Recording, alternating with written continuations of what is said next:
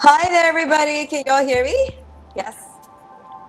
Perfect. Hey, how are you? Okay. Hi there. Hi. Our speakers and panelists are here. Let me just make a quick introduction. Hi. Welcome to the Global Metaverse Carnival 2022. I'm Loretta Chen. I am the co-founder and CEO of Smokeless Studios. We are the first investing studio of the Sandbox. It's headquartered in Singapore, and we've brought along experiences like DBS, the Food Bank. We also onboarded Nima, Son, and Figo into the Metaverse. So super exciting times. But enough about me. We are here today to discuss the next evolution of Web3 and the Metaverse. And to do so, we have a bunch of really esteemed panelists. And for full disclosure, it's 3 a.m. for me here in Miami. So we'll need our panelists today to do all the heavy lifting. So let me just introduce them in tow. We have the CEO of Virtua, who is Jawad Ashraf. I'm going to just wave to everybody. Hi. Let me just read out a little bio. Jawad is a technical specialist. He's an entrepreneur with over 30 years of experience in strategic planning, process engineering, project leadership, business development, with a keen mobile AR, VR blockchain focus. He has also worked in insurance, reinsurance, energy trading, risk management, and SaaS cloud-based systems, as well as mobile applications. And has also managed and built projects in the UAE, and he's now based in Dubai, in USA, Turkey, Australia, Norway, and the UK. So welcome, Jawad. Hey, how's it going? Yay. Yeah, we were both lost just now in another metaverse, but we found our way We back. were like in another metaphor. I know, it's good to find you. So we also have another CEO, Romel Carlos of Arcus. Hi, Romel. Good to see you. And Romel is an experienced CEO with a demonstrated history of working in IT and services industry, innovation development, business operations, big data, Splunk, data analysis. He's got strong business development professional, and he has a Bachelor of Science in Computer Science focus in IT from System Technology Institute. Welcome, Romel. Where does this find you? Hello, everyone. Welcome. I'm here currently in the Philippines, so 4 p.m. Ah, our time. So, very um, decent time. So yeah, you do all the heavy lifting. I'll just ask you all the difficult questions. Perfect. yeah. Okay, next up we have founder, managing director Mushir Ahmad, who is from FinStep Asia, a very distinguished bio. Mushir is in the financial markets. He's an assurance advisor at Virtual Assets Regulatory Authority, better known as VARA, obviously. And I imagine you're based in Dubai, right, Mushir? Yeah, are you based in Dubai right now? Nice. Are you there right now? Are you in Dubai right now? I am in Dubai right now. Thanks for Ah, having me. okay, of course. And And a quick, I'll just and a quick disclaimer as such, in the sense that all my comments and views are strictly my own personal views, not of my current employers or previous employers. Just to get that thank out. you for that, and we've recorded that, so we'll make sure of that. He was also the former managing director of FinStep Asia, and in the last 7 years, he's worked closely with several regulators, government bodies on fintech, digital assets, digital economy policy, providing advisory, research work, and delivering workshops on various topics. Mushir has also found time, in spite of his busy schedule, to contribute to building the fintech ecosystem in Hong Kong, and sits on several advisory boards. He's also a mentor advisor to several startups, as well as co-founder of India Tech HK, a platform bridging Indian and Hong Kong SAR startup ecosystem. Welcome, Mushir. And Thanks for having me. last but certainly not least, we have co-founder of APAC DAO, Nicole Ng. Hey, Nicole, where does this find you? Hi, Loretta. Hi, everyone. Very nice to see a lot of familiar faces here. Oh, I'm it's tuning in good. from Bangkok. Yes. Oh, you're tuning from Bangkok. Great. I'm so glad to Yes. be acquainted with you for the first time. So Nicole Likewise. is currently the co-founder of APAC DAO, a Web3 committee centered around Asia Pacific, and she's the ASEAN Vice Chair of Global Impact FinTech, or GIFT. It's a think tank.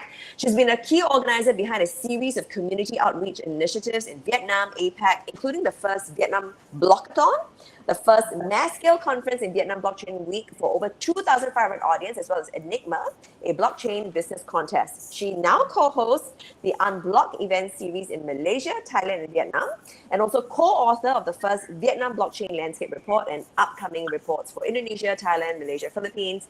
And she was the former head of APAC for Asia Blockchain Review and Infinity Blockchain Ventures. So again, welcome to all our panelists.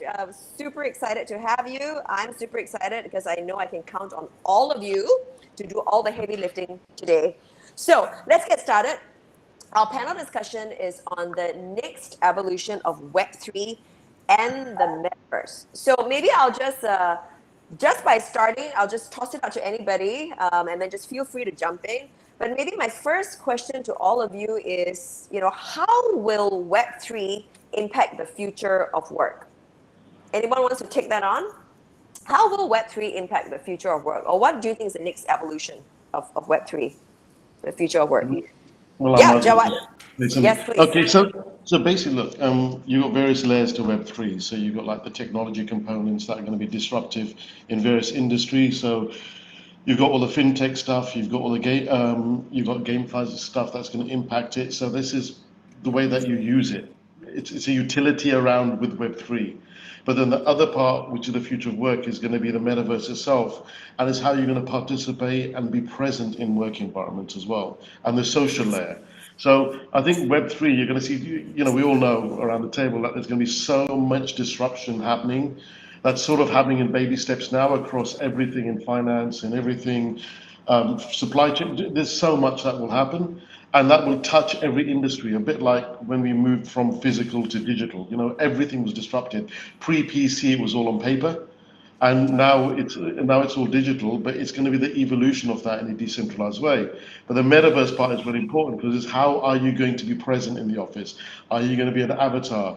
Are you going to be in social spaces? How is your networking relationships going to happen? How will your meetings happen?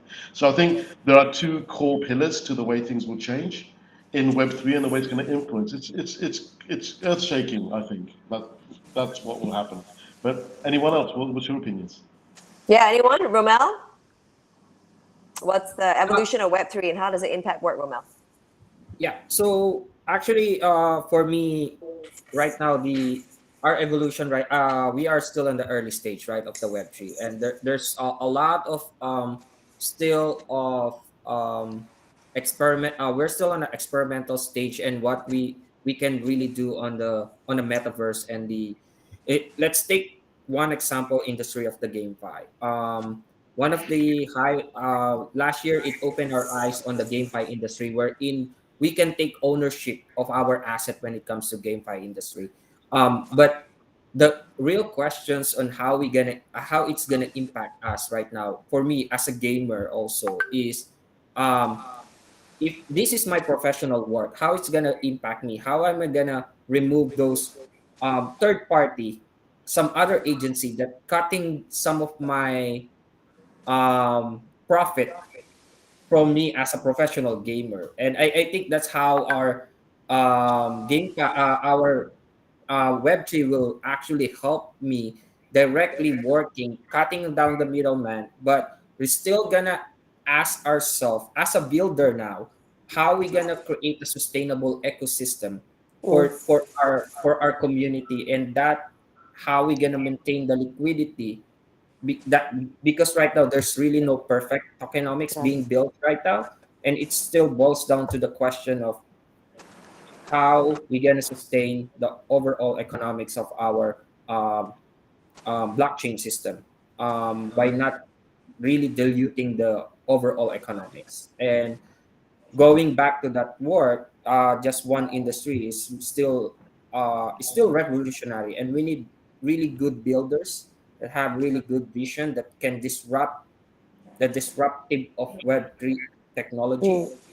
So right now it's really more on the experimental stage, and I would say that we really have a good future for the Web3, but let's all help each other to build this good ecosystem that everyone will benefit, and not just for some selective few people that manipulates the system.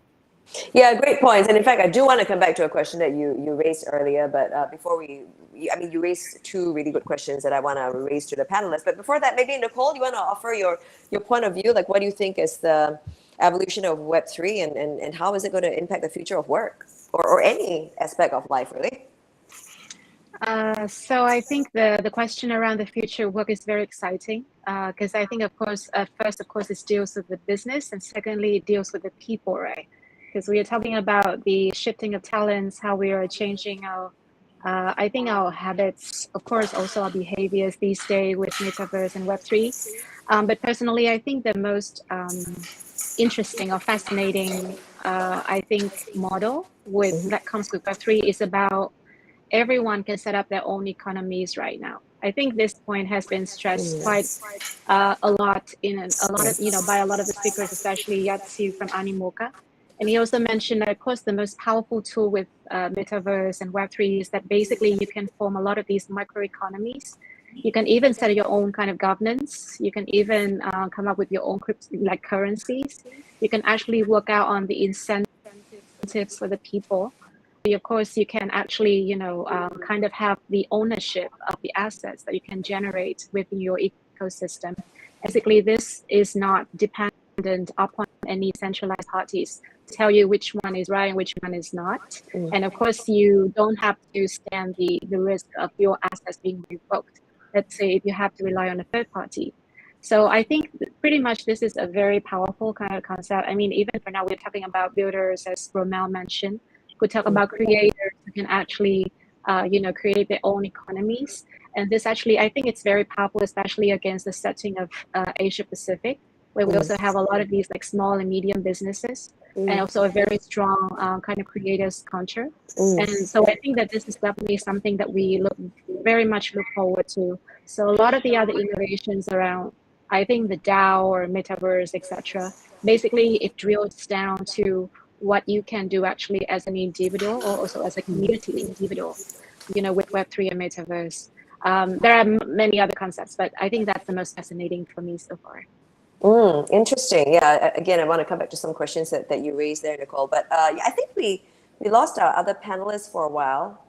So maybe I'll come back to a question that you raised, Romel. Like, how do we build the system then? Because you're saying that currently there are some bad players, and liquidity has been taken out of the system, right? I mean, obviously, case in point, FTX, etc. Some of these bad players. How then do we rebuild? How do we begin to sort of future trust again after something like this? So in removing the stigma from our to get a mass adoption from our community, so how can we remove that stigma to these people is really creating a good product. Like, for example, let's take it, I'll focus on the GameFi, right? Or in a GameFi, if we're gonna build the game, let's not forget about why game was being created. This is for us to have fun, to go back to really remove our stress from the reality, and be something that we can collaborate in a virtual world to our friends, and to be friends globally. So let's create that good product and services, right? And then let's not forget about the fundamental how Web 2 created a good company, a strong company. And let's take that business model that they're being created, their financial structure. Let's apply that to the Web 3 in order to create this sustainable product. And the third one, I think it's really, since we are driven by the community also, I think this is the time to really maximize how the decentralized exchange works, and really use it more often, instead of going to right now the trust that we have really in the centralized exchange really become low because of the recent issues. um, and that's how we're gonna bring back the trust of other community that actually lost a lot when it comes to cryptocurrency. Focusing on that, for me, I think that will help us to really get more mass adoption to the community, and really focus on something what the community deserve. After all, our crypto is $1 billion industry. We reached to the point of the trillion, right? So let's create a good product and build more utility use cases out of it. And that's for me. That's how I can see how we gonna improve more in the Web3 space. Yeah, good points. What about any thoughts then, Nicole, especially in the work that you do with DAOs? I mean, have some of your committees been like severely impacted, and how have you tried to reassure them, or yeah, any observations from your vantage point? Yeah, I think Mushir is also asking to be back on the stage. So if Oh, if the organizing team can help him. that'd be So I great. think back to so I think we're like coming back to a very interesting concept of DAO. To be honest, I mean APAC DAO, we didn't start as a DAO in the beginning. So we started as a community of people who share like kind of similar interest in connecting with other Web3 players. And we are mostly in APAC, and after COVID, we also found it very I think very critical to, of course, like to get a chance to know other players and explore the landscape, especially after COVID with Web3. And eventually we were thinking that, so for now we've reached to a stage where we have like 1,500 members from 10 countries, mostly Web3 founders and VCs, community builders across APAC. So we're thinking that based on this kind of network, so actually it started with trust first. And there we're thinking of having some way to decentralize this trust by, of course, opening up to more people. And we can build up some initiatives on it. We still have the meetups and networking activities, but we're also thinking of a decentralized launchpad that's going to be built upon this trusted network. So once we have like a core team or a core network based on trust, we are going to work around the governance, the constitution of the DAO to make sure that, whenever there's any new player that comes in, basically we can, of course, maintain this integrity, also the power of this DAO as a community, intact, thanks to the governance and the supervision of the whole community as a whole. So I think basically, I mean, the DAO is not for everyone or not for all business. I believe that it's also very challenging to build the trust, among people, especially after the fallout of the market recently. But I think what we witnessed recently is that, of course, a lot of the decentralized protocols are the first benefactor of that kind of fallout. So people are moving from centralized exchanges to decentralized exchanges. They're also going for non-custodial wallets. And of course, like other kind of tools that require you to be the owner, the ultimate owner of your assets. Yeah. So I mean, definitely, I would say that this is something that inevitable. Like these kind of market fallouts where trust was, I think, was kind of battered among all of these players. But I think it's a necessary step for us to kind of shift our mindset from the centralized world to a decentralized world. Yeah. I'm not like a decentralization maximalist. But I believe that basically there's a lot of loopholes with the current systems that if you kind of shift your mindset to a more kind of community-based, also decentralized kind of way of thinking, basically there are a lot of opportunities that can open, and you can also like think about different ways to incentivize people to have more trust to build business. So DAO is one thing, but of course, like everyone's feel free to welcome to kind of leverage your own network, your community to come up with other ideas. Yeah, well said. I think so. Mushir, while we lost you for a while, I think I was asking our panelists on how do we rebuild trust in this climate. But maybe I'll pose the two gentlemen, Jawad and Mushir, a slightly different question following what Nicole has just said. So.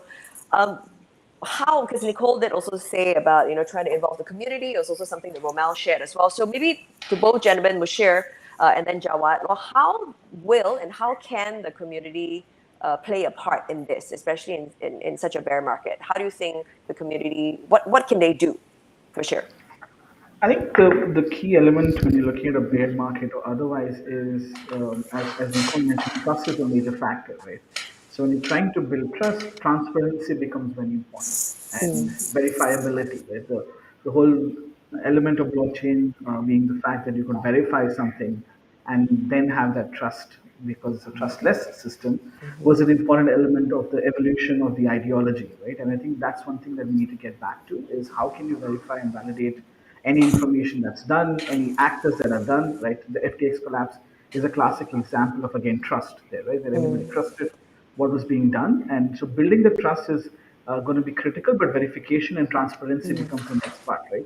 When you look at self-regulation, you also need to, there are two elements to it, or two plays. One being when you're looking at a fully decentralized ecosystem, then it becomes a question of ownership and shared responsibility, right? So you do need a way where the bad actors can be acted upon, or I'm not going to say punished, but I'm just saying there should be repercussions for any bad actors, and there should be rewards for those who can highlight the bad actors, right, appropriately. Right? So that becomes important to try to build that story up. Second is quite often in certain circumstances, people push back against governance, governments, authorities, regulators, etc. Right? And there are multiple reasons why they do that, but we also have to find the right balance. The reality is a lot of what's done on Web3 can and may be regulated, right? Some of it already is regulated. There's a possibility whenever it has to do with financial services that the regulators will kick in.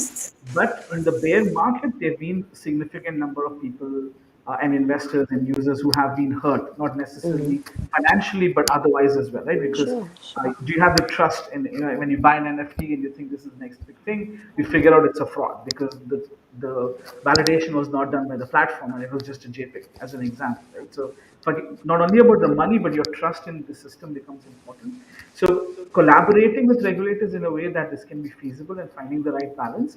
Not all things need to be regulated in all Yeah. circumstances, but being able to collaborate and be transparent what you do and making sure that the authorities are comfortable, right? This is not to say you need to be just be getting everything regulated. It just means that those who can provide investor protection are, and their duty is to provide investor protection and consumer protection, are comfortable with what's happening in Web3. And there are a lot of self-regulated organizations in today's world, outside of the financial services world, outside of Right. regulated world, right? And can we build such things where the trust can be there, both internally in the groups that operate in Web3, but also outside in? Because if everybody thinks that this is largely scam, this is not legal or illicit activities are taking place, no matter how much clean the activity is, will always be a shadow upon it. So being that transparency is going to be key. Thank you. Yeah. So, Jawa, what do you think? I think now it's posing all these questions on what can the community do in this climate, but also I think Moshe brought up a point about regulation as well. So I just want to hear your thoughts on both.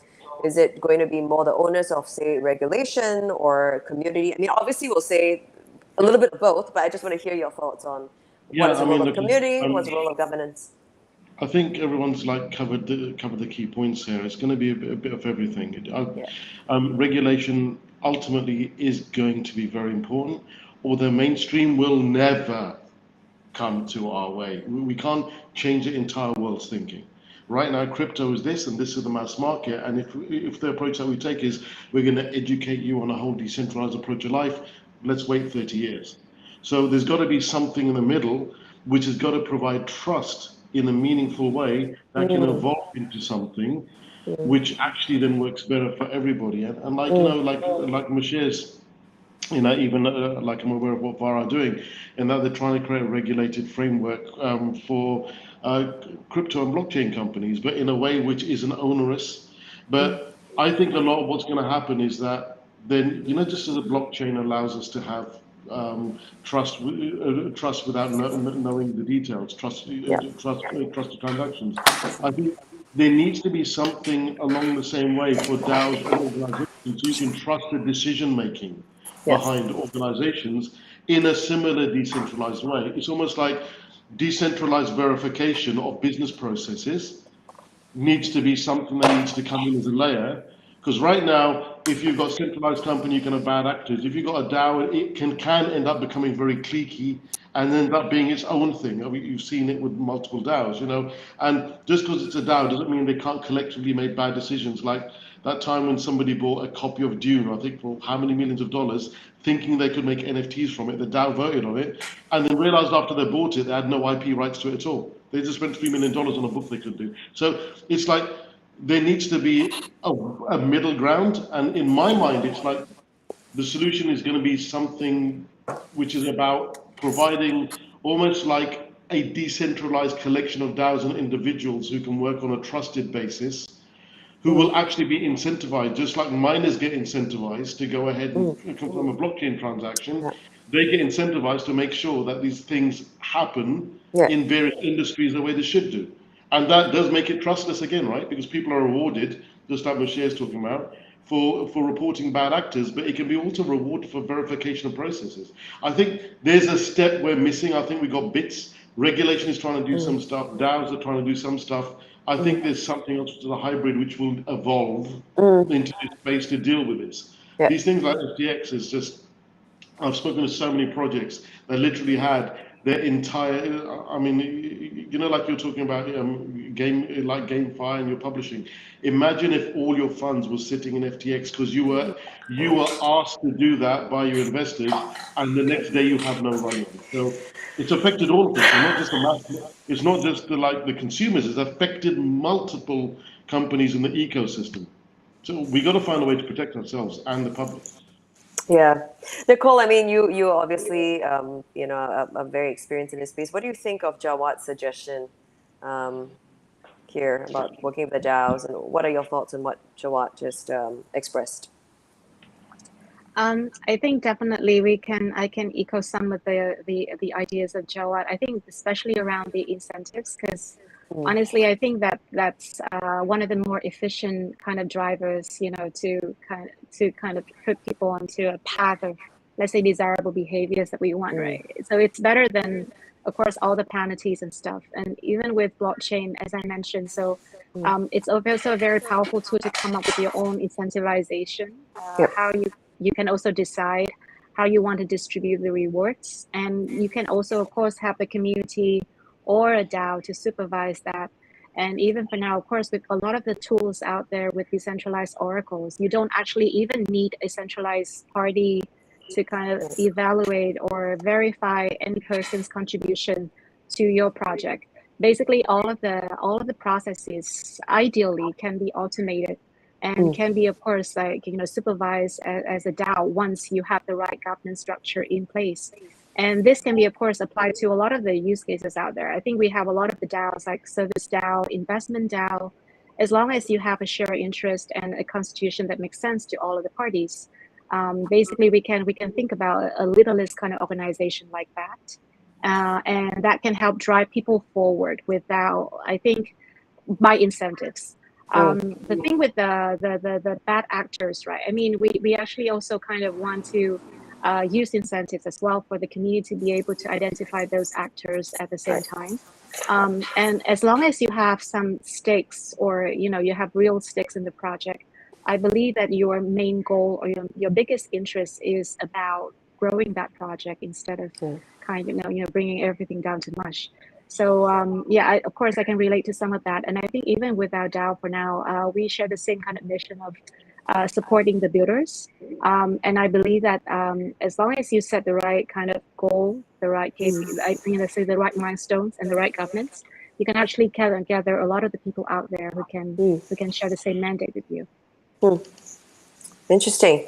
I'm really enjoying today's panel. All of you are incredibly eloquent. So a couple of other questions that sort of came up from your conversations. What then do you think is, so all of you are either familiar with Asia or have worked with Asia, or some of you are currently sort of traipsing about between Asia and Dubai. Well, what then do you think is the state of Web3 in Asia, or perhaps where you are in Dubai or elsewhere? But maybe I'll start with you, Romel. Oh yeah, sure. Actually, I just had a panel discussion with our.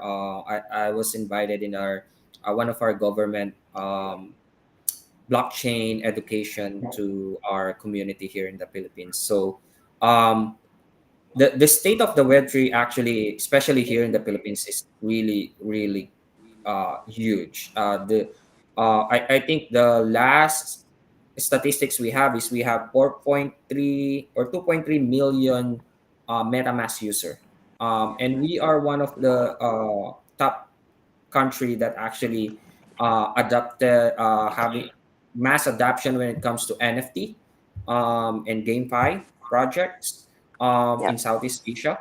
So Yeah. So in Southeast Asia alone, I was actually traveling this past few months. I met Nicole already personally. We've also been a panel discussion in this Metaverse Carnival way back before a few months ago. Um, I was surprised and luckily to see that personally this from Singapore to Vietnam, Malaysia, Thailand, and Indonesia, the community is really strong, and I think it will grow tenfolds in the next 2-3 years in Southeast Asia, Wow. and we there's a lot of builders now also in this space. So it's really a good position for the other projects also to be really tap the Southeast Asia market and Mm. also see the good ones.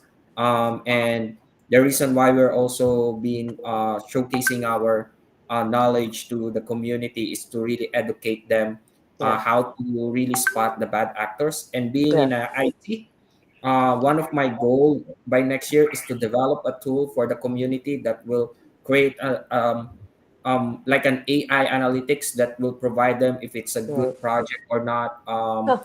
just to help them to analyze the tokenomics, the liquidity, the project. So I think coming up with the right tools also to give from the community is Yeah. really also one of the best thing, and we need someone that really gonna step up on that, doing that for free, right? And I Yeah. think by next year, if getting the right resources and funding that I have, probably will focus on that.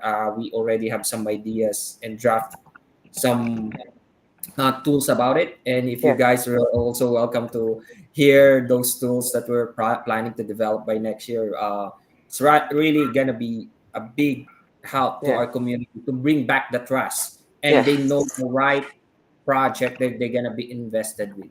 But Yeah. it's really hard to spot. Just to this a disclaimer, it's really hard to spot the recent issues that happened in a centralized exchange. We really don't know, right? It's Yeah. regulated. It was being regulated by the U.S.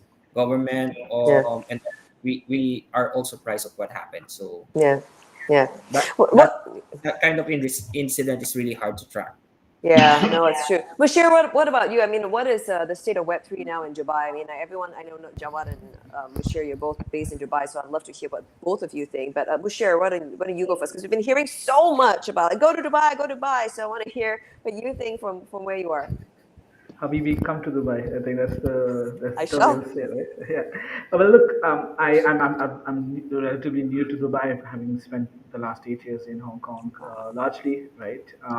So from a Dubai perspective, I think there's a lot of activity happening in terms of across Web3, from looking at licensed regulated activity all the way to having a variety of different things in the metaverse and NFT, etc. Dubai is at the heart of the Middle East and also provides you this ideal hub location for bridging the East and the West. Right, geographically speaking, it's literally in the middle of the northern hemisphere, and that I think is a big advantage that Dubai has. You also have a lot of parties who are setting up their institutions across UAE and including in Dubai, right, from Yep. well-known family offices to big name companies are also coming in here. So I think that's one key element. And then you look at the reach of Dubai. It's 2.5 hours away from India. It's within 3 hours is all of the Middle East, and we're talking about South Asia. And if you just take MENA and South Asia, it's a very young population as well, Yeah. and a lot of people who are native Web3 players, if you want to call Yeah. them that.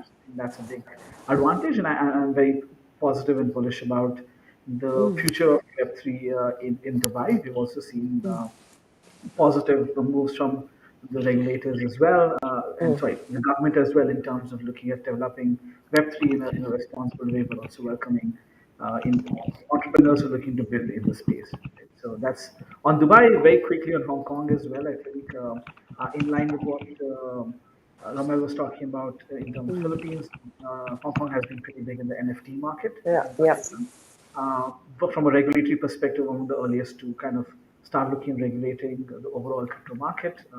Quite a few of the exchanges originated had their bases in Hong Kong before Yeah. spreading.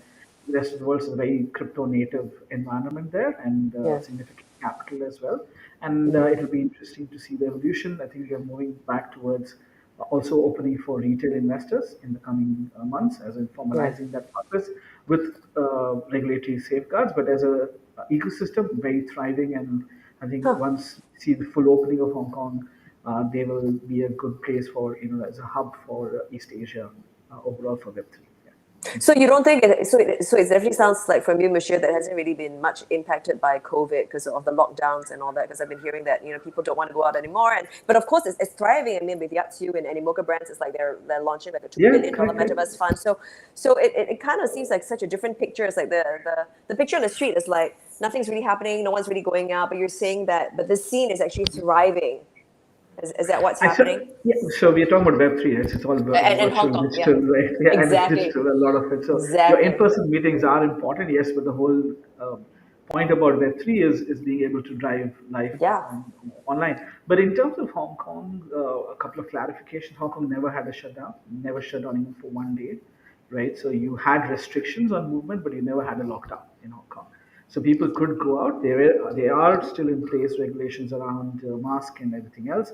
But since a couple of months, they've kind of reformed the quarantine procedures for incoming passengers and tests. All of that have been eased up. But from a local community, as I mentioned, given Hong Kong's been in the space, a lot of people have been in the virtual assets world in Hong Kong for 10, 12 years.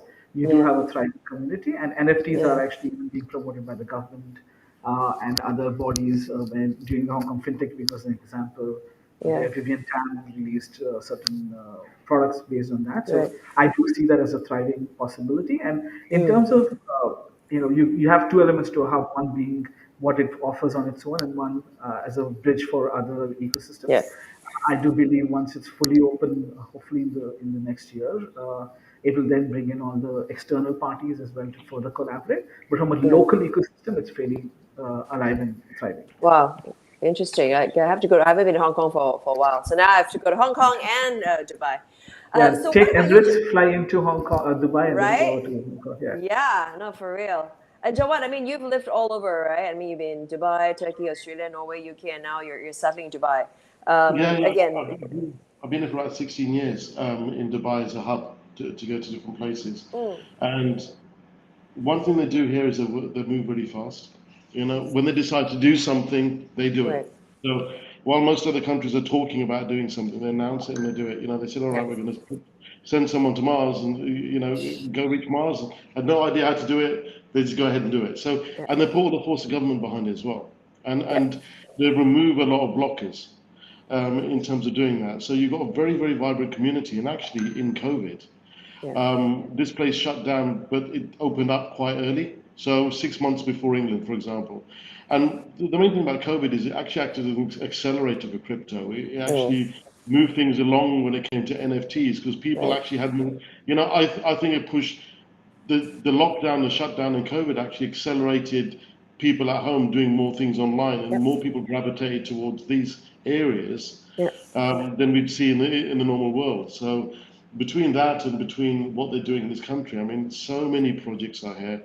So like literally everyone comes through Dubai, and you're always normally you need to travel somewhere, but everyone inevitably is coming here at some point, and you always get to meet them.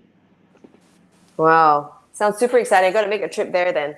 So other questions for you then, is and for all of you, what then do you think is the next evolution? How are we going to evolve from here? I think some of us touched on work a little bit, but what do you think is the next step for Web3? Or maybe I'll phrase it again. Or what do you think are some of the obstacles now that we need to, or pain points that we need to remove, eradicate in order to evolve further? And what are those next steps? What do you see happening? Does anyone want to take that on? Maybe let me. Okay. Go ahead, Nicole. Nicole. Nicole will go first. Yeah. Ladies first. Yeah. Okay. I'm gonna be very brief. So I think coming back to the first question, what are some of the next evolution? Yeah. I think I'm still very bullish on DeFi or or decentralized finance. Basically, you have seen the I think the embedment or the the combination of DeFi and a lot of the existing verticals like game. We have gamify, now we have socialify, we have edify. Anything can go like kind of decentralized finance where we can embed some sort of I think decentralized as kind of DeFi based incentives to it. Yeah. So I think basically this is still I think one of the way to move forward. So we have talked about play to earn, move to earn, a lot of the other areas like even like learn to earn right now, right? With finance, for instance. So basically, putting aside like the funny side of it, like people talk about like how people are just like going this for the money. I think pretty much if we look at it as from the business perspective, it's about designing the behaviors of your users, like in a more desirable way. And if it's about bringing incentives, if it's about keeping people incentivized, keeping people engaged with your products, then basically that's the ultimate goal of any product builder. Just to keep this at blockchain and DeFi actually gives a more I think savory sentiment or some more savory approach to it. So I think pretty much this is still something that I think it's not going to be just enticing for the Web3 business, but also for the mainstream business. Number two is I think with the obstacles. I think a lot of the applications right now, I think still the main problem is with the onboarding for users. And even with, I think Romel is working on gamify. So I think that pretty much with game, it might be one of the easier kind of vertical to onboard the users. But if we talk about, I think other tools like investments, swap, DeFi, etc. It's very hard for a new users to tap in. And I think pretty much with the Web2 community out there, that's like the target community that we want to go for. It's not the native Web3 native community that we are looking at because it's so small. So if we want to, even like for game, if we want to onboard 1.5 million gamers out there, we still need a lot of, I think, works on this kind of onboarding, making sure that people would not have to experiment or experience a lot of friction when they move to Web3. Then pretty much, even with a very simple app, I think pretty much we can definitely onboard more users. So yeah, there's a lot of other side on the regulations and stuff, but I think I just want to pick out like I think the most kind of pressing issue in my opinion. Yeah, thank you. Romel, what is the evolution and pain points, obstacles we need to remove? I think I agree with what Nicole mentioned, right? That there's a lot of decentralized and finance involvement on the X to earn aspect in the Web3 evolution. And that will give the community the power and the ownership that they are really wanted, and not really tie up in one thing. And the fascinating actually when it comes to technology and building, what I'm really looking is this one metaverse world wherein all of these uh, NFTs that you bought into a different games. This is just an example, but um, seeing them in the one world, right? And if someone will create a project that actually can onboard all of this NFT that came from a project that wherein they cannot use it anymore, but they can use this in this one world. And I think that's a revolutionary for everyone, and that will give the the power, the trust back to the community that this is what really NFT is all about. This is what really Web3 is all about. That they can really jump in because as long as our NFT can just be played in our game, it really still looks centralized, right? That you cannot use it on other system. Yes, there's a power wherein you can buy and sell all of these. And the pain points now that we really need to resolve is to reduce all of this rug pull project, those bad actors. And we need help from the government. And I think this is the time for the government to really take us seriously. That what we do here is really revolutionary and really disruptive in the system, and we need help from them to really streamline this projects, this company that being just it's kind of like a mushroom that really just showing left and right. I think we have 1,000 of project that and only 1%, 5% being left Viable. for the Wow. bull after the bear market, right? And then Wow. another new project coming in. It's kind of like in and out, right? It's just like they taking all this money from the community and then hit and run. So um, for me, I take it seriously, and if Philippine government will really require us to get all of this Sure. um, what do you call that, documents, permits, that what we need. Yeah. By the way, we also secured our SEC license here. Mm. So very now the government is slowly taking us seriously, and Yeah. hopefully that in the next coming years there will be more serious regulation that will be implemented in this space, because we really I really love the technology. That's Right. how I fall in love with the Web3. It's the Right. technology behind it.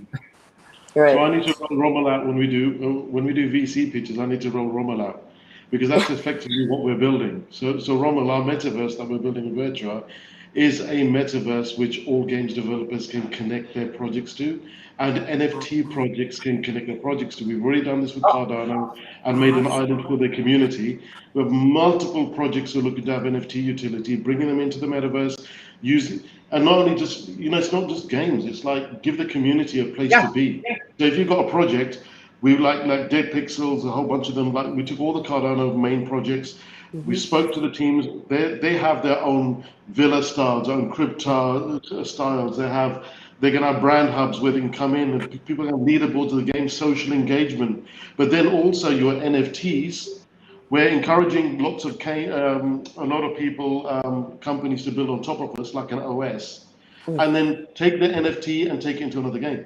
Because Yeah. because if you look at things like Steam, people Yeah. take a game and they mod it. But Yeah. imagine if that became, you make a game, right?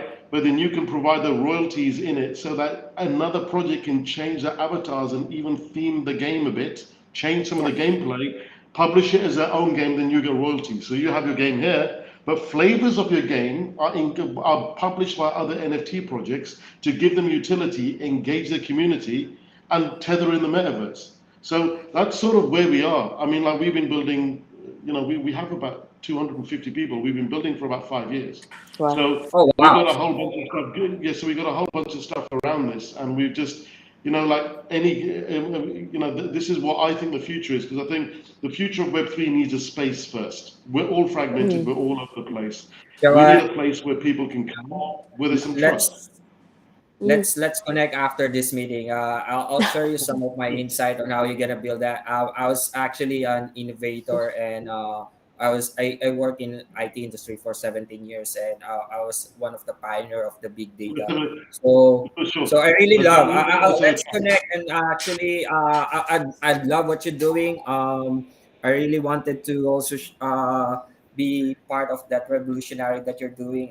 It just I'll give you whatever we that need I we need Yeah. we need DAOs, we need DAOs, we need GameFi projects, and we also need to go talk to Vara. So this is actually a good panel to be in. Exactly. I Oh, was just gonna nice, say nice. we should all jump into another. We should all jump into Yeah. another panel of our own, which is not live.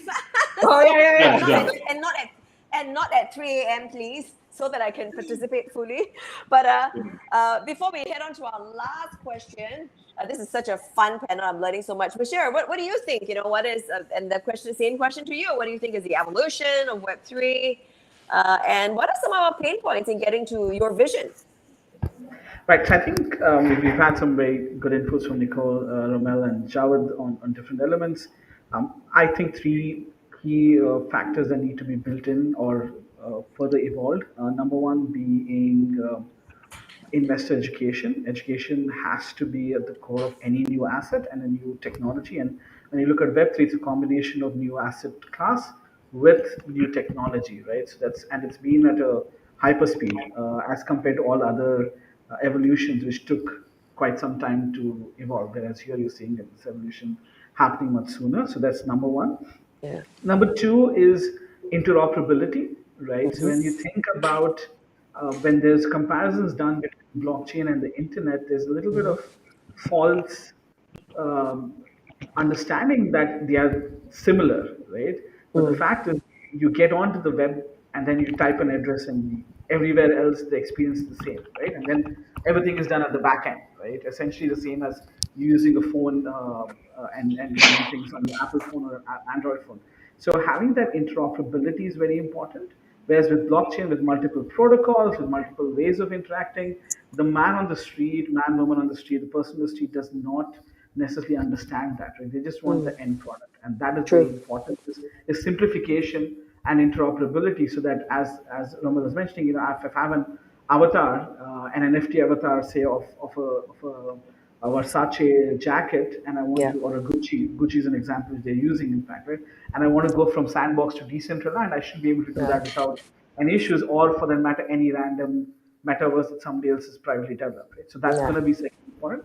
The number three element in terms of evolution, and this is going to be important across Web3, we kind of narrowed it down a little bit to the metaverse and NFT world, but broadly speaking, when you look at Web3, I still believe we are at very early stages of Web3. We're probably mostly in 2.5 in reality, in terms of adoption and adaptation, as it were, is enterprise, right? So Yeah. when you're looking at the likes of Accenture, a bunch of the banks and others starting to use virtual reality and metaverses for onboarding. For example, Accenture is doing that for training their 150,000 staff, right?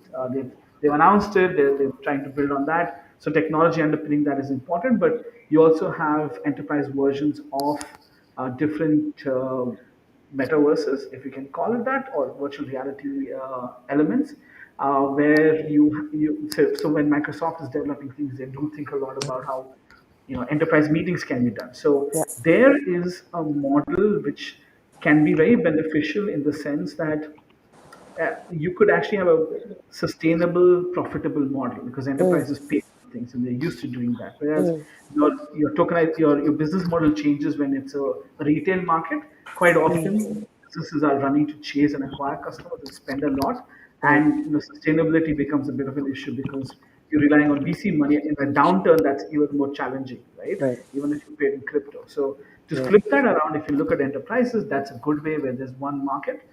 It's a similar evolution to what happened in fintech. If you look between 2010 to 2017, 18, B2C fintechs raised the majority of the funding, whereas from 2019 onwards, B2B started picking up, and now B2B fintechs raise more money. And the world's largest fintech, in terms of Stripe or even Ant Financial for that matter, tend to be very heavily B2B.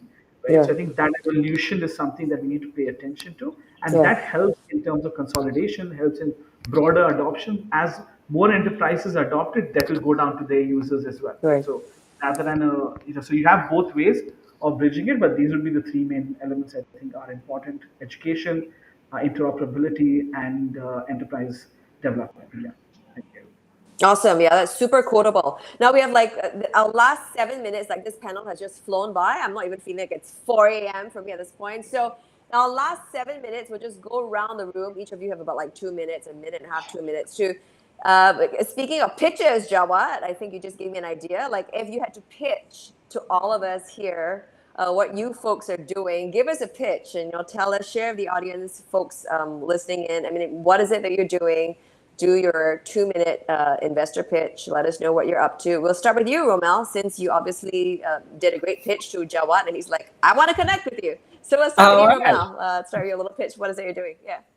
Okay, so right now we are developing the probably the first ever GameFi industry, that GameFi project that actually focus on sustainability, liquidity, and also the the product, the services. It's actually a AAA game that's the first person and a third person shooting game that really have an involved with a high intensity of fun collaborative game. And actually we will be, this is actually our third iteration. Mm-hmm. The project is really evolved from a stickman to really a AAA game. So we will be releasing our new updates, and I would like you to all invite to visit our website soon.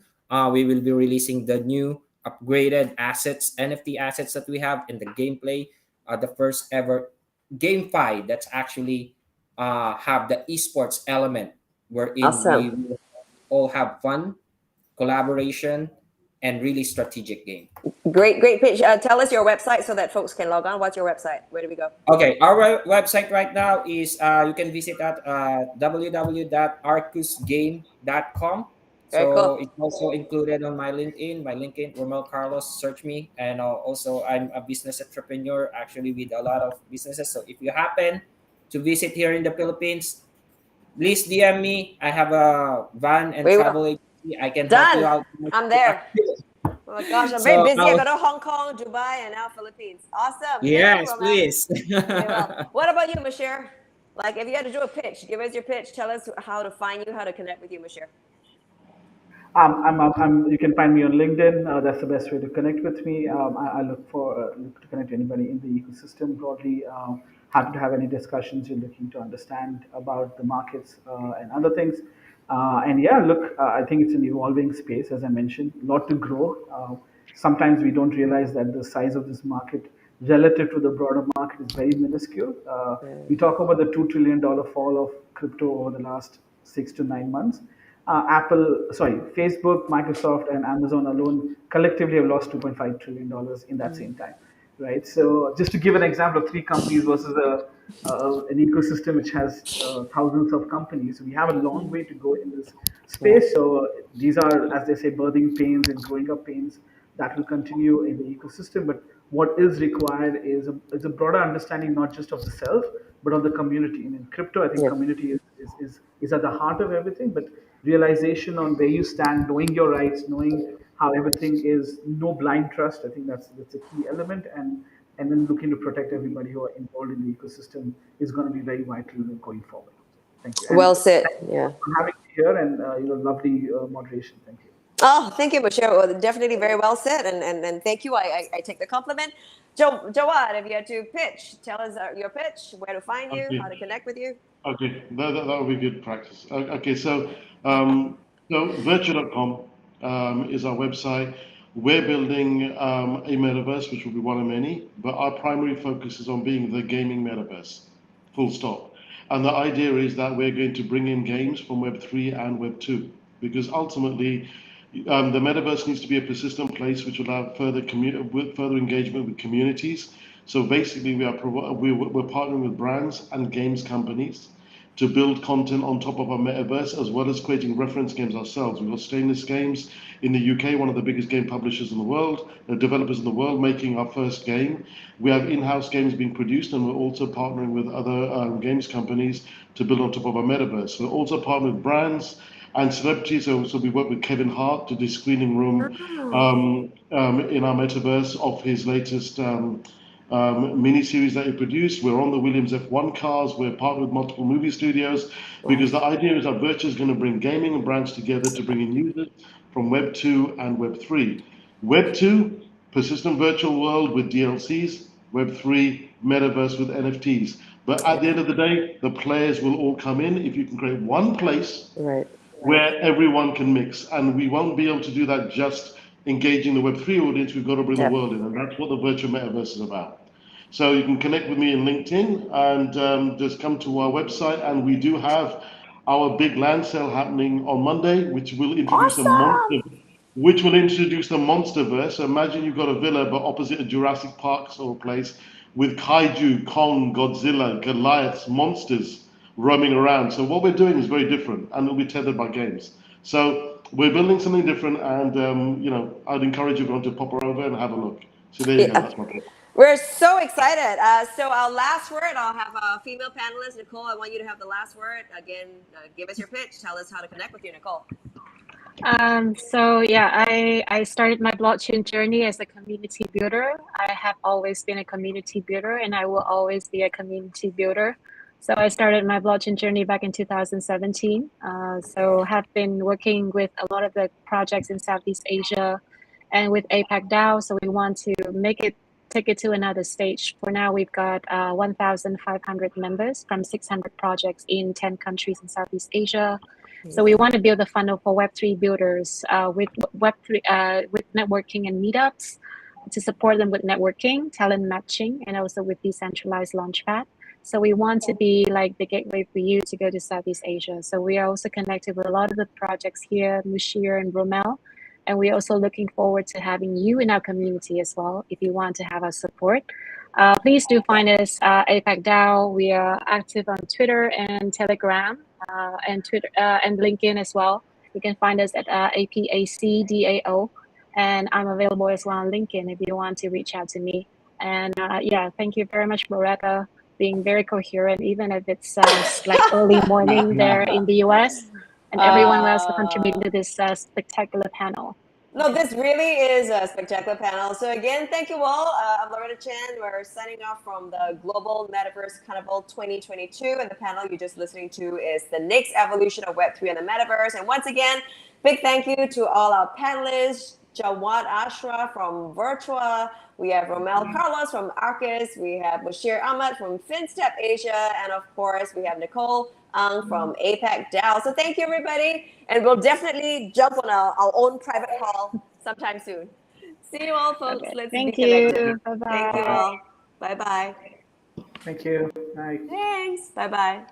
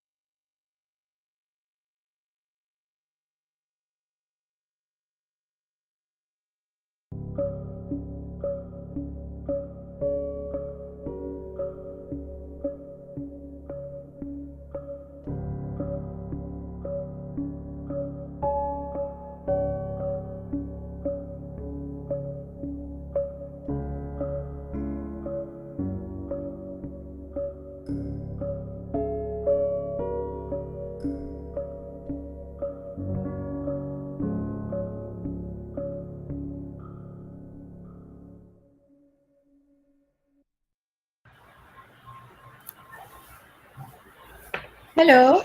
Hi. Am I audible? I hope Hi so. guys. Okay, so Hey we have. guys, hi. Hello. Hi. Hi, good to meet Am you. I audible? Hi I guys. think there is a lag for some So, reason. Okay. Guys, hi. Hello. Yeah, there's a Hi. lag. Hi, good to meet Am you. I audible? Hi I guys. think there is a lag for some so reason. Okay. Guys, hi. Hello. Yeah, there's a Hi. lag. Hi, good to meet Am you. I audible? Hi I guys. think there is a lag for some So, reason. Okay. Guys, hi. Hello. Yeah, there's a lag. Hi, good to meet you. Hi I guys. think there is a lag for some reason. Okay. Guys, hi. Hello. Yeah, there's a lag. Hi, good to meet you. Hi guys. There's a lag for some reason. Okay. Guys, hi. Hello. Yeah, there's a lag. Hi, good to meet Hi guys. There's a lag.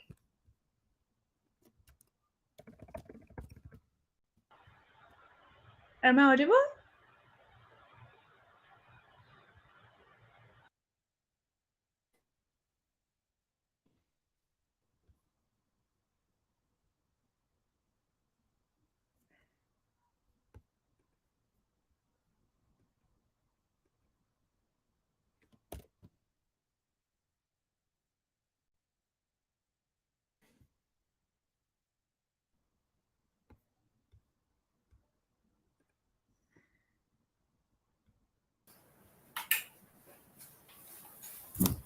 Hey, guys, can you hear me? Yeah, I can hear you. Can you hear me? Oh, fantastic. I Am can I- hear you. Hey, Kayesh. Hey guys. Hey, Mike. Kayesh, good to meet you guys. Hi. Yeah, finally. I Hi. think there was technical issue. So, okay, since we're all here, I think waiting for someone. I think it's Michael. Yeah, Michael. Okay, so we have Michael here. So first of all, thank you everyone Okay. for joining in. And this is a session with respect to Global Metaverse Carnival. And today we have an amazing set of panel. We're going to talk about obviously Web3. We're going to talk about gamified technology, Web3. Obviously, when it comes to the Web3, there are a lot of different topics that we're going to touch on today. Main one being decentralization, blockchain technology, and just metaverse in general. First of all, I would introduce you all to our amazing panelists. So we have Mick Mironov, who is the founder of RBL Labs. That's a project that deals with the gamified technology directly. So thank you so much, Mick, for joining us. We have Kayash Singh, who is the VP Growth and International Business when it comes to OneWare. So that's something, a project that deals with the food metaverse. And then we have Michael Missel, who is the co-founder and CEO of the Pillar Project. Okay, so thank you all for joining in. It's such an interesting and diverse panel. So yeah, first of all, where are you guys tuning in from? Maybe we can start from there. I'm joining from Amsterdam, so Rebel Labs, Web3 gaming studio, with distributed team, but our headquarters in Amsterdam. Amazing. What about you, Flash? Headquarters in Dubai, but most of our team is based out of India. Amazing. Okay, Michael. Can't hear you, Michael. Okay. I think, Michael, maybe just head over to your settings and see your audio if it's on the microphone. Is it just me or Michael is We not can't hear. audible? Yeah. We can't hear. How about now? Can you guys hear me? Yeah. Yes. Yeah. Yeah. Oh, Perfect. at last. I've been struggling with the audio today. I'm sorry. Yeah, I'm joining you guys from London. Yeah, Pillar Project is an infrastructure provider and crypto wallets and other further Web3 infrastructure. So we're a global team, a Swiss-based foundation, and a few of us are based in London.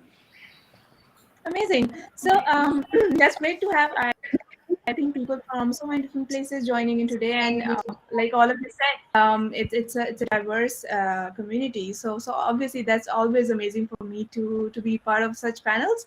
Let's start off with the first question, since obviously it's about Web3. So, Akash, do you want to start off and just speak a bit about what do you think, for in sense of the business landscape, like how do we transition from Web 2 to Web 3, or how will the Web 3 change the current Web 2 business landscape? Maybe you want to start? Yeah, sure.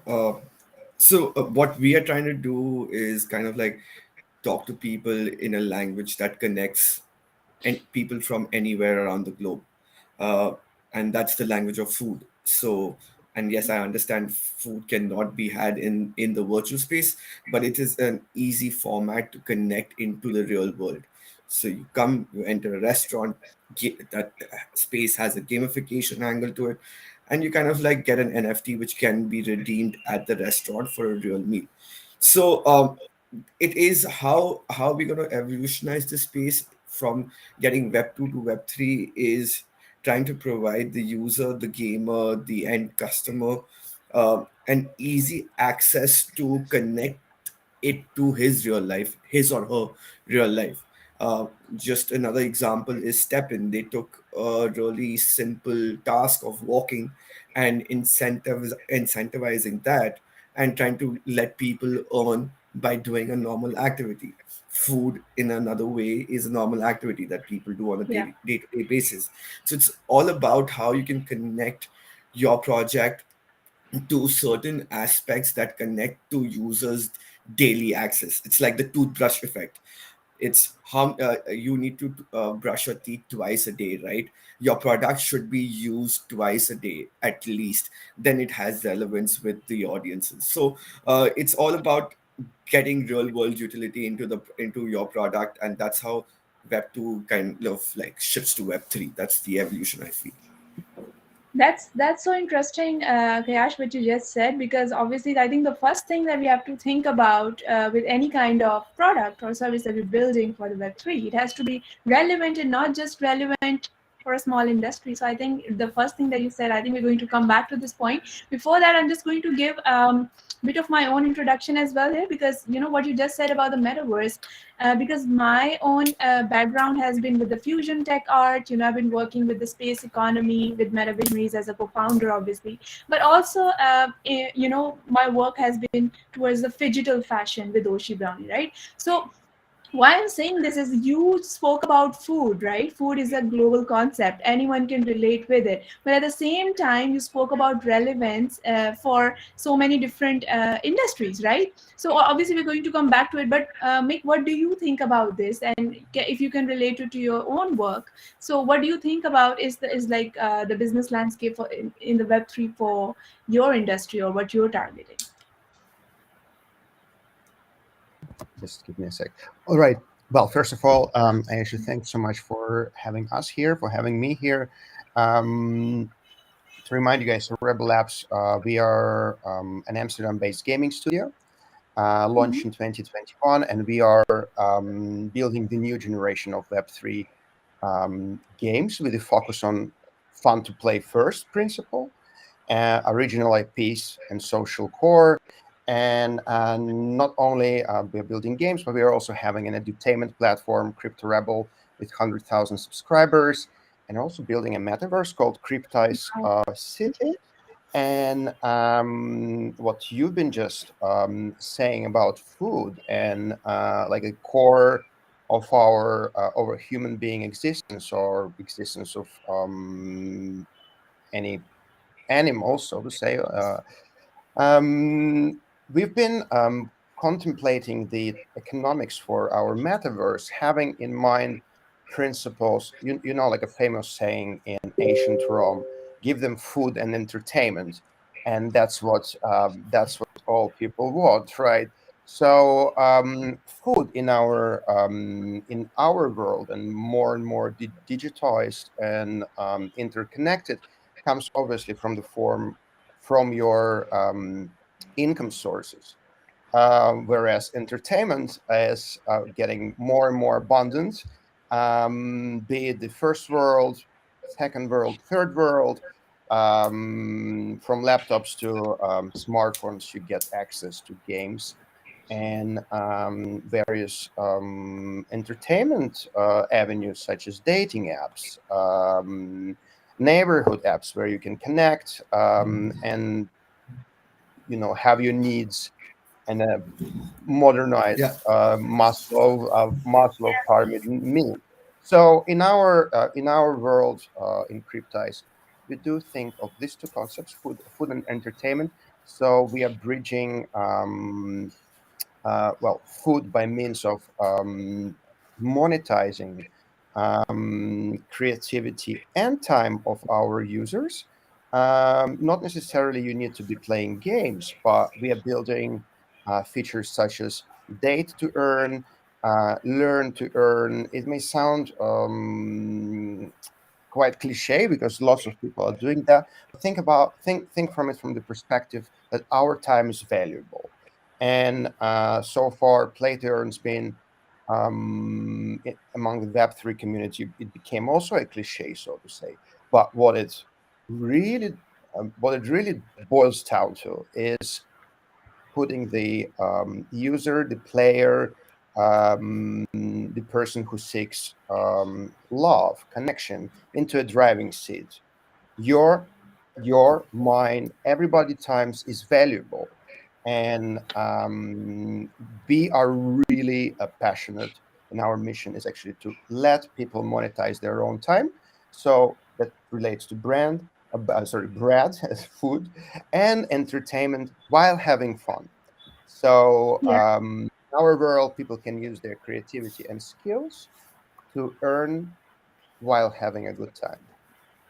No, that's so amazing what you just said. And I think the one thing that I love about what Kayash said, and then Mick, you also said, is the relevance, and then also taking it to the fact that the time is valuable. So keeping these two things in mind, Michael, what do you think is the business, and with the Web3, considering that time is valuable, and your work, which is about multi-chain DeFi ecosystem that you're building with the Pillar project. So how would you respond to this? I mean, first of all, thank you for having us here, and thank you for the panelists as well. And for me, I take it back a little bit further, and that it's just the evolution of the web. Web 1 was about read only. They send you and you read.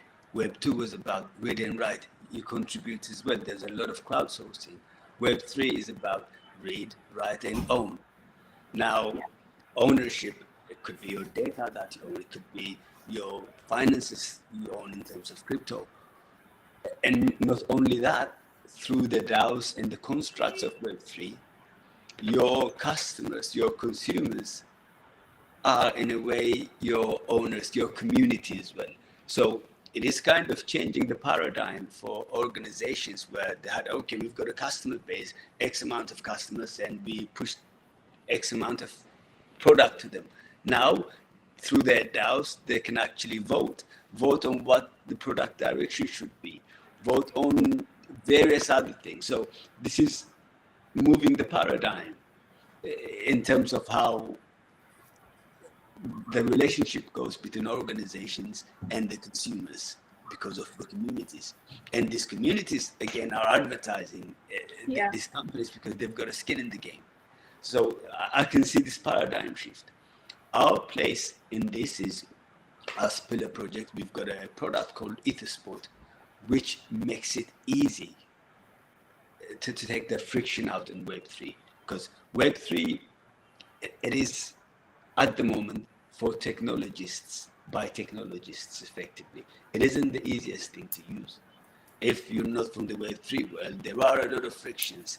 Just you have to know which wallet you're using, or which network am I connecting to. Do I have to pay gas on this one? Do I have to have the Yeah. native gas on this one? How do I do cross-chain? These are So all many questions. Yeah. frictions that, say, if a typical gamer goes in, they would be thinking, do I need to put up with this? Or, so what we're trying to do in here is, okay, so what do we do? You do not need to do this network switches anymore. You can actually use social logins. You can actually do not even need to use those mnemonic phrases, etc. So we integrate with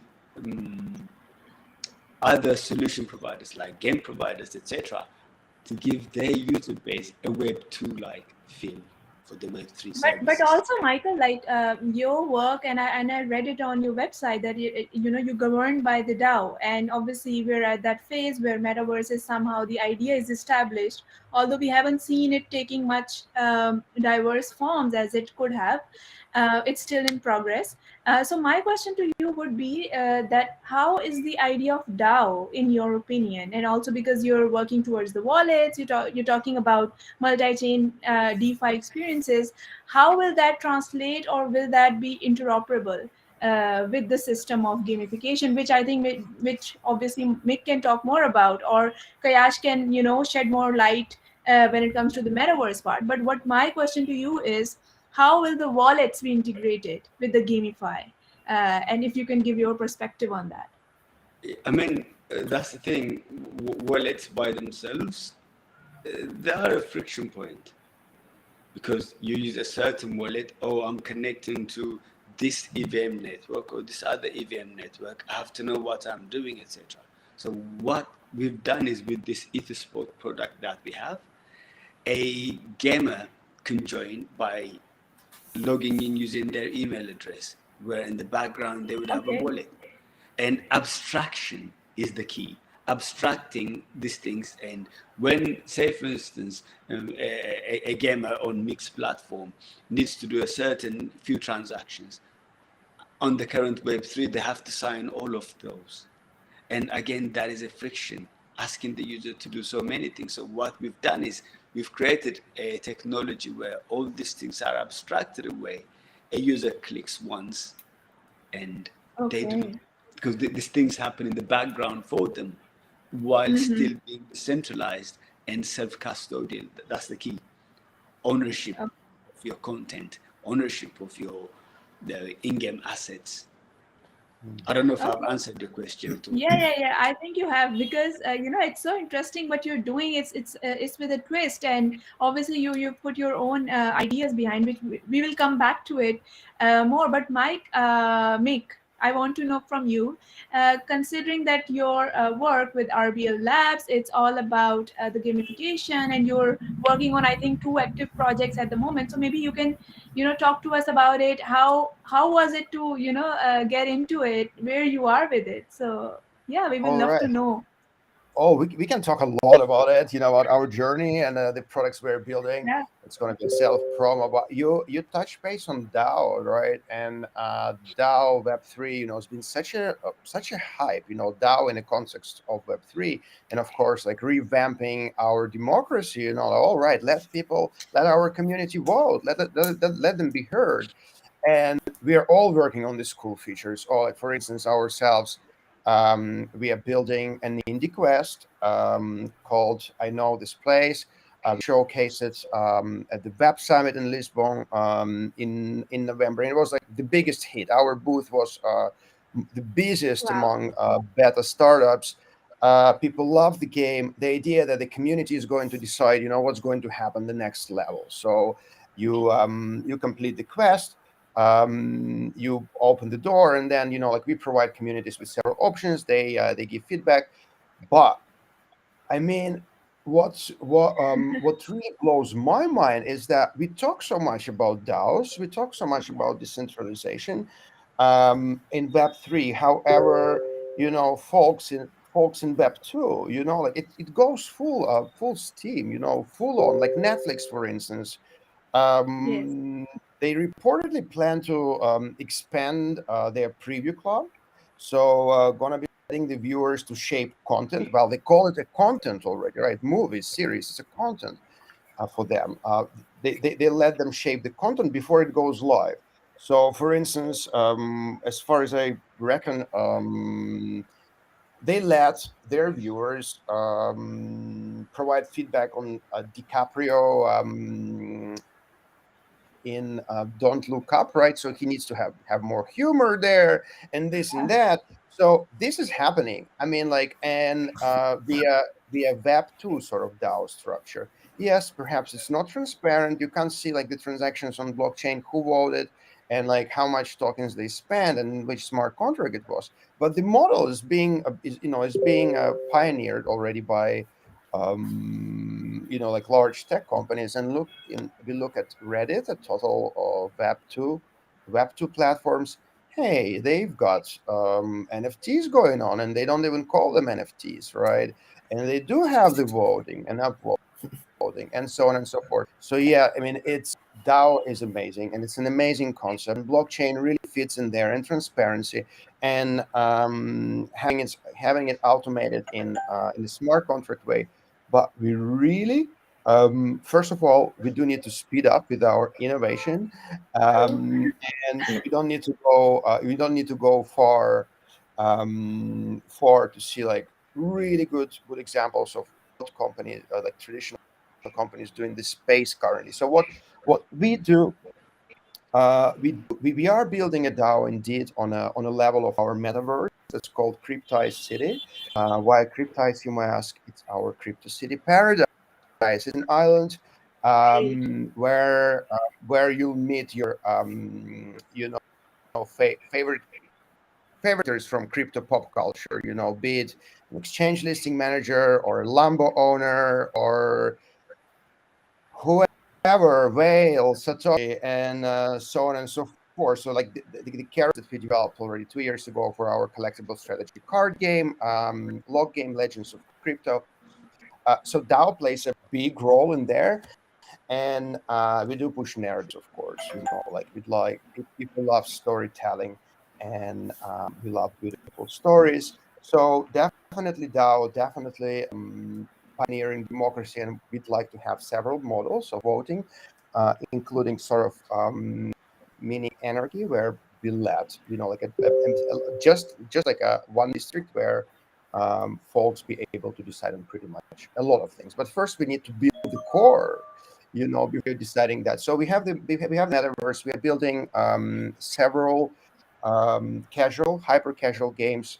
Currently working on making it available in the Apple Store, Google Play, and of course, it's like a puzzle we need to solve here. How do you bring a And also make Web3 so with full are these games sorry, so are these games also available on Oculus? Like how does that work? Because obviously you're talking about gamify, you're talking about Web3. So obviously Oculus has its own market. Like how does that even work? And you talked about Netflix, Correct. because I read it that all the production companies are now thinking about gamification in like seriously, right? They understand that the consumer wants to be the owner of, and it wants to be in the power of the narrative and how it goes on, right? Because I'm, as a visual artist, I understand where the world is moving when it comes to narratives. The world of traditional art is gone. So that's where we are. Like this is the reality. Like people would not watch the films unless half of the film is actually fun to play, or play to earn whatever model you're talking about. It's incentivized, right? So yeah, do you want to Mhm. talk about that? Like is it just available for Google, Mo- or maybe oh, our audience would like to mhm. know? Yeah. Right. That's a great question, and I hope our team is on this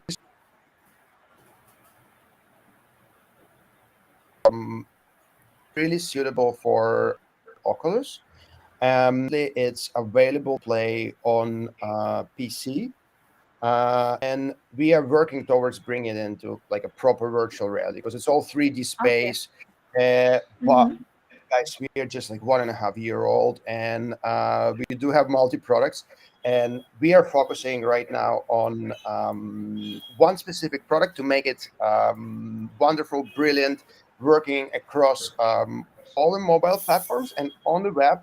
And then we'll definitely be bringing our indie quest, which is a part of the metaverse.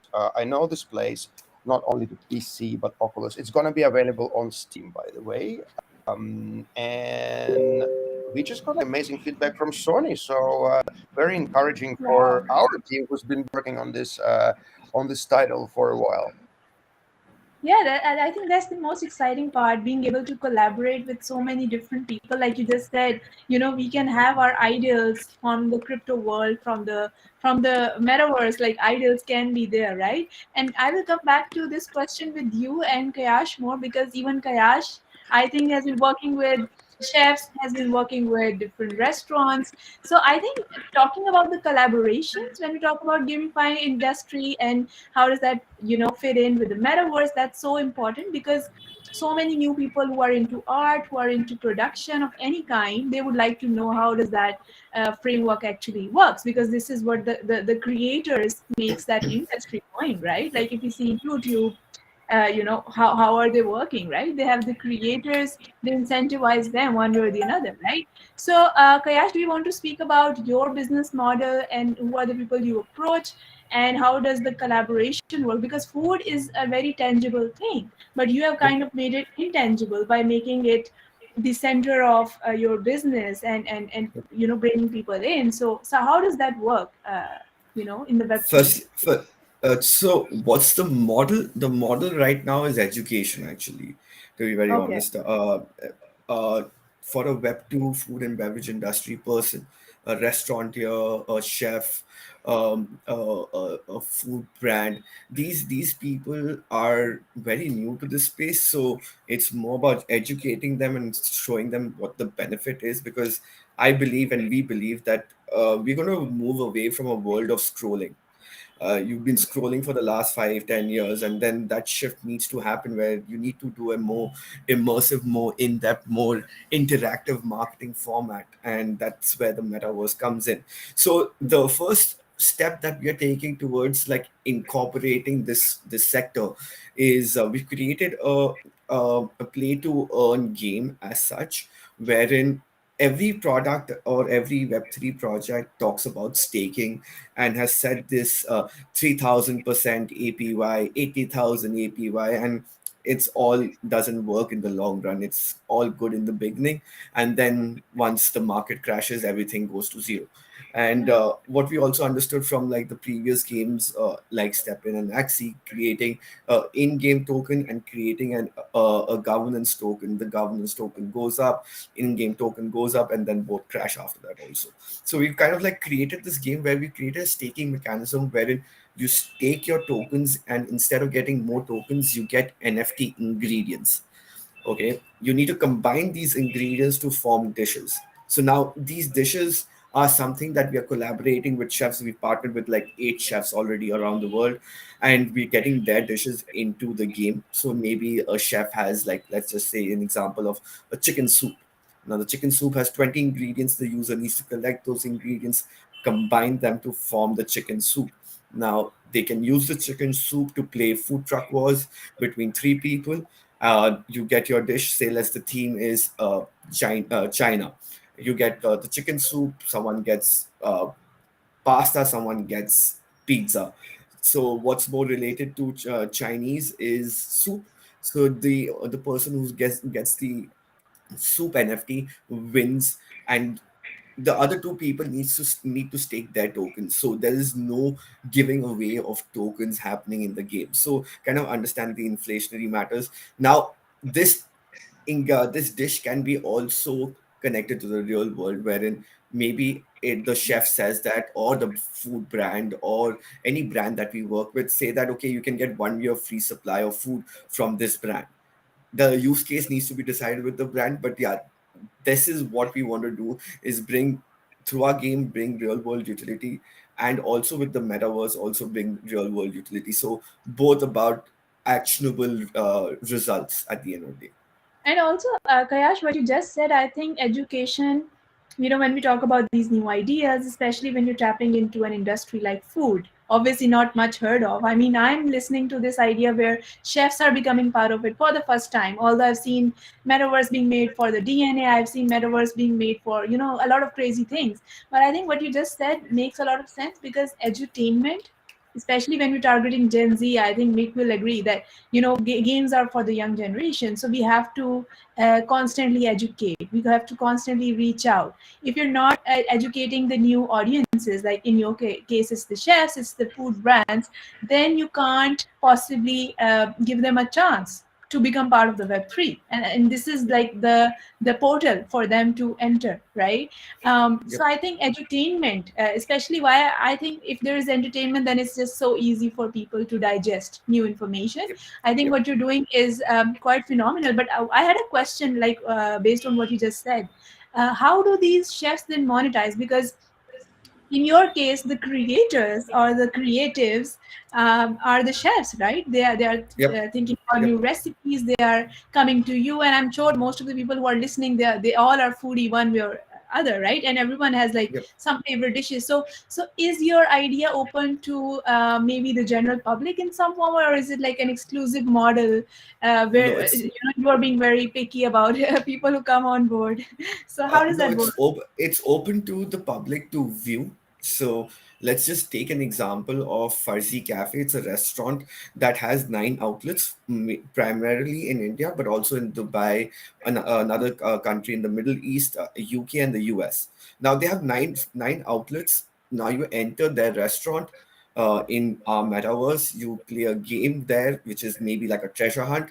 You collect an ingredient, collect those ingredients which is in the treasure hunt, and get a dish which you can redeem at the restaurant. But coming up to revenue and monetization, now how are these brands today, or like brand chefs kind of like monetizing their restaurant or their cookbook? They're selling it through Amazon now, or they're selling it to some online ordering app.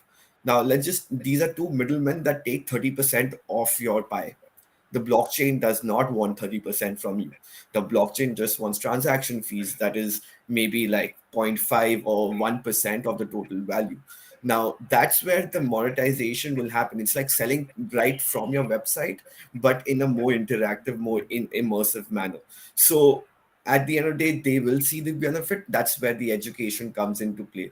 You educate them why this is important, why you, if you want to, like today you're on Amazon and you look at a cookbook, you really can't look at, Yeah. you can just look at 1 or 2 pages, right? But you can totally interact with, maybe like show the dish, how does it look, what is the chef cooking the dish. So there's so many things that can be done in a more interactive manner, and I feel they will see the monetization aspect of it in the longer run. And also, Kayash, do you think like NFTs play a huge role when you're talking about this business model? And why I wanted to highlight this question is because obviously we've seen a lot of scams, we've seen huge collections out there, JPEGs, and and randomly choosing, what character you get. And obviously it's not based on anything, because now we see most of the flipping activities that we see when it comes to NFTs, it's now silent, right? So when you're talking about NFTs, and obviously you have a very interesting structure around food, what do you think? Like, is NFTs a huge part of it? Does that allow you, or is it your idea based on crypto? I mean, there are so many questions, but what I'm trying to understand is why it's based on NFTs, and or is it See, the thing dependent is, on? I think we are so new into this space that we have kind of like the people who are in it right now have kind of blocked themselves with the idea that NFTs is equal to money making format. We have to step away from it. It is a digital contract that makes you the owner. Now, what this stands for, it could be a pass to a festival, it could mean a entry to a digital enclave, it could be a entry to anything that the brand wants to associate itself with. It could be like, for example, a brand that partners with me says that if you get this NFT, you get 1 year free supply of food. That is Yeah. how you can redeem this NFT. It's maybe that has some value. Like maybe if the restaurant is not in India and is in Dubai, and if you want to buy it, yeah, I'll sell it to you. But that flipping thing will die. It's already dead already. But people understand that we need utility with NFT. So I don't see NFT going anywhere. There will be more rug pulls. I hope there aren't. I've been through few myself, but it's all about understanding what is right and what is wrong True. for you. Yeah. And also, So like Kayash, yeah, sorry. Can Yeah, I go ask, on. can I ask Go a on. question? Can I ask a question, guys? Because you're talking a lot about food. I'm getting hungry. But so I've not eaten is lunch also. is it related like to NFTs slash loyalty points, right? And like a Could connecting like Yep, creating a bridge, sort of like all this loyalty yep, programs of different airlines, or like definitely. many loyalty points trying to come together, like and connect in one as a one product, so like they can be interchangeable, intertradable. So if I Yes. purchase like an NFT in for a dinner, like an NFT, a voucher for in a restaurant in Delhi, I can use it in a restaurant in New York or Amsterdam or Dubai. Is that the idea? Like, so, It could be a possibility, but if that restaurant really exists in Dubai and in India or in Delhi. So for example, that Farzi Cafe has nine outlets. It If you interact with it and you get an NFT, it will be viable in all locations. So that's what we want to do. We're also looking at restaurants that have multiple chains, like so that it becomes a global phenomena rather than like a locality phenomena. We want more, like, so for example, even a Michelin star restaurant, let's take it for example, like you we create a Michelin star restaurant in our space. You do not get space for the next 6 months, but maybe you are there's a leaderboard game and a gamification angle to it, and you are on top of the leaderboard after 1 month of playing this game, and you get that NFT which entitles you to a free meal whenever you feel like. And that maybe has 1 year of waiting or three. There are some Michelin star restaurants that are 3 years of waiting period right now. So that's quite the possibility that you make or you're planning a trip to the US, and you want to mhm. go to a restaurant in that location that you're going to. So you if that restaurant is there in the metaverse, you can interact and kind of like get a NFT which you can redeem at the restaurant. And what's the role? What's the role of Web3 here? Because I mean, this is possible like with coupons, obviously in Web2, like transparency, so to say, and Yeah. accountability. Is that the idea for like food on blockchain?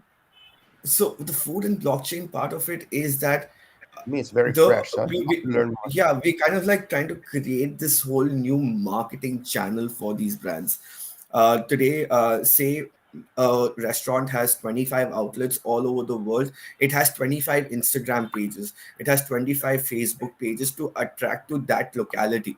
There's like for example, Farzi, again I'll take an example. Farzi has outlet in Calcutta, in Delhi, in Bombay, in Bangalore, and in London and in Dubai. So they have 6 Instagram pages. So that means 6 handles to handle by one marketing channel, or maybe 6 different marketing channels. But what if you have one composite place to handle all your marketing efforts in a more interactive, more immersive manner? And that's where the metaverse, blockchain, and food and industry, we want to marry that together. And also, Kayash, another question, because I think this is such an interesting way that you're talking about different branches and where it can be redeemed. And obviously, I've seen NFT, past 2 years when it came, I've seen it as a token, like an access point, right? That's all it is, right? It's an access point. But when people are buying your NFTs, or if you're like just airdropping them an NFT based on if they want it or whatever, um, how important it is for you that they should gaining that NFT and not be flipping it, because I think this is what defines the ultimate success in the long run, right? If people are flipping NFTs just to make a quick buck, then obviously it won't stand a chance, because we've seen that phenomena come and go. So how important it is for you that people gain that, so that they think, oh, if we retain this NFT, then in the future this is us access to multiple perks associated with their favorite food, their favorite or their favorite chefs. So is that the idea, or is DAO into play when it comes to this model? So the DAO will come into play when it comes to the gaming layer, where people stake tokens, collect ingredients, combine them to form dishes. That's the part where the DAO will come in. Like maybe we release one dish per day. Now the DAO can make rules. Okay, let's release 2 dishes per day, but that's related to our gameplay. But say if a brand partners with us in the gameplay of that staking mechanism and create a dish, that can be also related to the metaverse part of it.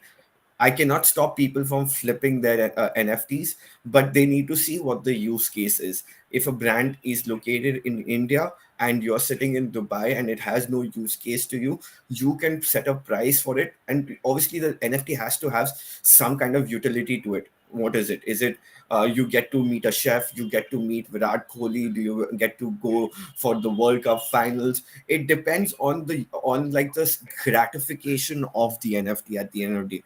If you gratify the consumer in a big manner, for example, we're speaking to a brand in India, a food brand in India. We want to allow them to give the user 1 year free supply of, let's call it chips. Now, if it's 1 year free supply of chips, and I'm not in India, you're in India, I'll sell you the NFT for maybe $100, $200, whatever you feel is right. The flipping, I can't stop, but yeah, it's all about the use case and the utility and the gratification that you provide the consumer at the end of the day. No, that's perfectly answered. And you know what I've been thinking, because Mick shed the light on a very different art-oriented, initiative, which I can obviously relate more to. But I get to learn more from you because food is something that obviously I consume every day. But I haven't thought of the idea of metaverse associated with food in the way you talked about. So I think our audience must be having a lot of business ideas by now. And even I think the panelists that we have, we can at the end of the day collaborate, because the second thing that I want to come to now is just your views on collaboration and interoperability, because Mick also talked about icons being part of the games and people can access it. Kayash has talked about, just bringing on board people, chefs from around the world, and Michael has been working on the multi-chain DeFi experiences. So I just want to know your views one by one, like how much was the struggle? You can talk about your journey. You just talk about collaboration and interoperability as a whole. So that's we're going to talk about now. So, Mick, you want to start first? Oh yeah, totally. Well, interoperability is a big thing in blockchain, right? So if you've been here for a while, all the bridges and how do we bridge from EVM compatible chains to non-compatible, from ETH to Solana. I mean, luckily now we've got layer 2 solutions like Polygon. We are very happy with Polygon for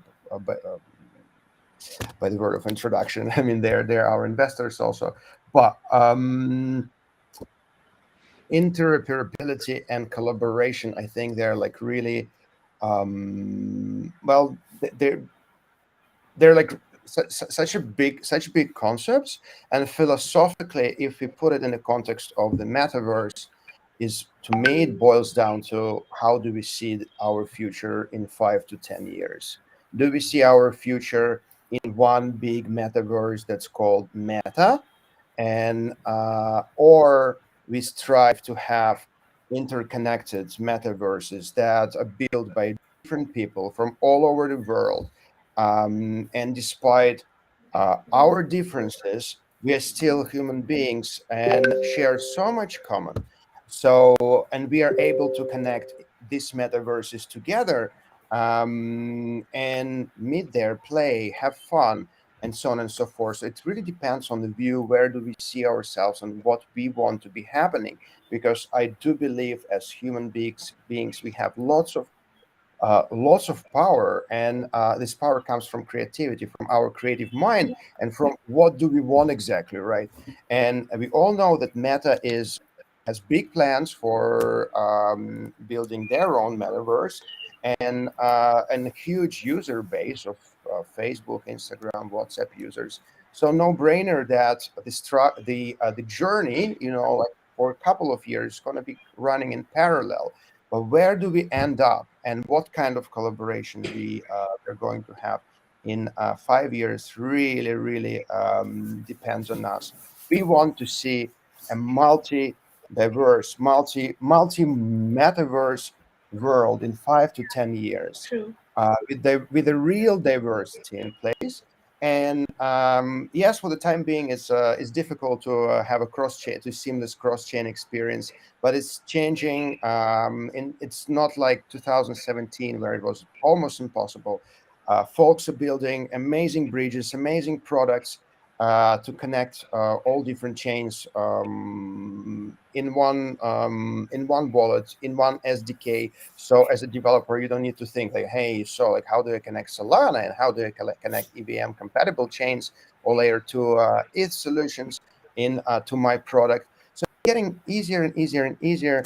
And we know Polygon is now connected to Instagram. So well, I put my I I delivered won't. my part of the speech. No, I think Uh, you've given like an overarching, I view, so which was necessary. So, Michael, what do you think? Because obviously I still don't understand much about your industry as such, but maybe you can talk about collaboration, how how much it's accessible for a general audience, and like how do we see interoperability in your industry, I Web3, will obviously. give you a use case to make sense of the collaboration I have in mind. Imagine that I live in London. I came to say India next weekend. I tried to catch me to go from one place to another and order Uber. Think of it this way: my Uber account is connected to my British pound account, but when I pay the driver in India, the Uber app pays them in rupees, not in pounds. So somewhere in there, there is an FX happening, abstracted away by the Uber application. So what we do with Etherspot, we support, I think, at least around 15 EVM chains plus Arbitrum, Nova, Optimism, so that any DApp from any of them can source liquidity. Say if you have a DApp, by integrating a little widget with 2 lines of code, you can automatically allow someone from random on your DApp, which is on Polygon, to stake, abstracting away the bridging and all the steps that involve about 9 signatures. So this is collaborating with the bridging aggregators, the integrating DEXs, and all those intermediaries you would need for your decentralized system to work. So this is a result of collaboration. Exactly. But without this collaboration and without abstracting the complexities, we're not going to get anywhere. As I've said to you with the Uber example, if Uber did say to me, oh, you're in India now, so all you have to do is we've listed 5 exchanges for you to exchange British pounds to rupees, I would have said, heck with this thing. I would just use a normal taxi. Yeah. So we cannot persist with the way we have it right now and become irrelevant. At the same time, if I'm playing, I go to a games aggregator and play a few games, one is connecting to Ronin, the other one is connecting to Polygon, the other one is connecting to Gnosis Chain. As a user, you should not expect me to go and do network switch, effectively log in to every game that I connect with. It is just, as a user, that's not an experience I want. In fact, when I go and select things, think of Amazon. I can go and add things to the shopping cart. Then I can go and search for another thing. Oh yeah, I found another item and add it. In the Web3 world, I would be asked effectively to log back in because I'm connecting to another network. It cannot happen. So interoperability, collaboration is the way to go. And in the past 5 years, a whole lot of collaborations have happened. When you talk about DeFi, how did DeFi come? The smart contracts. And when you look at GameFi, what is it built on? Building on the constructs of DeFi and the Axis, etc., popularized play to earn. Then people realized that, okay, there is fault with play to earn. How do we make it play and earn? Because the play part has to be bigger than the earn part. And how else do we make it? Play and own, play to own. So you play to own. So effectively what Kayesh is sort of intimating is play to own kind of thing as well, because with the recipe and that type of angle. So collaboration is key. Interoperability is key. And I love that example, Michael. So, and Kayash, I would like to know your views also on collaboration and interoperability. And I think we still have 5 to 6 minutes. So let's just know your views and then we'll go towards the wrap up. I think this space only needs more and more collaboration. Obviously, the bad players need to go, and it's all the good players who are building during the bear market. We call it the build market, keep building and keep kind of like collaborating with other Web3 projects. Yes, we do partner with Web2 projects, which is kind of a slower process, but Web3, we partnered with close to 45 projects where we kind of like, if any character has this whole the idea of growing, breeding, developing, or power-ups or boosters requires some kind of element of food, and we become their food partners and create NFTs for them, which kind of have some use case or some utility in their game, either of power-ups, boosters, and or either growing. So like we've already done that in PUBG and in other games where you have a Red Bull can and then you get some power. We wanted to do that, so we partner with a lot of projects. Interoperability is something that will happen. Right now, we are stuck to the Polygon chain, and we really like it. It is very easy, but there are ways. And what Mikel said was that there are a lot of steps for a user to finally come to your product. First, he needs to buy his crypto from his national exchange, which is a CEX in the country of his staying.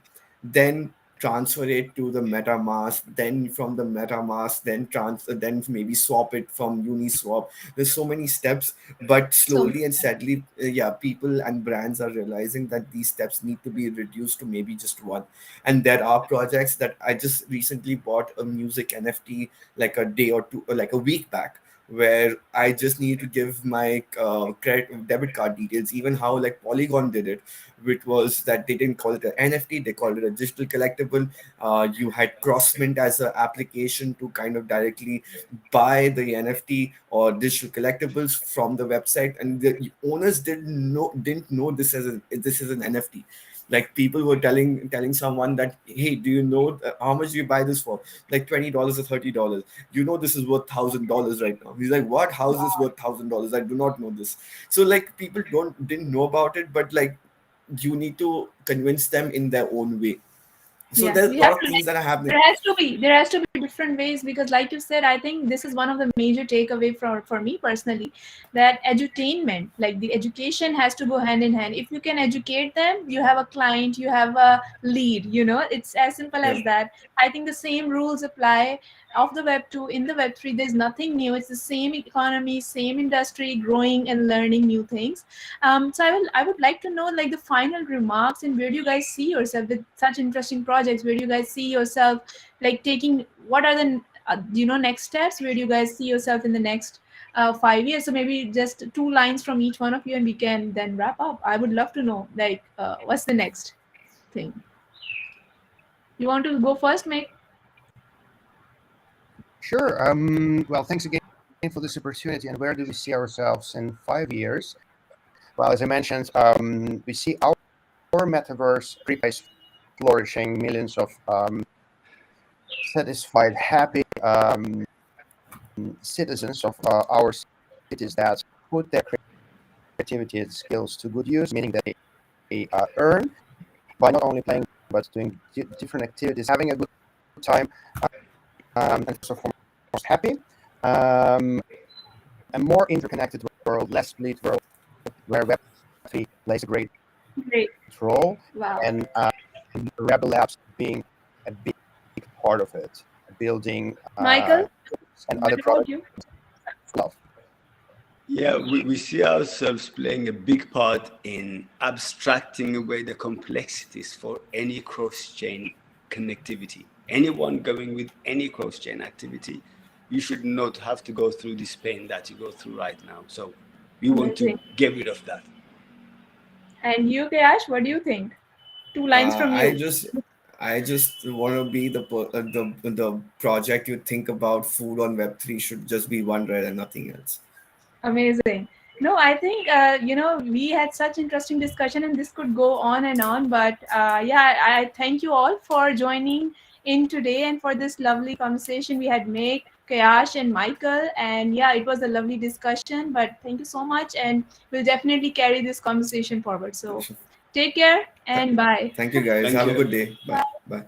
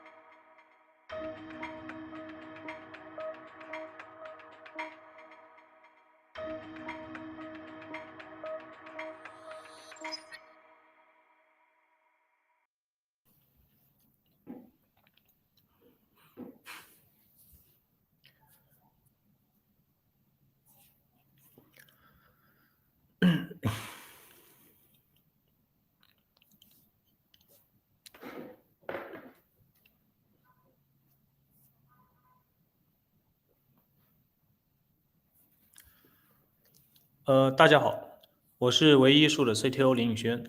今天由我来为大家分享一下唯一艺术对目前受到全球关注的元宇宙生态概念和 Web3时代的一些认识和想法，以及我们唯一艺术正在这个生态中做的一些创新和尝试。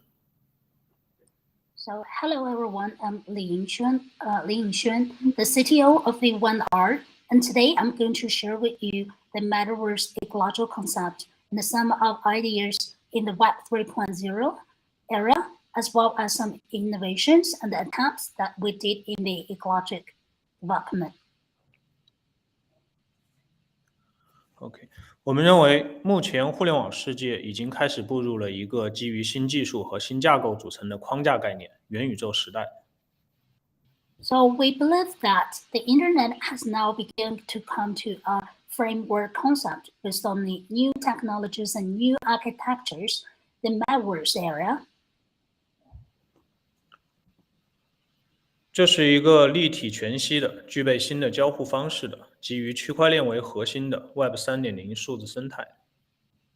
And this is a three-dimensional holographic with a brand new way of interaction and based on the core blockchain technologies, Web 3.0 digital ecology. 在目前的互联网世界中，各种单一空间其实已经难以承载未来复杂的数字化信息，因此我们需要一个更具综合性，并能实现统一概念和理论的框架。这个框架就是元宇宙。我们将基于这个概念框架去打造一个全新的互联网。So in the current internet world, it's very difficult for very single spaces to carry the complex digital information in the near future. So we need a framework that is more comprehensive that can achieve unified concepts and theories. And this framework is Metaverse, that we will build a new internet based on this conceptual framework. 在这里，元宇宙是上层建筑，是展现这一切，让人们所见即所得，理解新技术、新架构所带来的这一切新的事物的交互方式，是新的应用场景和生活方式的未来。Web 3.0是使得这一切得以实现，这是一个基于区块链技术、用户主导的分布式的新型网络生态。So here the Metaverse is a superstructure that shows all these scenarios so people could see and understand the interaction of all these new things brought by new technology and architecture. And it's the future for the new application scenarios and lifestyles. The Web 3.0 make all this possible, which is a new network ecology based on blockchain technology and user-led and distributed the network ecologies.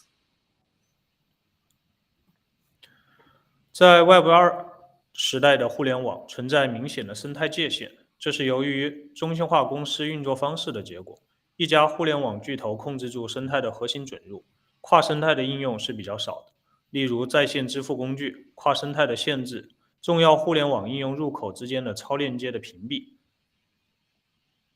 So the internet in the Web 2 stage has clear ecological boundaries.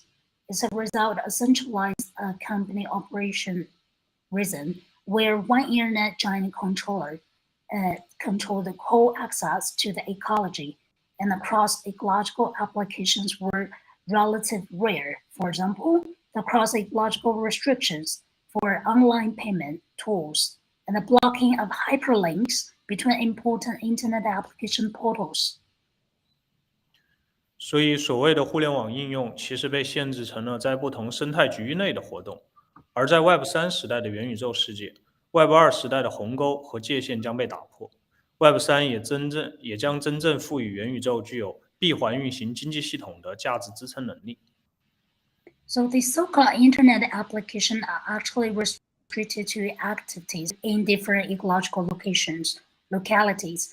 In the metaverse of Web 3.0 area, the gaps and the boundaries of Web 2.0 area will be broken.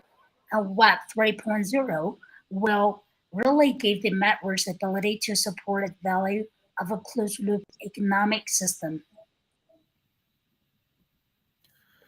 Web 3是支撑元宇宙的技术架构，元宇宙将会像10年前的互联网加一样，成为元宇宙加，与各个产业的结合将会诞生很多新的生态，从而带来新的经济。Web3 is the technical architecture that supports Metaverse, which will become the Metaverse Plus, just like Internet Plus 10 years ago. The combination of various industries will give birth to new business models and bring more new types of economy. 清华大学新闻与传播学院沈阳教授曾这样定义元宇宙：元宇宙是整合多种新技术而产生的新型虚实相融的互联网应用和社会形态。它基于扩展现实技术，提供了沉浸式的体验，以及数字孪生技术生成现实世界的镜像。通过区块链技术搭建经济体系，将虚拟世界和现实世界在经济系统、社交系统、身份系统上密切融合，并且允许每个用户进行内容生产和编辑。元宇宙仍是一个不断发展演变的概念，不同参与者以自己的方式不断丰富它的含义。Professor Shen Yang from the School of Journalism and Communication of Tsinghua University, he defines the Metaverse in this way. Metaverse is a new type of internet application and social forum by integrating multiple new technologies that provides an immersive experience based on extended reality technologies and a mirror image of real world generated by digital twin, and build economic system through blockchain, which integrate virtual world and real world economic system, social system, and identity system closely, allow each user to produce and edit the contents.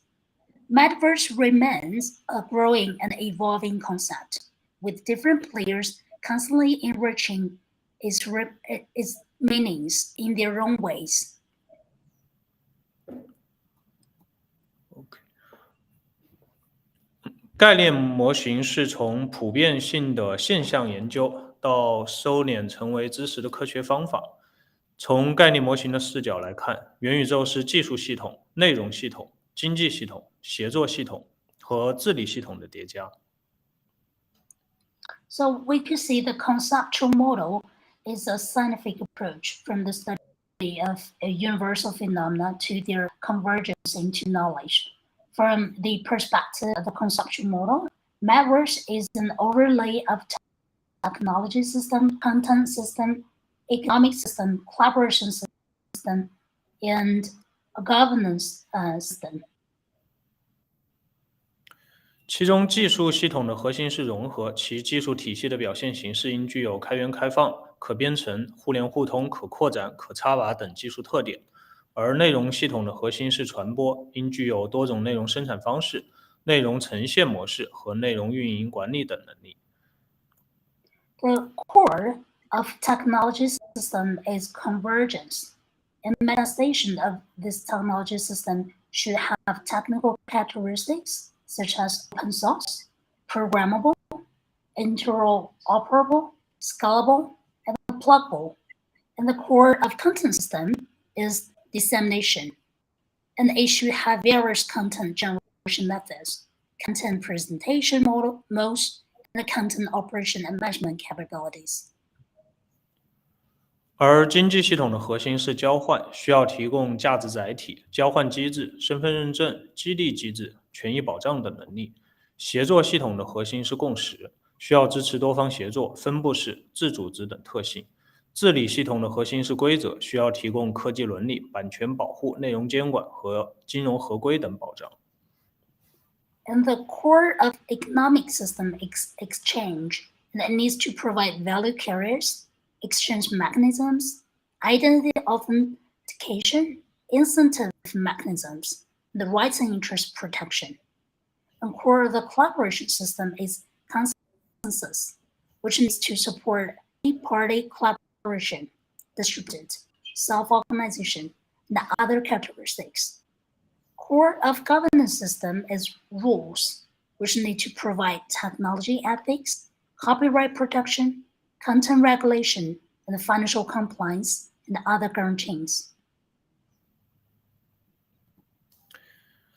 在传统互联网平台极易产生垄断型组织形式和商业模式，无论是 Web1的网站，还是 Web2的更大场景的内容交互，都是平台占据绝对的优势，既控制着内容传播，也控制着基于内容生产的收益。So traditional internet platforms are extremely prone to monopolistic organizational forms and business models. No matter whether it's Web 1.0 or like a Web 2.0 larger scenario content interaction, it's the platform that holds the absolute advantage, controlling both content dissemination and revenue generated based on the contents. 尤其是在 Web 2.0的环境下，一旦形成平台生态，就会以平台作为工具，从所有相关方获得高额的收益。而 Web 3.0的核心观点是用户和建设者共同拥有网络。Especially Web 2.0, once the platform ecology is formed, it will use the platform as a tool to obtain high revenue from all relevant parties. The core view of Web 3.0 is that users and builders, they jointly own the network. 在元宇宙中，可能形成用户和建设者自治的组织形式，其组织规则在符合监管的前提下由程序代码来执行。这就需要利用区块链技术达到最大范围的共识，配合监管，形成元宇宙的健康生态秩序。In the Metaverse, an autonomous form for users and builders, and its organizational rules are enforced by the program code in a compliance way with the regulations, which require use of blockchain to reach maximum consensus and cooperate with regulations to form a more healthy ecological order. 在数字环境中，物理世界的社会角色将会在数字环境中以数字形态存在，其变革将带来深远的影响。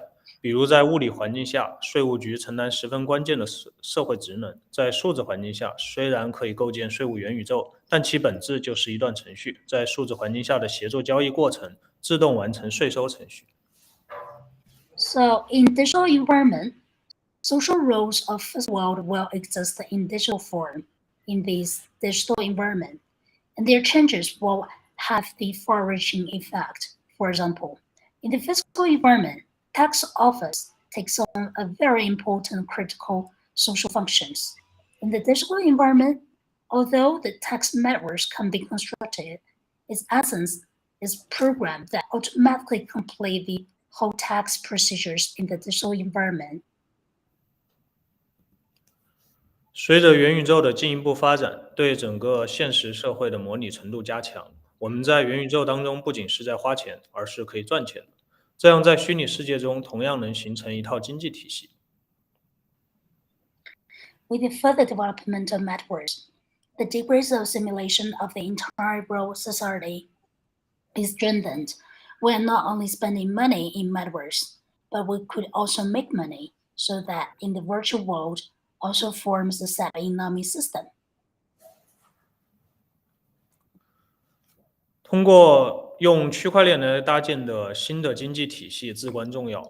在资产是物理世界和数字世界的核心要素，是促进经济循环的必要载体。So by using blockchain to build new economic system is very crucial. Assets are the core elements of both physical and digital worlds, and they are necessary carriers to promote economic circulation. 在数字世界中，资产的形态可以多种多样，可以是文字、视频、音频等数据资产，也可以是游戏装备、影视作品、数字藏品、数字建筑等数字资产，也可以表现为股票、证券等金融资产。这些资产都可以表现为 FT 和 NFT。In the digital world, the assets can take various forms, which could be the data assets like text, video, the audio, etc., or the other types of digital assets like the gift equipment, the films, television works, and digital collections, digital building, or some like financial assets such as like stocks or securities. All of this can be expressed as FT or NFT. 以资产为核心的元宇宙应用场景，才能成为可持续发展的产业和生态。只有完成资产的确权，并进行转移、交易和流通，才能形成真正的经济体系。The Metaverse application scenario with assets as the core can only become sustainable industry and ecology only by completing the confirmation of assets and transferring, trading, circulation can erode economic system before. 在元宇宙中的道具、装备、UGC 内容都是需要以区块链为核心的元系统提供注册、登记、交换、交易等功能。区块链的技术属性将为资产提供存证和确权等支持，金融属性将成为资产提供载体和表现形式，同时为基于资产的价值交换提供保障。社会属性的组织治理模式将加速数字资产在元宇宙中的交换和流通。In the props, equipment, and the UGC contents in Metaverse need blockchain-based meta system to provide registration, exchange, and transaction, etc. Technical attributes of blockchain will provide support for assets such as deposition and confirmation. Financial attributes will provide carriers and expression for assets. At the same time, provide guarantee for asset-based value exchange and organizational governance mode of social attributes will accelerate the digital asset in Metaverse exchange and circulation.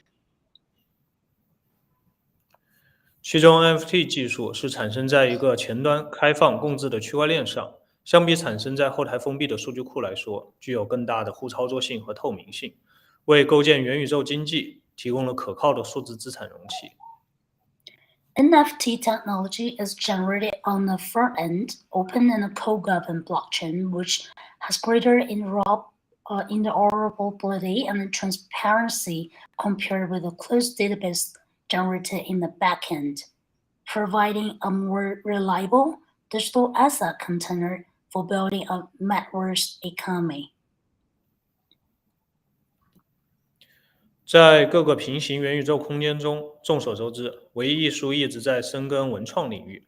在传统的艺术领域，艺术家依赖画廊作为一级市场的地位，评论家和交易商作为艺术作品宣传者的身份，为艺术品营造二级市场的流转。In various parallel metaverse, it's well known that the one art has been deeply involved in the field of art and creativity.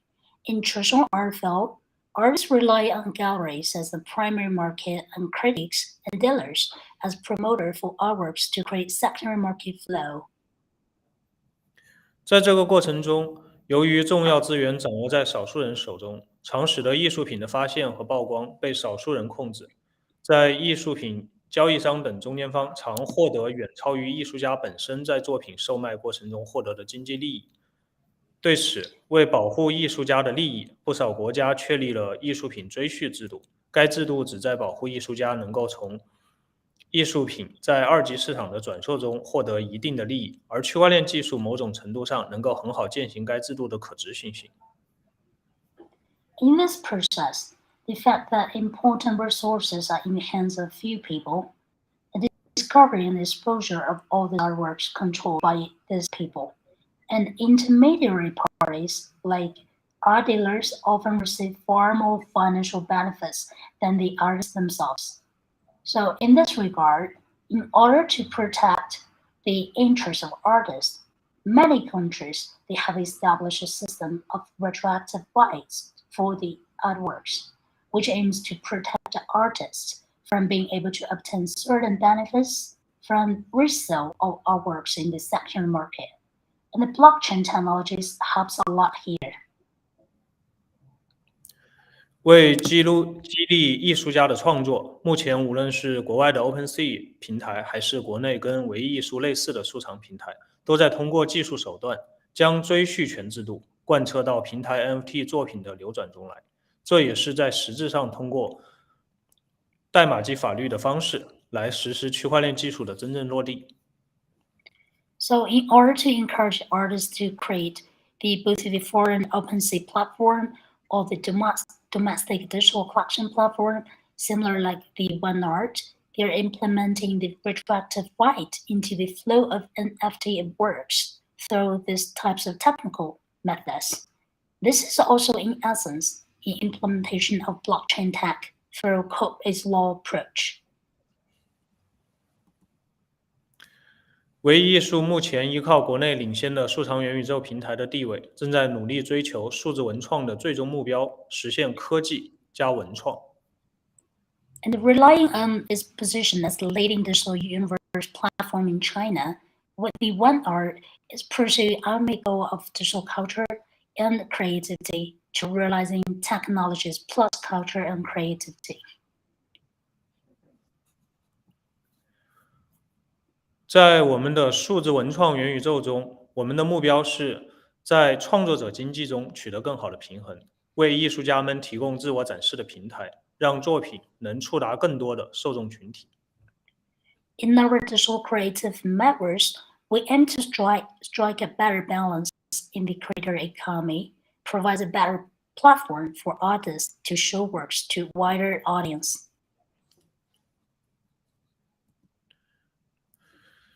数字艺术作为艺术的全新形态，满足了人们日益增长的精神消费需求。依托元宇宙空间举行线上的展览，能够让观众足不出户的去体验数字艺术作品，与艺术家们进行跨越时空的艺术交流，从而发掘数字艺术与多元文化的无限可能。And digital art as a new form of art meets people's growing demand for spiritual consumption.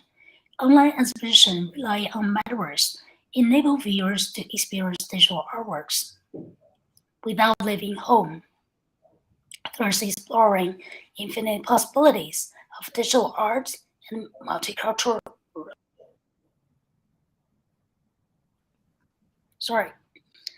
art and multiculturalism.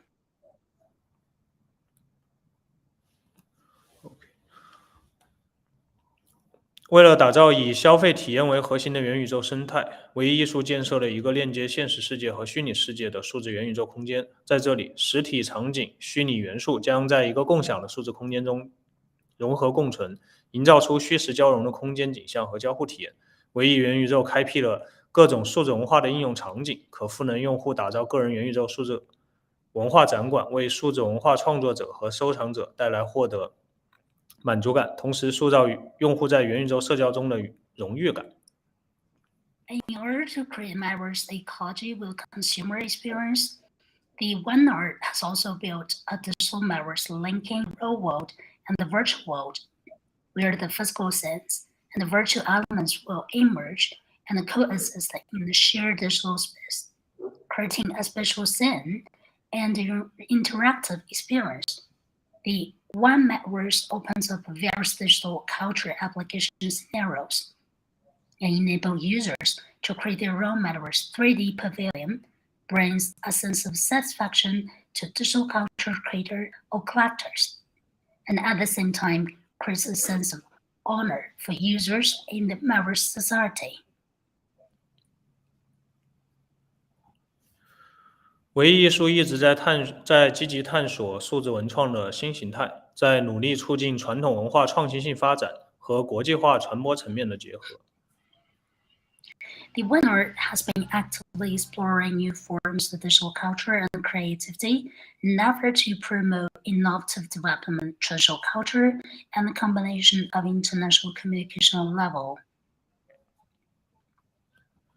我们曾与北京文创、文投惠民、太艺云等联合发售的临近天坛数字藏品，用科技的手段助力弘扬了传统文化。我们用单款发售和盲盒组合的创新玩法，吸引了这一时代人群的关注。发售当天，在线抽签人数超过100万量级。The Spiritual Realm Temple of Heaven digital collection, which was jointly offered by us, the One Art, Beijing Wentou Huimin, and Tai Cloud, helped to promote traditional culture by means of technology. We use the innovative method of single cell plus blind box combination to attract the attention of Generation Z, and numbers of online draws exceeds 1 million on the day of sale.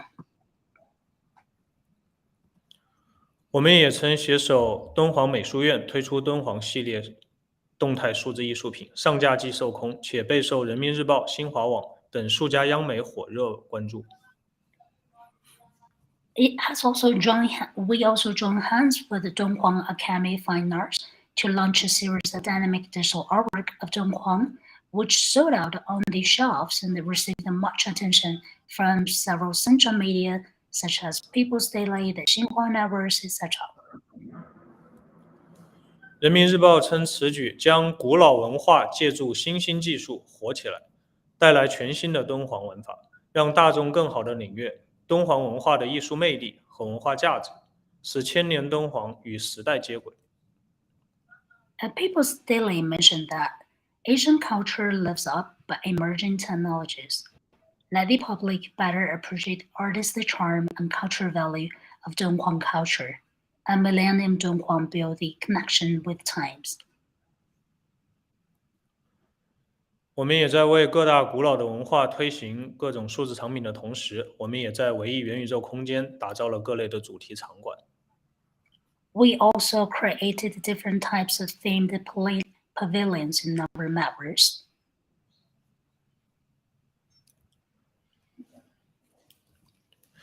未来的元宇宙是多种多样的，有个人的元宇宙，有企业的元宇宙，有不同场景的元宇宙。这些元宇宙将构建出一个新的数字社会，一套新的数字经济体系。So the future metaverse is diverse. There are individual metaverse and the enterprises metaverse of different scenarios that will build a new digital society and new set of digital economic system. 相信随着 XR 数场、区块链云计算等一系列基础设施的发展，多元宇宙正在到来。我们维艺术也在为互联网用户和数场玩家量身打造了数场主题的元宇宙空间和各类元宇宙的主题展馆。It's believed that with the development of SR digital collection, blockchain, cloud computing, and a series of other infrastructure, the multiverse is coming. The One Art has also created a digital collection themed Metaverse, Pavilion of Space, and various Metaverse themed tailored for the internet users and digital collection players. 最终，在数字文创结合元宇宙的空间里，数字文创可以大胆地运用到游戏、娱乐、社交等更多场景中，创建起一个可以持续发展其真实价值和社交价值的环境。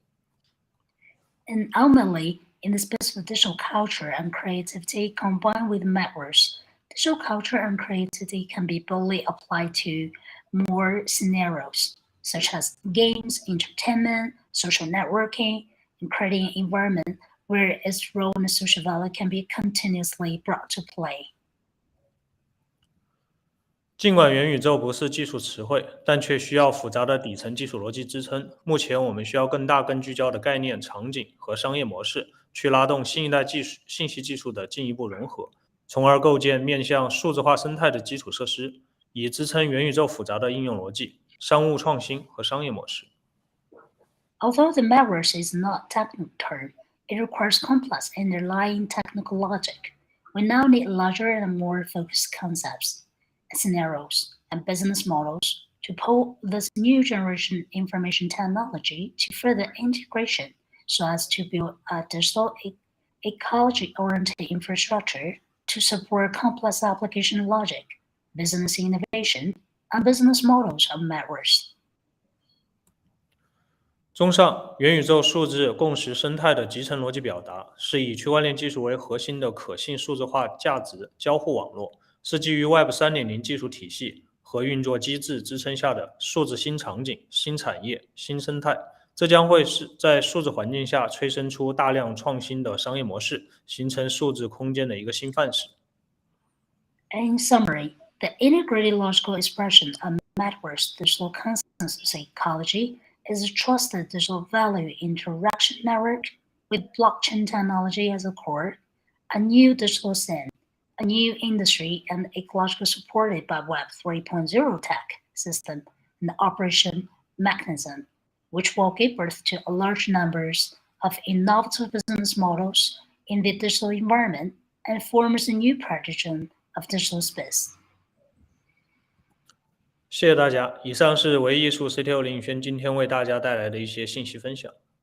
And thank you so much. That's all for my sharing.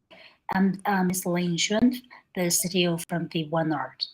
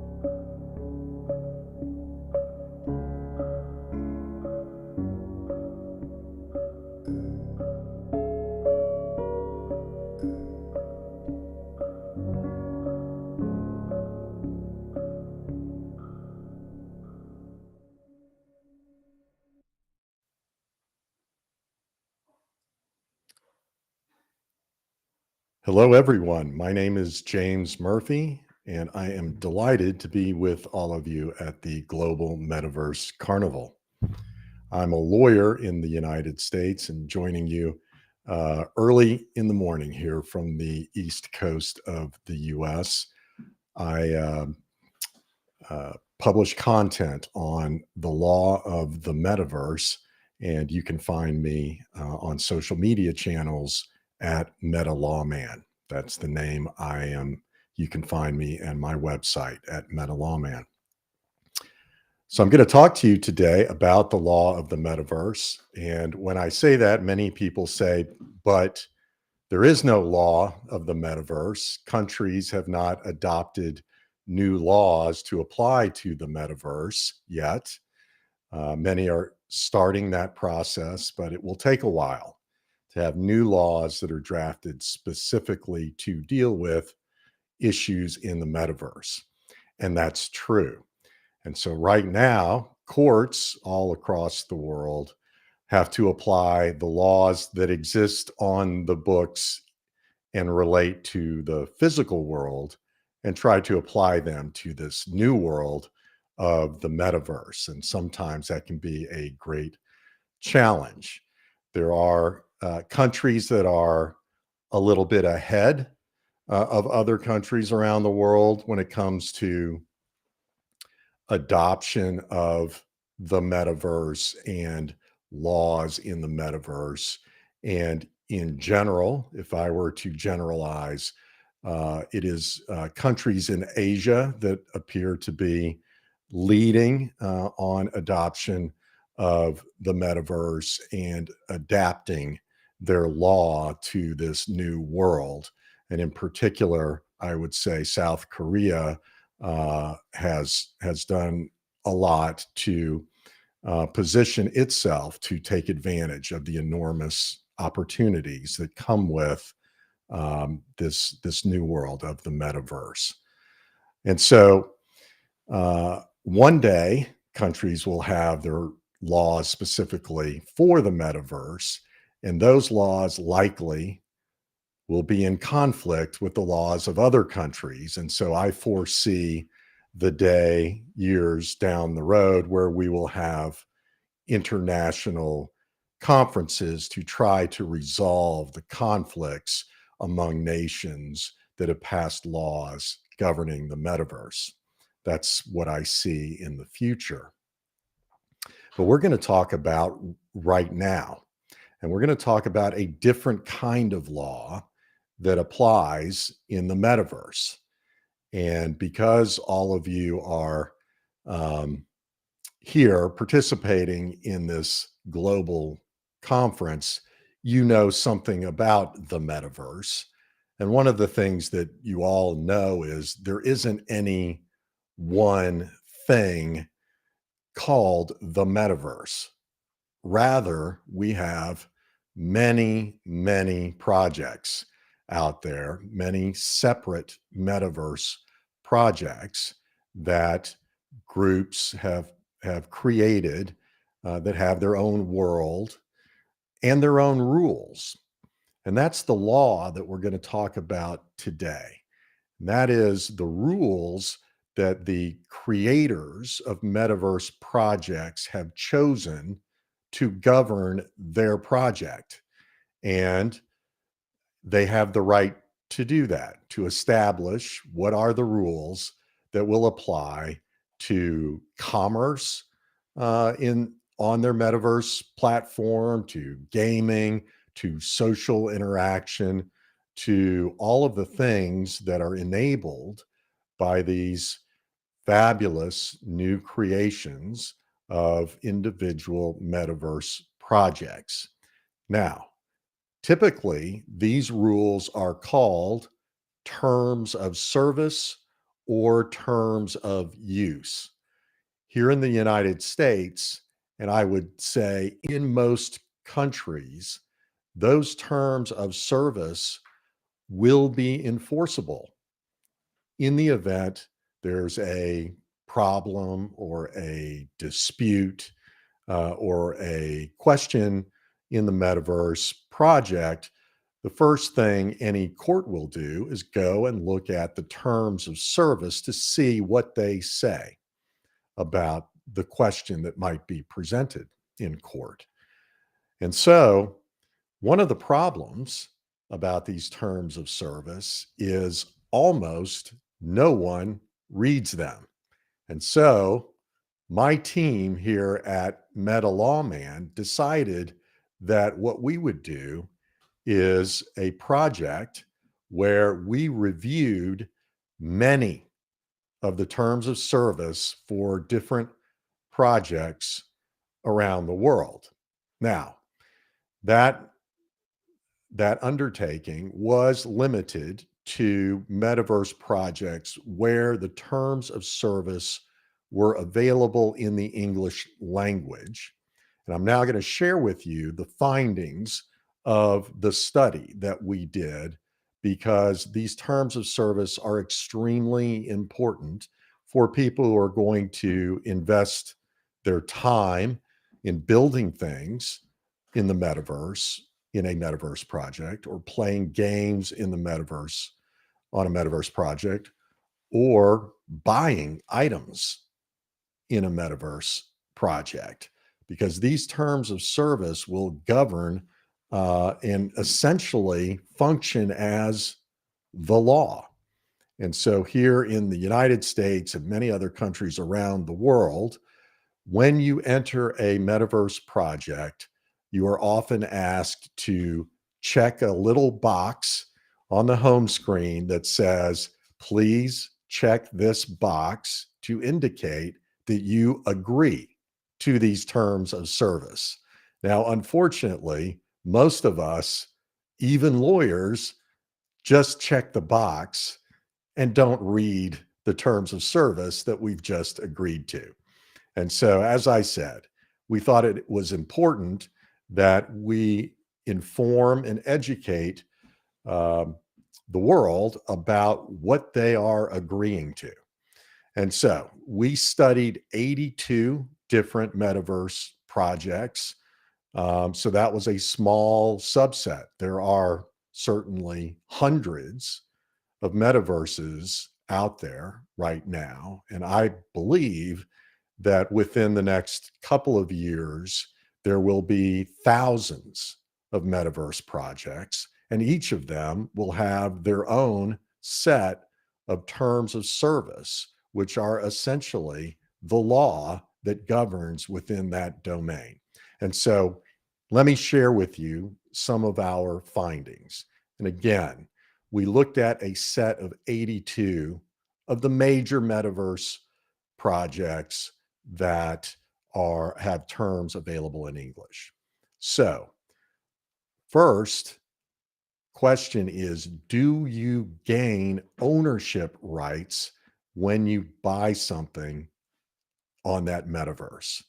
And so as you all know, you can buy clothing to outfit an avatar. You can buy tools and implements to use in a gaming setting on a metaverse.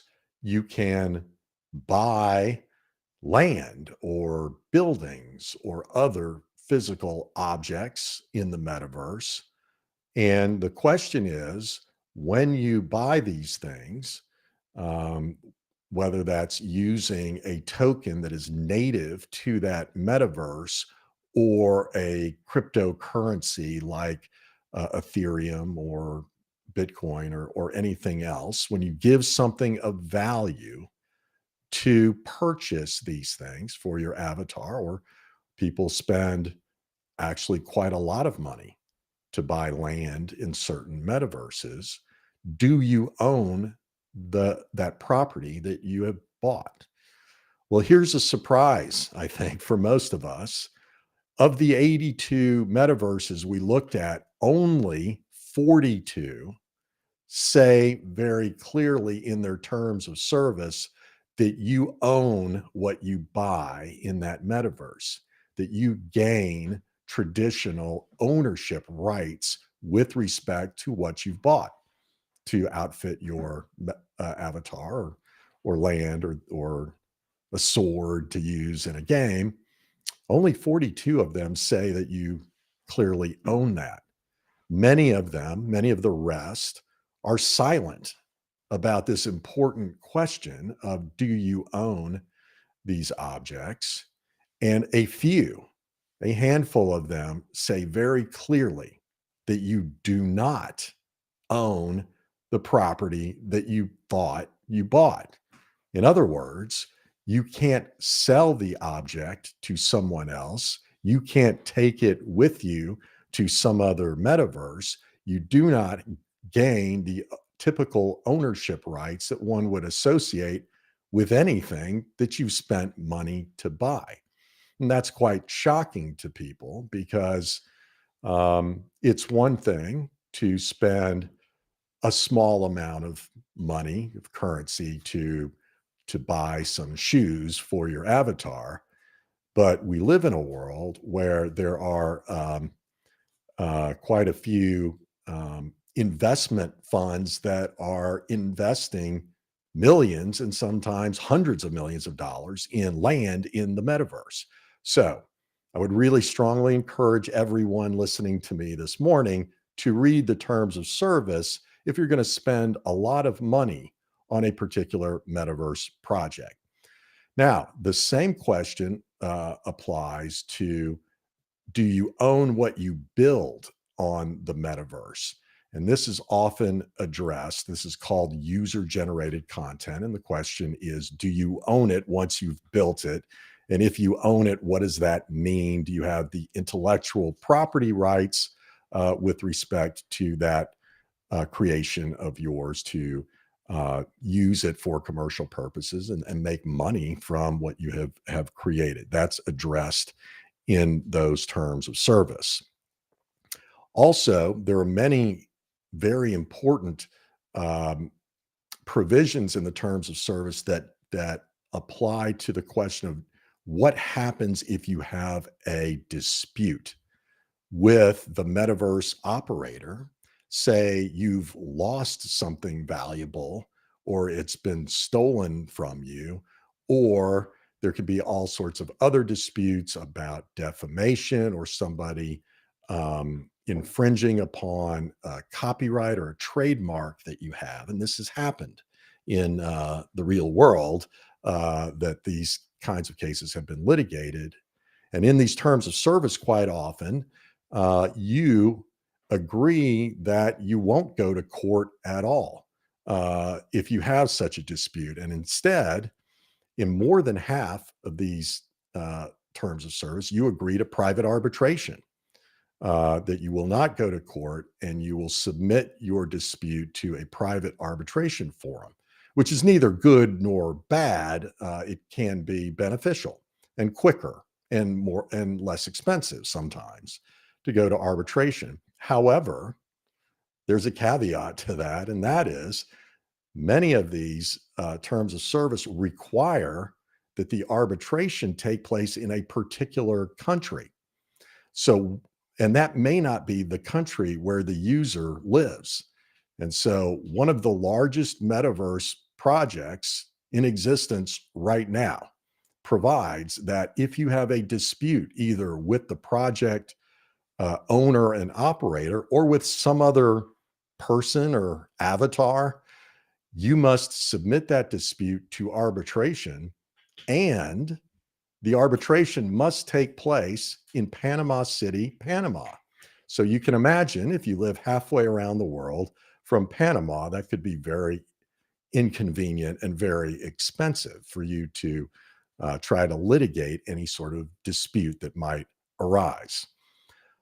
Another thing to consider is that virtually all of these metaverse projects have content moderation policies, which mean they have rules that dictate what you may say and how you may express yourself, either in writing, in a chat room, or verbally as your avatar is speaking, or even in art that you may create. And some of these terms are a little bit vague and say you may not say or create anything that is offensive, or you may not say or create anything that promotes harmful activities. And the problem, while these concepts are reasonable, the problem is they're a little bit vague, because what might be offensive to one person or in one culture may not be considered offensive in another culture. And so before you invest a tremendous amount of your time and money building something on a metaverse project, you should consider whether there's a danger that anything that you're going to do, say, build may be considered offensive by the people who do the moderating under the moderation policy.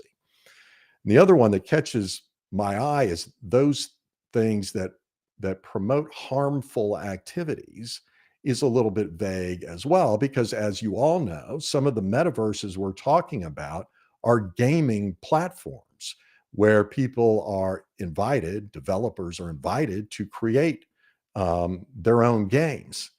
And quite often these games involve, combat and physical violence and crashing of things and killing of people and harming things. And these are harmful activities, literally. And so while one would assume that that's not what the metaverse platform intended to prohibit, there is this language that creates some ambiguity, let's say, about what you are permitted to do and build and say on these metaverse platforms.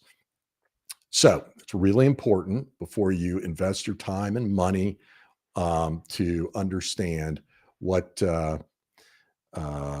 these terms of service say. Now, another issue that is something to consider is almost all of these metaverse platforms permit the metaverse operator to change the terms of service at any time. And many of them, most of them say, we, as the owner operator of this metaverse, may change these terms. And if you, the user, continue to use the platform after we make these changes, that means you have agreed to the new terms of service. And so, while I always advise everyone to read the terms of service of the metaverse project that you're going to take part in any way, so that you understand these things, the reality is you need to look out for changes that happen after you've started using the platform, because many of them do not require individualized notice to every single user to say, hey, please note we've changed a certain section of the terms of service. So it's important that you be aware of that.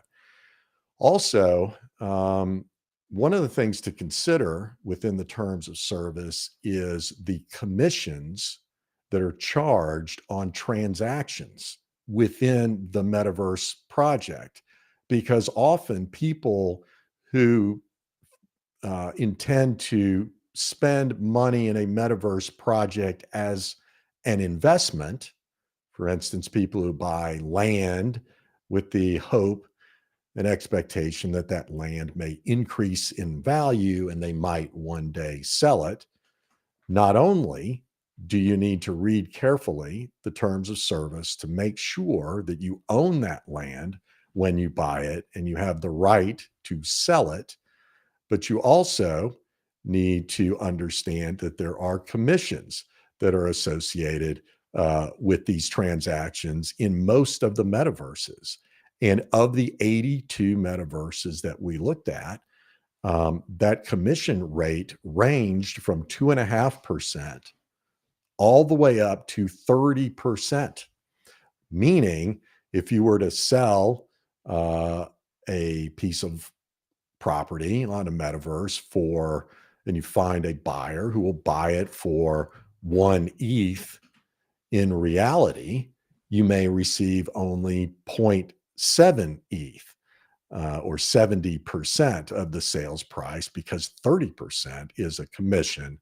And then, of course, you must consider all of the taxes that might apply. And so in the United States, we have concepts like sales tax and use tax that might apply to transactions in the metaverse.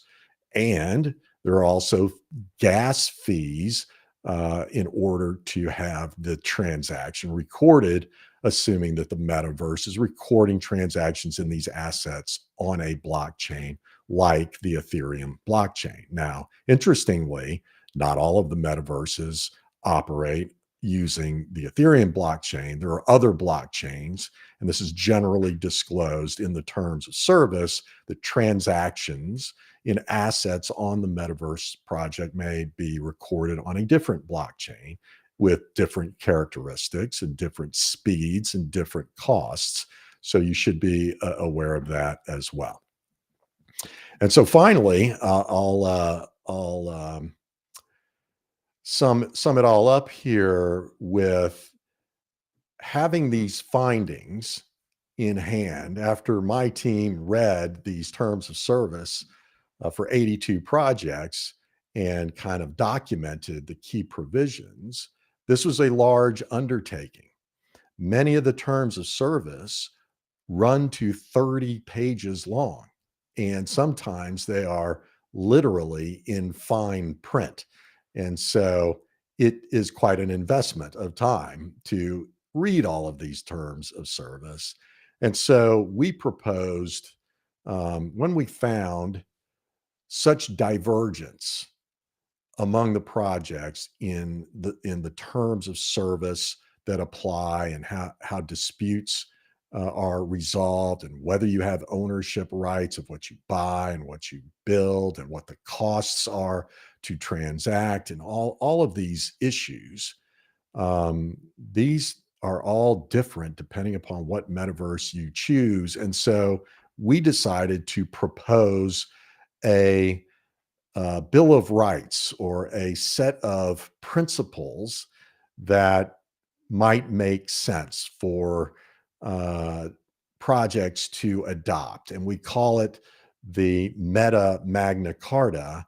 And I don't really have time right now to go through what are all of the provisions, but the objective was to get as many projects around the world and as many metaverse associations and groups to agree on general principles of things like ownership rights of users of a metaverse project, and what sorts of freedoms of expression should be generally recognized across all projects in the metaverse, and fair terms with respect to resolving disputes in the metaverse. I am not so naive that everyone around the world that is creating a metaverse will agree to all of these ideas, but I wanted to suggest these concepts so that those who are creating new metaverses can think about these issues and hopefully take into consideration the best interests of the users when they are drawing up their own terms of service.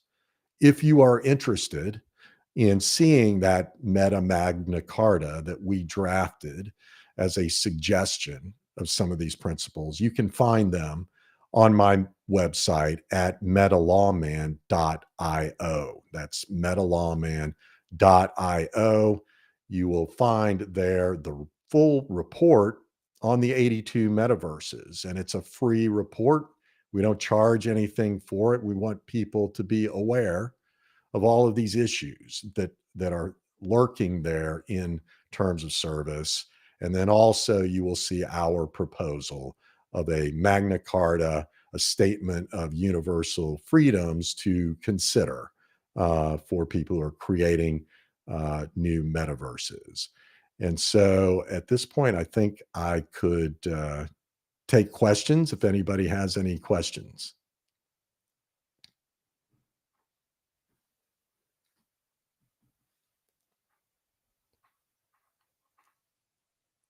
All righty. Don't believe I'm seeing any questions, so I'm going to um, leave you a parting comment, and that is, please, if you are going to invest any of your valuable time or your money in buying or building assets or land or physical objects, works of art, please do review the terms of service before you invest that valuable time or money, to make sure you understand the rules that will apply there. So thank you very much. Again, my name is James Murphy, and you can find me on Twitter and on the web at MetaLawman. So thanks very much.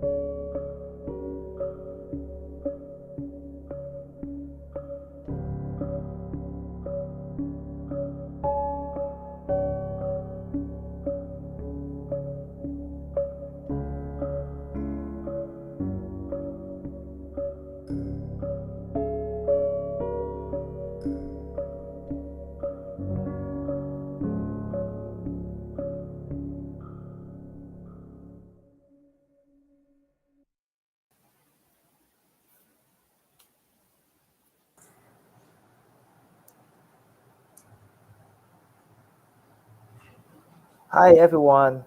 Hello. Hi Paul. Hi Ali. Nice meeting you. Hey guys. Hello. Wonderful to meet you. Yes, finally. So everyone who is participating in this panel discussion, thanks Paul, thanks Ali, thanks all the audience. Um, I just got noticed that our moderators, Ali, is in urgent medical attention at the moment. Hope he's okay. So I will be the interim moderator today. So welcome everyone here. I just a brief introduction of myself. My name is Gilbert Ng. I am a partner of Munana Ventures. We are focusing on investment into Web3, Metaverse, and blockchain-related projects. I'm also a lawyer background. I advises clients on various of Metaverse projects and crypto startups as well. Paul, maybe you could briefly introduce yourself as well, and then turn to Ali for a brief introduction. Yeah, happy to, guys. My background, I spent almost 25 years now, either building startups or investing in startups, all tech. 4 years ago, I decided to combine what I was good at, which was building companies and investing in companies, with what I love, which is gaming.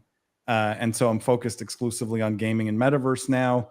I host what is the biggest gaming podcast in the world called The Business of Esports, and have a show on CNBC coming in January called Game Changers, focused on gaming and metaverse. So very involved in the space and very passionate about it.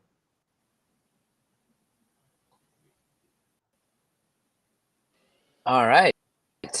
And thanks so much for having me, partner blockchain founders fund, venture capital firm. We've got over 100 portfolio companies, all across everything from, layer ones all across the two, and we're a Singapore regulated.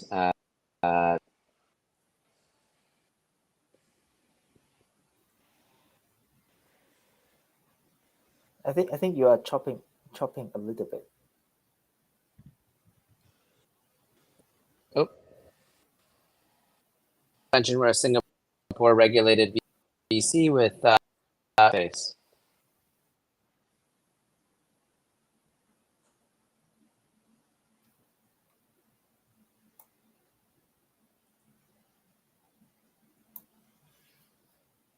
Oh, while Ali is fixing his internet, so today we have actually four topics on investing into the metaverse. First is the state of metaverse, and then we have growth hack strategies for startups, and we have whether it is suitable for ordinary people to invest into metaverse, and in metaverse projects, what are investors looking for? Hi, welcome back, Ali. All right, hopefully that works better. That's work way better. Thank you. Fantastic.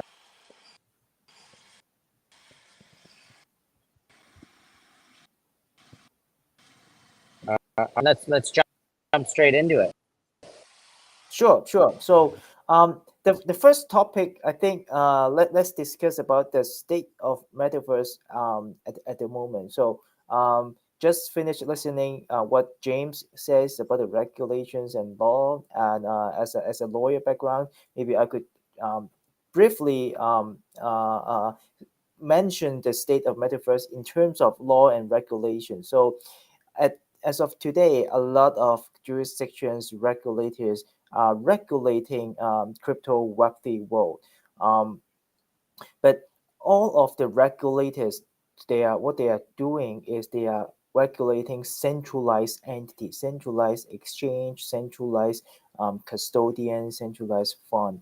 But in terms of metaverse or other Web3 projects, in terms of decentralized and trustless projects, at this stage, I as far as I understand, that regulators are a little bit lag behind on understanding the state of metaverse and how to regulate any decentralized world or any trustless projects at the moment. So, for example, if there is any transactions made on decentralized world or on the metaverse on chain, the regulators at this moment, they are deeming the transactions to be P2P.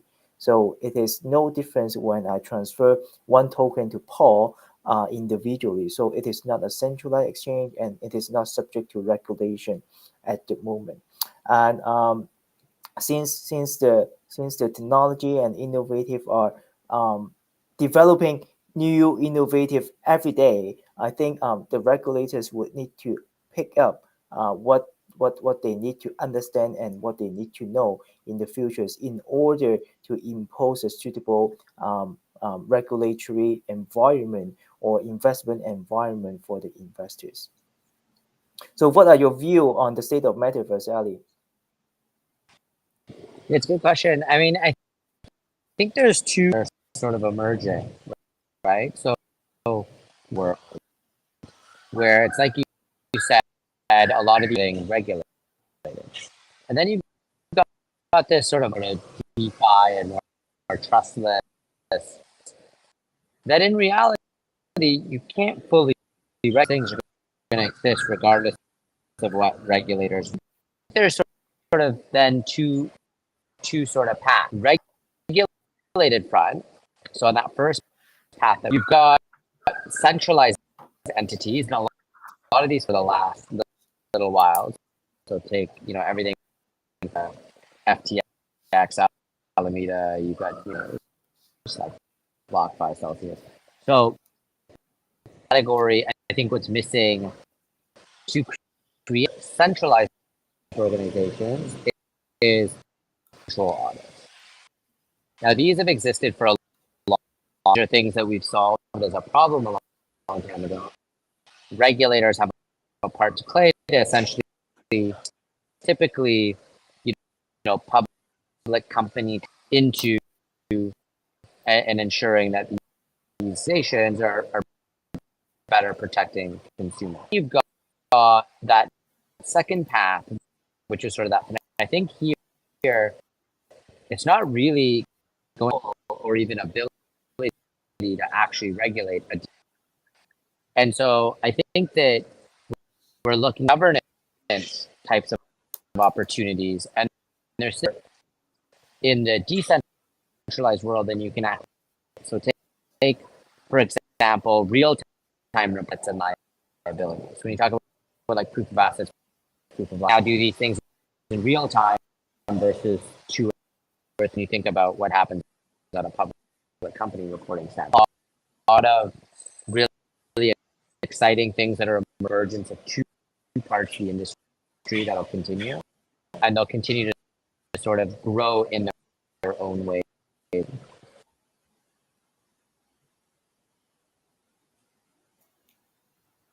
Thank you. I didn't get all of that, but can I take a step back, guys, for a second? Because I think we're making a big mistake and doing everyone a disservice here.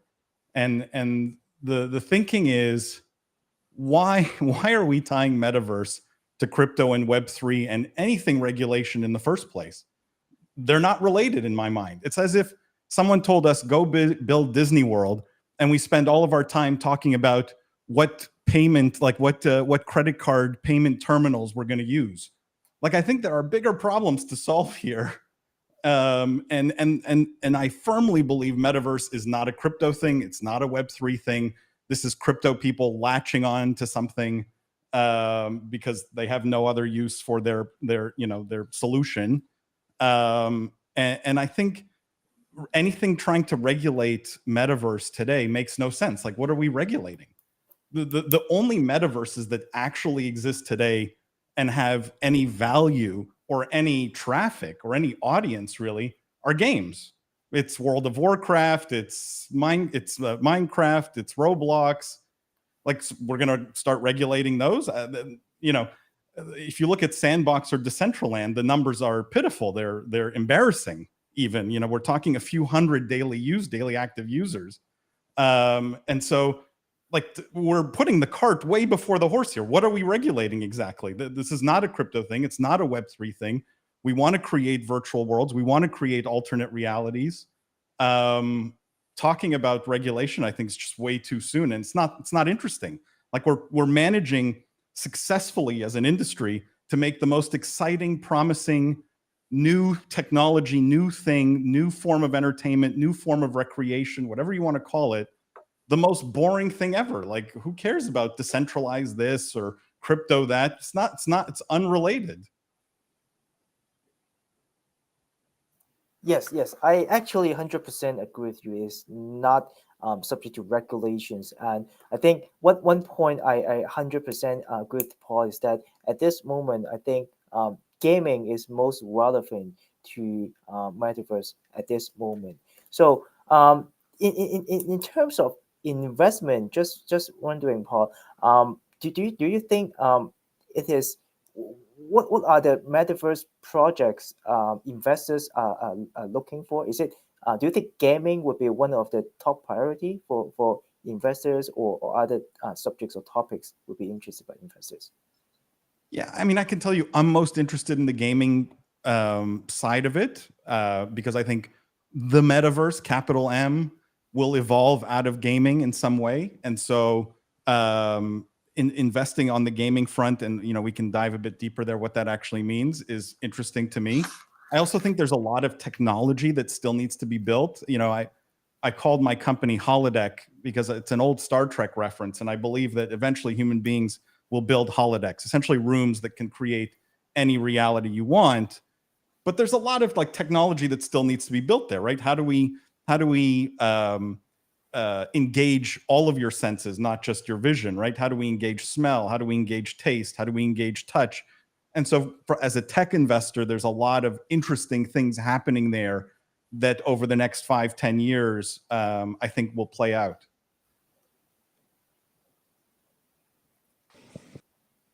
Yeah, I'll sort of jump in here. So we typically look at about 300 every single month, and we started a long time ago, right? So we started investing in blockchain gaming space, and any of the viewers know we're the first investors, probably the blockchain game with the most distantly in the space, with about 200 sort of between them and Axie, obviously the two leaders.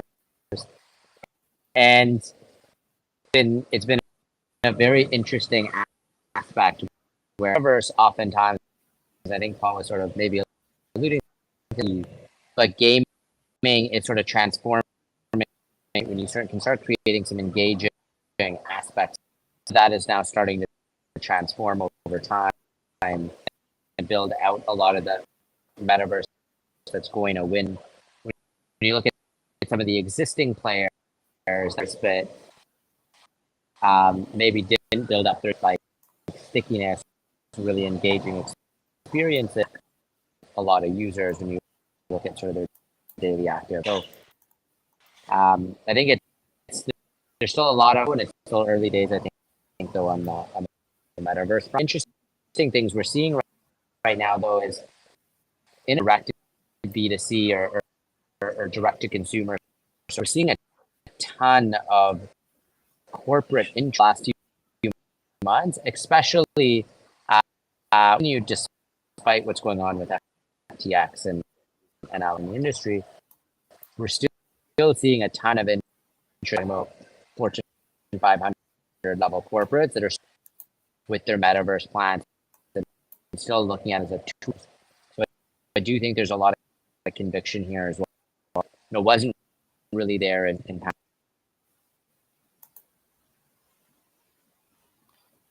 And yes, I actually agree both of you. In my own investment portfolio, other than gaming, our fund is actually heavily invested into various infrastructures or technology related to metaverse. For example, if it is in gaming, we do not invest in single game. We are investing in the infrastructures or SDK or the development of the game built in the metaverse, or any technologies scalable or helping to different projects to build in metaverse as well.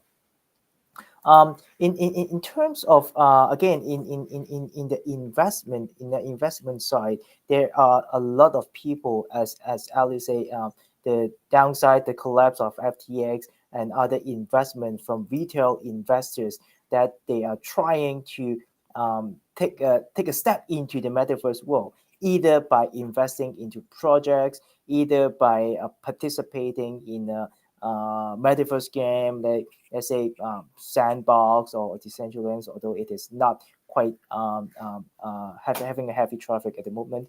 But what do you guys take on the ordinary people, or not being in the industries, people investing into metaverse, either in projects or participating into the metaverse world?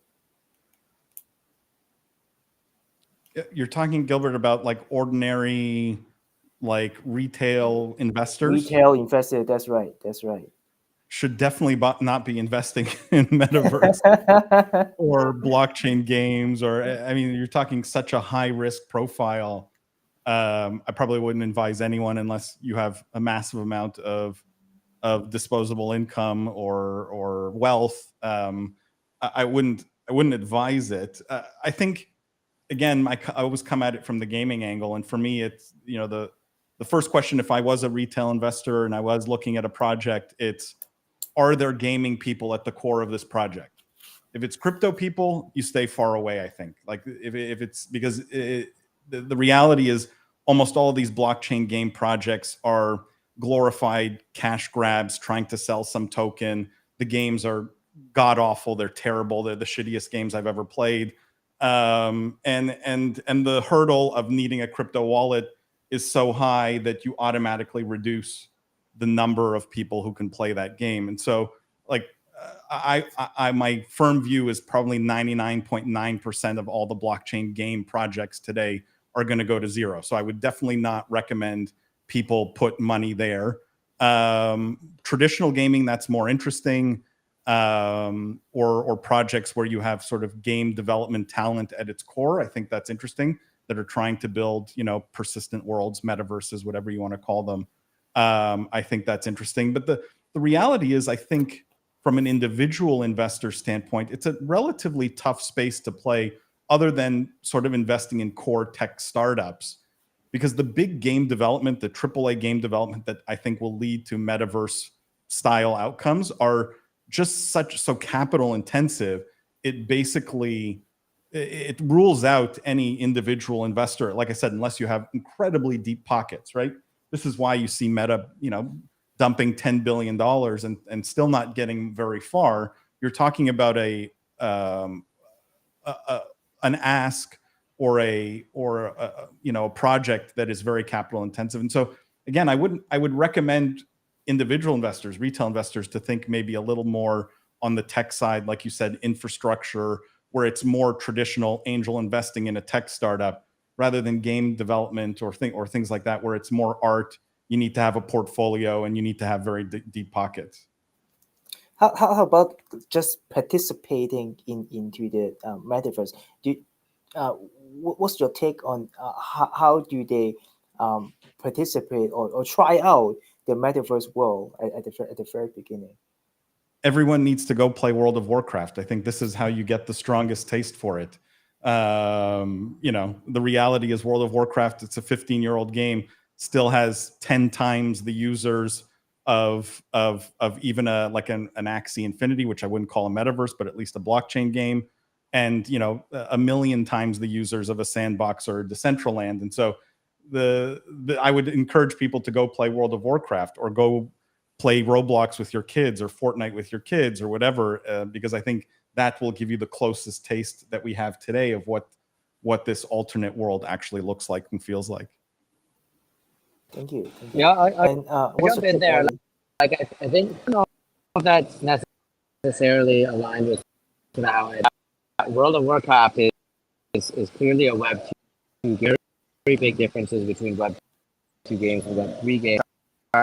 Understanding, like, actually how economics sort of are layered into gaming respace, and so they're actually very we're quite bullish still long Web3 gaming, but we do also believe that 99% is not good games and not good experiences.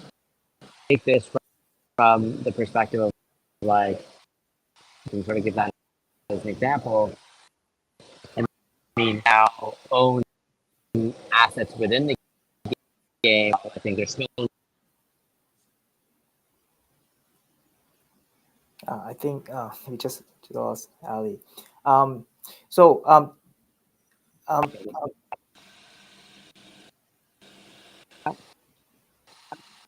So, can you hear me? Hi, Ali. I think we just lost you for around 20 seconds. Could you repeat? Yeah, I'll just I'll disagree even without Ali here. Like it's really hard to be bullish on blockchain games. For the most part, like again, I've never played a good one, and I play a lot of games. But I think crypto people lose sight of the fact that there has to be a clear benefit to the gamer, and most gamers really don't care whether they own an NFT of the sword or not. It's not like the sword's portable, right? This is the promise of every Web3 game. Hey, the gun you earn in this game, you could go use it in this other game. I mean, no one's doing that because no one can do that. That's the unfortunate reality. They're all essentially closed ecosystems, and there's no incentive. That's the worst part, right? Activision Blizzard absolutely doesn't want players going and playing a game, an EA game with an item they earned in their Activision Blizzard game. So they're closed ecosystems for a reason. And so what's the benefit to the player other than this huge friction point of needing a crypto wallet and the game being based on some tokenomics that makes the game unfun, right? They're all like inverse Ponzi schemes where some people put in thousands of dollars and then someone in a third world country can make 10 cents a day playing the game. Maybe that's the use case for it, right? In developing countries, third world countries, where 10 cents a day makes a big difference in your life. But I don't see it. I don't see the benefit to the gamer. And gamers so far have categorically rejected any NFTs, Web3, you name it, integration in games because the benefits aren't clear. That's the big problem. And why I hate the infiltration of the metaverse with these similar concepts, right? Like, why are we're already ruining something that has, that doesn't need to be ruined. Yeah, well, I would take a slightly neutral stance on the gaming. I believe that play to earn, this category, is extremely overrated. I think play to earn is just ruining the nature of gaming itself, because as you say, gaming, when people play Web2 games or other gaming, their purpose shouldn't be earning anything out of the metaverse or out of blockchains. The gaming itself is to have fun, is to have maybe socialize with your friends, have challenges. But play to earn is kind of degrading, of killing the actual purpose of gaming. But having said that, I think blockchain gaming may have their advantage as well, because when adopting different gaming or connecting different gaming on blockchain on chain, the interchangeable or interpolable items, let's say NFT, when you play one game, you gain let's say a sword in one game, and that sword can be used in another game, could be a more dynamic, a more fun to play with multi games at the same time. So I would be more neutrals on the utilities of on blockchain on this. Yeah, it's a beautiful utopian picture. It's just not realistic, because I don't think the game developers, you're not incented to allow outside. It's like if I open a restaurant, right, and I put a big sign out front that says, please bring your outside food, your food from other restaurants, your food from home, and please eat it at my restaurant. Like, no restaurant's going to do that, right? In fact, restaurants put up the opposite sign: no outside food, because they want you to buy from their restaurant. And I just don't think that there's incentive to open these up. And so I agree with the utopian sort of beautiful picture of interoperability, and everything I earn in any game can be used in any other game. And it's not realistic. And I think more importantly, gamers don't care. Because you said it, Gilbert, and I think you hit the absolute heart of it, which is fun has to be at the core of the metaverse, has to be at the core of gaming, which I think is the same as the metaverse. Fun has to be at the heart of it. If it's not fun, people don't come back, people don't find a reason to use it, and these metaverses essentially die because there's no reason to go back. If you're not having fun, there's zero reason to fire it up and spend any time in this alternate reality. That fun has to be the big driver. That's the most important thing in my mind. True. 100% agree. But in going back to investment into metaverse, what kind of the investment projects, features or criteria you are looking at the moment, or what would catch your eyes or attentions when you have eager want to explore what they are doing in terms of for the investment purposes? Yeah, let me start with what I think, and I'm curious to get your thoughts on this also. But what I can tell you what I don't like to see, which is shitty 3D websites for companies, which is like probably 50% of the metaverse projects I see today. Like, hey, you Procter and Gamble will build you a shitty 3D world where people can go buy toilet paper in the metaverse. And it's just like, yeah, you may get some companies that spend a little money because some marketing person can tell their boss that they did metaverse.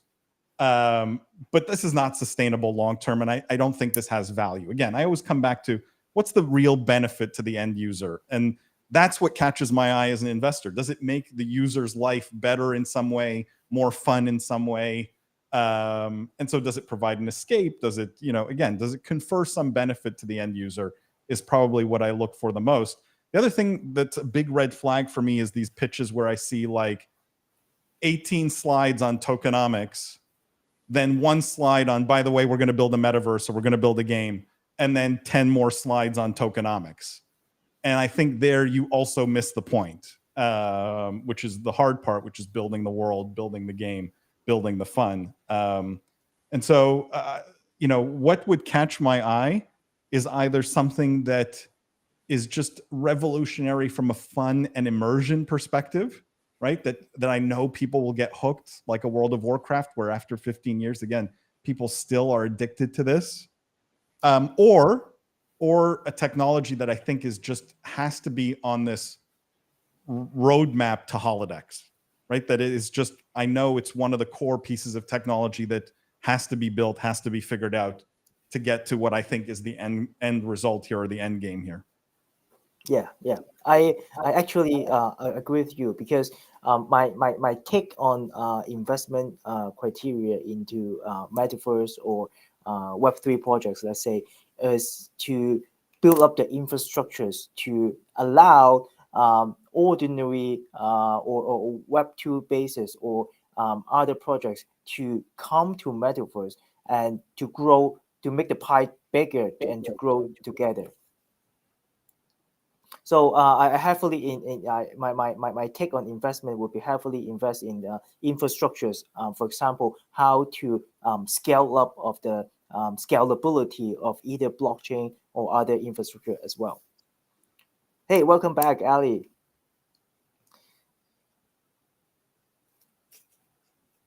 Could you hear us?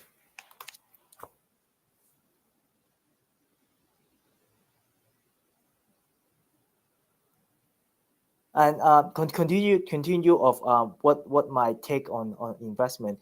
I would also not eager to investing into I've said that single game at this stage, because what we think about the metaverse is that it is not mature enough in terms of technology size to build a game on blockchain or a comprehensive gaming in the metaverse. So what we are thinking is we need the technologies, or we need the infrastructure first in order to build up a better place for Metaverse.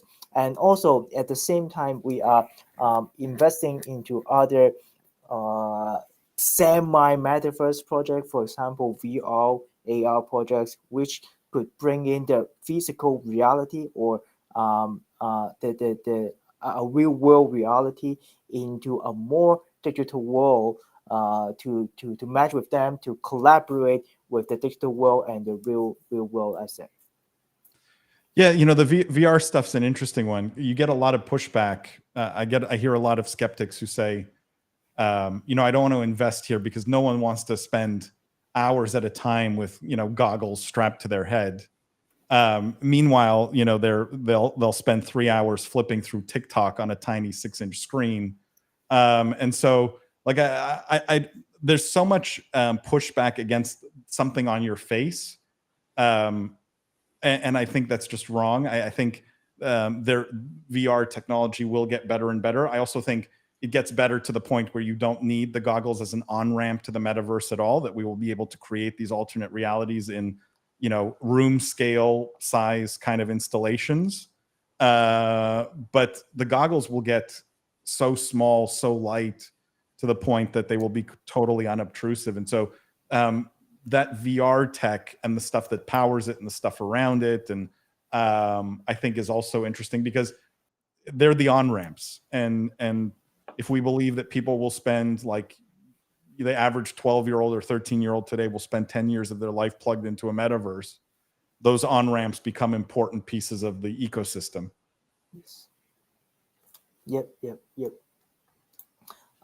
So if let's turn to another topic.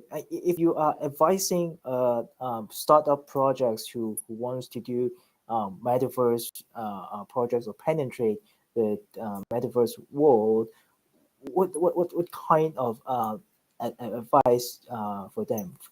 For me, my as my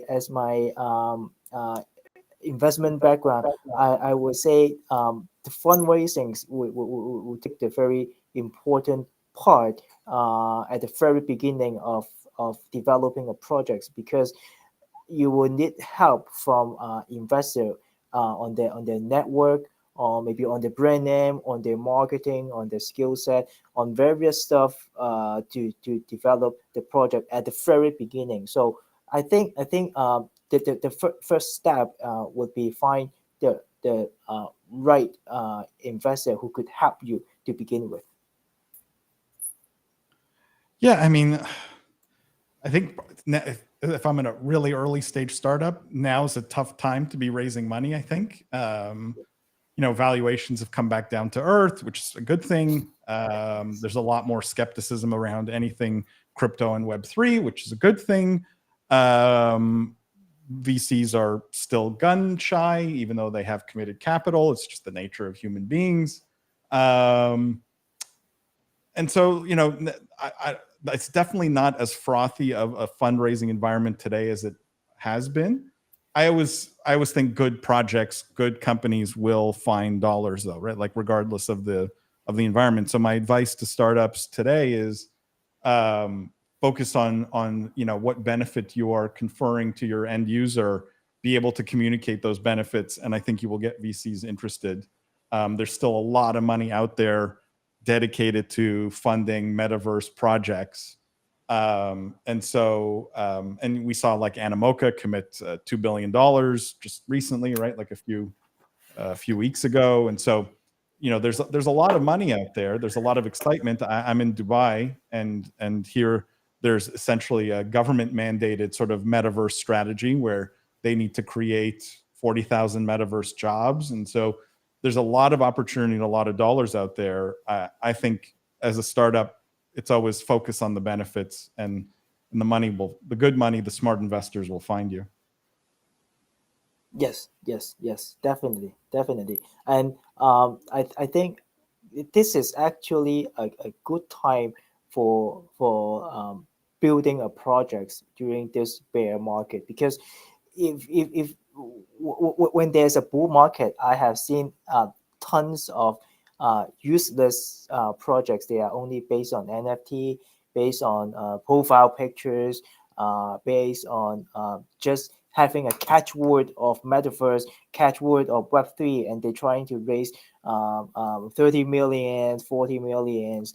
And this kind of projects have no definite futures except for the trend having the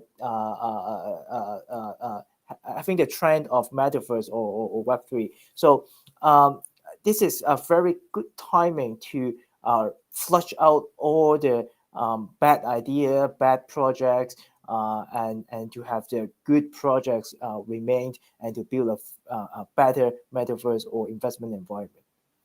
Gilbert, I think you're 100% right. Couldn't agree more there. Like, and if you look historically, I've been doing venture a long time, 20 years. Like, the best vintage companies usually come out of recessions. So, like, it definitely shouldn't discourage people from starting a project if you have real conviction that your project's a good one and has real value and benefit to, again, to your customer, to your user, because these are often the best results. Yes, 100% agree. Well, one of the questions I would like to ask from your very experienced ventures experience. So, what is the most important features of a founders that you will you will look at?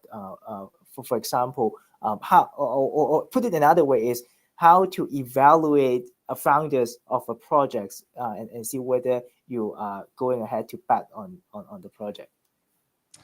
If we're talking Metaverse projects specifically, I think, like I said, a gaming background or a love for gaming and a deep understanding of gaming, I think, is critical, because you can't build, I think, something great in the Metaverse unless you're like really core tech infrastructure. You can't build something great that touches Metaverse unless you really understand the fun component and the gaming component. And so I always look for people who have a real passion around gaming. I think otherwise it's no different than, picking.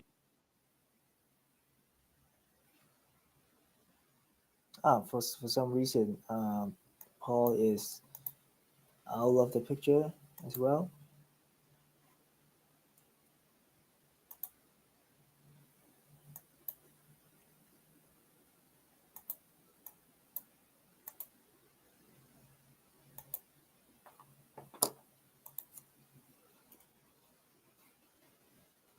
Gilbert, I don't know if I think I lost you or you lost me. I'm not sure as well. So I think we just lost around 20, 30 seconds. I was just saying that fundamentally people with deep knowledge, huge work ethic, a track record of success, if possible, that's always a bonus, right? If you've done it, this is your second or third startup, that's always a lot safer of a bet than your first. And people who founders who really understand and are well connected in that industry, right? So, like, if you're tackling Metaverse, if you're tackling gaming, you need to be well networked. It's hard to succeed otherwise. And so those are the kinds of profiles of people I'm looking for. I see. Yeah, that's very insightful. So because the reason I am asking is in at the back of my mind, I think investment into early stage project is essentially betting on the execution ability of a founders, and it is usually very difficult, at least for me, to judge a person in a very short period of time, because you can see they have a glory background on LinkedIn, but they may have poor execution ability. So for me, it is extremely difficult to judge a person's in an hour or in 2 hours pitch. For sure. And hopefully, to me, this is why raising money takes 6 months or 12 months usually, and what I tell startups to plan for, because I'm not going to meet you the first time and write a check, right? Like, there's a dating process, there's a getting to know process. You have to be able to trust the person. So it takes time, right? Like, the reality is getting to know an investor and getting their money is not a short process, especially again in the environment where we are today, where everyone's a little gun shy right now, right? Everyone's a little hesitant to pull the trigger for no reason other than, you know, the crypto blow up has made everyone a little bit more timid. Exactly. And what I'm also curious. What is your take on go-to-market strategies on this kind of metaverse or Web3 projects? I personally think I'm absolutely not a marketing person. I don't understand marketing, but I because I found it very hard to allow the projects to grow in a very short period of time with targeting or actual users. But I can also see a lot of um, um, gaming projects or metaverse project, as you say, they may have a very good background and network with traditional gaming network, so that they could grow the project really fast. So what is your advice and your take on the marketing strategies or growth hacks in terms of startup projects? Yeah, you know, user acquisition is always at the heart of the problem of these sort of plays, whether it's metaverse or games. It's why I like to see founders that have some experience in gaming, because if you worked for a mobile game publisher sort of before this, call it, right, you'll understand how do you get your game to the top of the app store? How do you acquire customers? How much does it cost to acquire those users, right? Like if you're going to build a metaverse, though, that's an important skill set to know and understand. And so I like seeing that. And to me, the go-to-market's sort of no different than the go-to-market for a mobile game or a game in general. The projects that make me scared from a go-to-market perspective are the ones that are like, you know, we have a 5,000 person Discord community and they're all super excited about our project. Like, okay, I mean, that's kind of weak if you ask me. Or like the super hype, like, you know, BitBoy is gonna tweet about our metaverse or something like that. Like that's the whole go-to-market strategy, which I also don't think works long-term or is sustainable long-term. So more like the organic growth through good, you know, basic marketing and SEO and, you know, growth hacking the app stores and things like that, where people get visibility on what you're building and try it out. To me, those are the best go-to-market strategies. But again, I come back to first principle, which is if the game is fundamentally good or fun, if the metaverse has reasons for you to come back, I don't worry too much around the go-to-market strategy, right? Like word of mouth is a powerful thing in this market. And all of these products, whether it's a game or a metaverse, they're the same to me, are inherently social. So if it's fun and if there's reason to come back, those networks, these games, these metaverses grow organically quite well, I think. Which, you know, probably don't pitch that to an investor. Probably don't be like, hey, it's just going to grow on its own. But I don't like the hype stuff either, or like, hey, we have a zillion people on our Discord community. I don't think that works as a go-to-market. Yes, I'm also with you on this. And other features that I will immediately turn away from a page is that when the page is only talking about who the founders knows, who the name was, founders are only throwing names, throwing the network without talking much of the actual idea and projects and how to take the projects to scale up. I will immediately turn away as well. And good content strategy, right? Like getting the word out about your metaverse, your project. I think content marketing in general is still to this day seriously overlooked as a strategy, but can be incredibly effective. Yes, I also agree. But content. Thanks for bringing up content. So, what kind of channels in terms of content do you think is more or slightly relatively efficient on this metaverse project or startup projects? I mean, when you're talking about a target demographic, usually like that are teenagers, nothing's more effective than TikTok or short form video in general. So TikTok, Snap, anything less than a minute, YouTube Shorts, whatever you want to put in that bucket. It's what we found to be most effective from a growth standpoint and really powerful if the content is good and it's compelling and you're putting it out regularly. So again, given the target demographic here, I wouldn't go and do 2-hour long podcasts. That's going to give you a totally different audience. If you're looking for that 30-something professional audience, go do that. But if your target demographic is the average 15-year-old with a cell phone, it's definitely short form. Makes sense. On another topics, I actually, this is my personal questions. So the reason that I've mentioned several times that we don't invest in single game is that we think that in a single game the shelf life of the gaming life could be a very short period of time, could lose interest by their players or by the audience very quickly. So in the gaming perspective, how do you judge whether a game could have a longer shelf life, or what is the reason that the gaming would certainly lose interest by the gamers or players? Yeah, I think there's a two-part answer to this question because it depends on if we're talking about mobile gaming or if we're talking about PC and console. Because I think in the PC and console world, the games cost a lot of money to develop. The good games, right? We're talking about AAA game studios. You're talking usually hundreds of millions of dollars today to develop a AAA game. And some of them take years, right? Like Cyberpunk was in development for 7 years or 8 years, something like this, before it was released.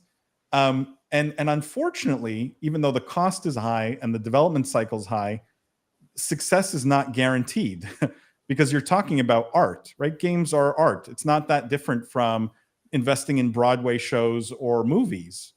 And art is fundamentally subjective. And so you could spend $200 million and 7 years building a game, and the game could still fail.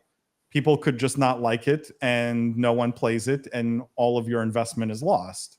And so those games, I think you have to invest in a portfolio if you want to invest, because art is subjective and it's a classic sort of venture. The 1 or 2 big hits pay off the rest of the failures, right? It's kind of a venture model when you're investing in games, ironically. For mobile, it's a little bit different. Mobile, the shelf life, is short. People are looking for novelty. No one plays a mobile game repeatedly for years on end. It's quite rare. And so you're looking for games that are really effective at getting lots of users quickly, monetizing quickly, and then disappear. And so there, it's speed of output and the science around the monetization of those games and how quickly you put out games and how quickly you kill them that works best. And so, like, I always point to a company called Homa Games. It's a French publisher of mobile games. They probably put out, I don't even know, 5 games a month, and they're methodical, like to a maniacal standpoint. They're methodical in terms of how they judge the performance of their games, how they monetize them, and they kill them fast if they're not, generating enough users, generating enough dollars per user, whatever it is. So the mobile gaming is a different animal altogether. It's about quantity and it's about throughput. And so those strategies are more important than investing in a portfolio. I see. That's actually explain a lot of the investment strategies of a lot of VCs. So thank you. Ali, welcome back. We lost you and we continue to discuss. So, but I am also very curious from your take. What is your take on or advice on the for investor when they're trying to invest into metaverse projects what criteria and features you are looking in those projects? Yeah, it's a good question. I mean, I think for us as a more institutionalized investor, go a lot deeper, right? So we look at about 90 different things that we're measuring every time we look at a startup. Barely answer all of those questions always, depending on what stage they're at and sort of how far they're along. Much more comprehensive process. I think if you're a retail,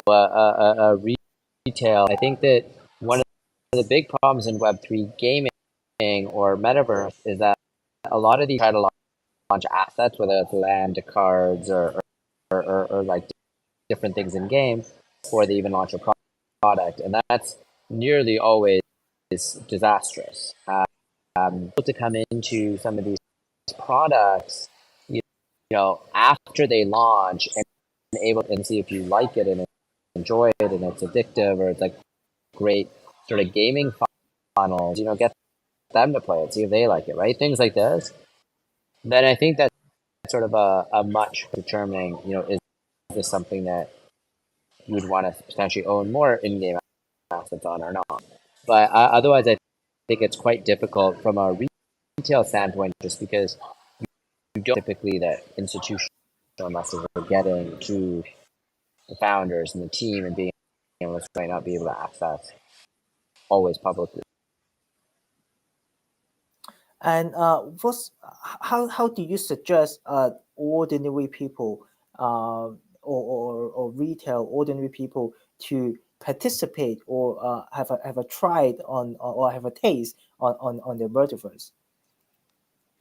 Yeah, I think it's the same with sort of blockchain gaming and metaverse. I think that you know, any sort of product you've heard of, like, you should go try them, right? Like, even if any of us on this panel have opinions off or Decentraland, I mean, go make your own opinion. I think that this is long-term technology.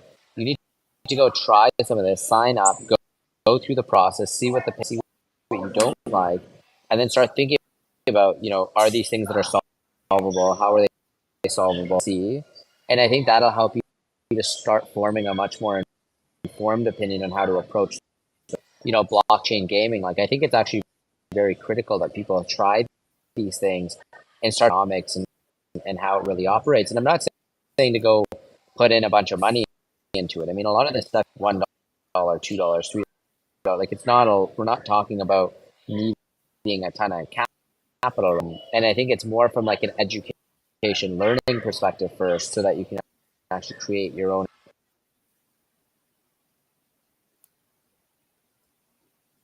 Thank you.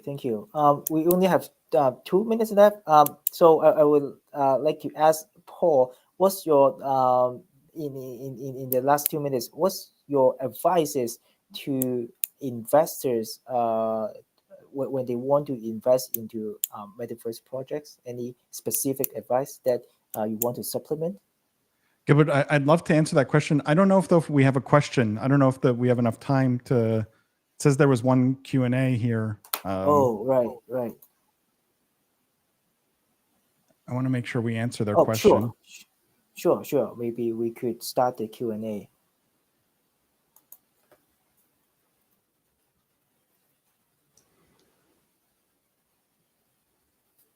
Hi, Mr. Sebastian.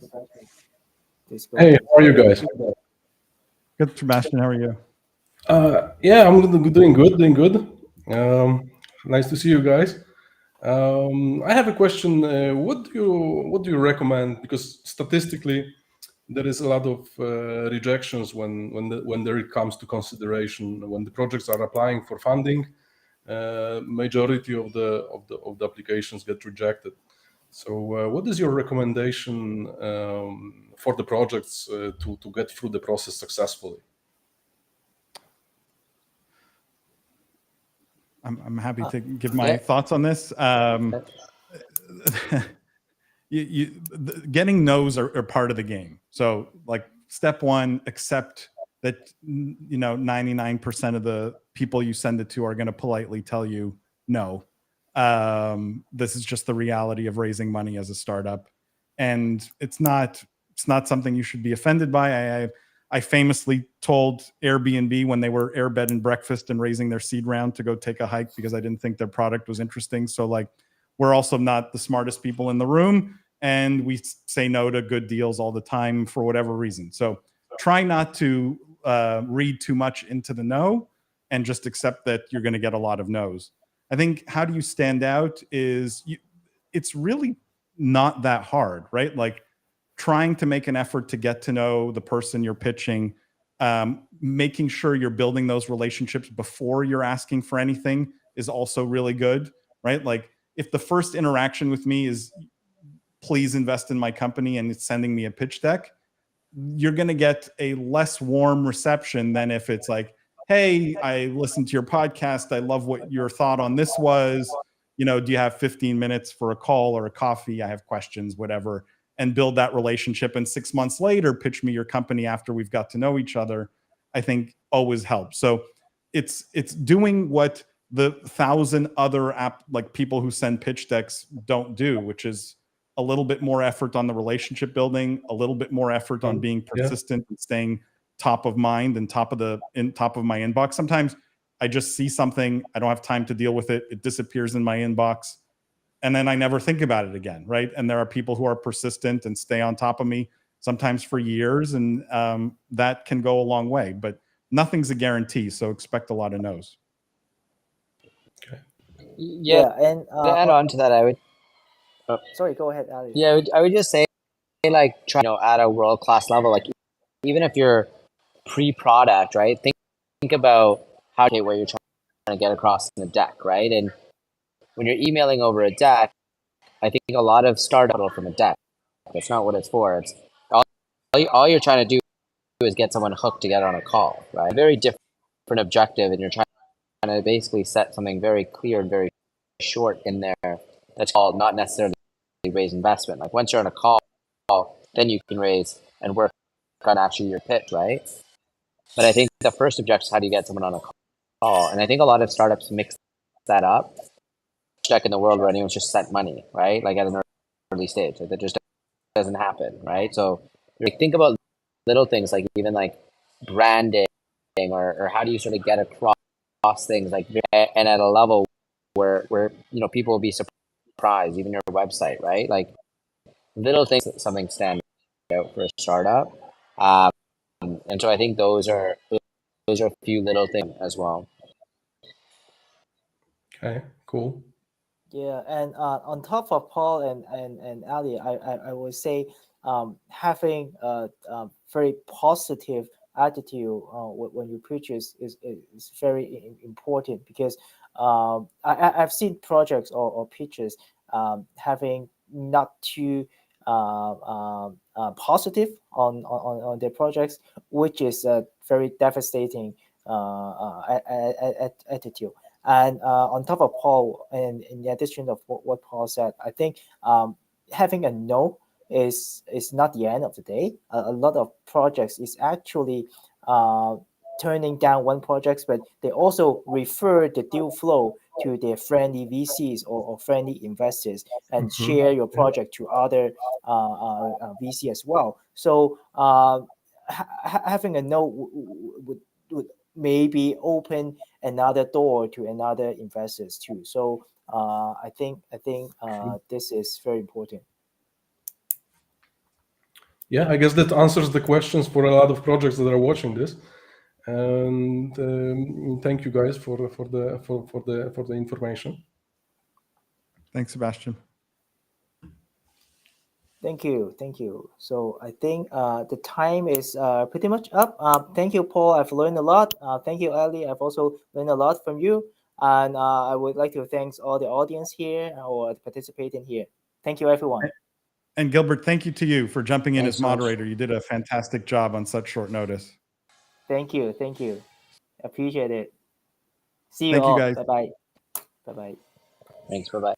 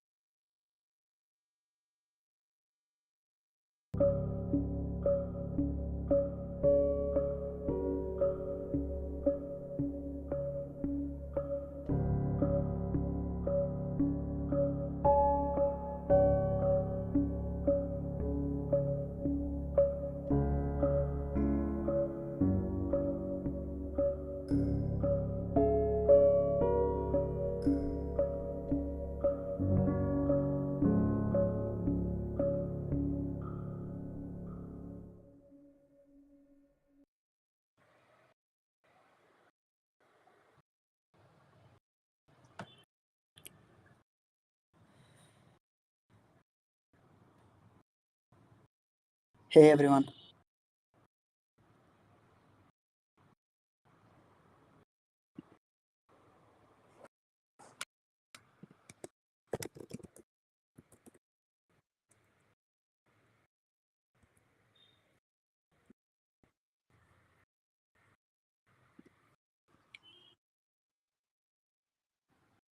Hi everyone. I hope you guys can see my screen.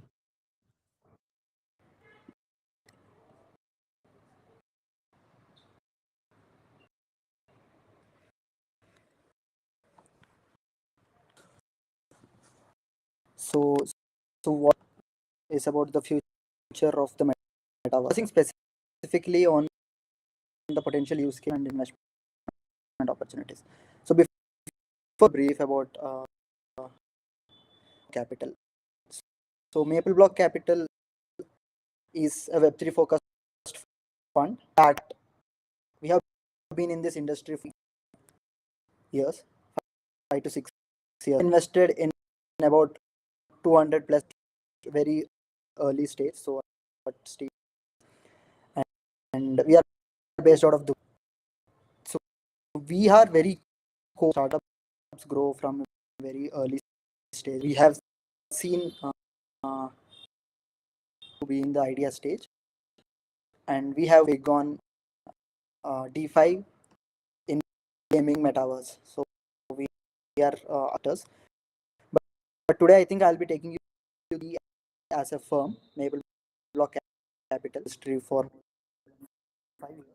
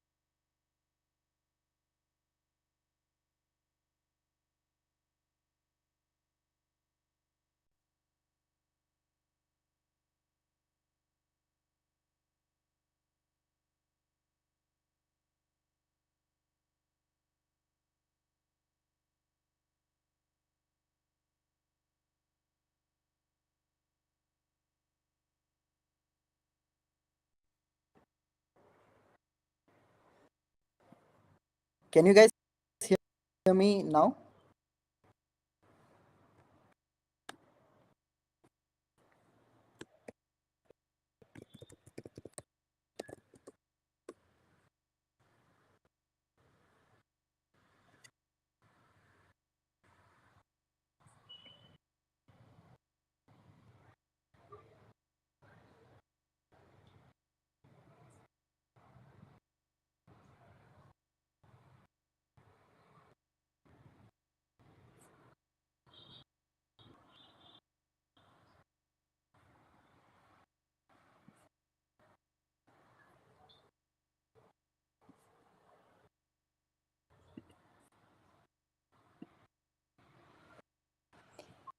Yeah. Can you guys hear me?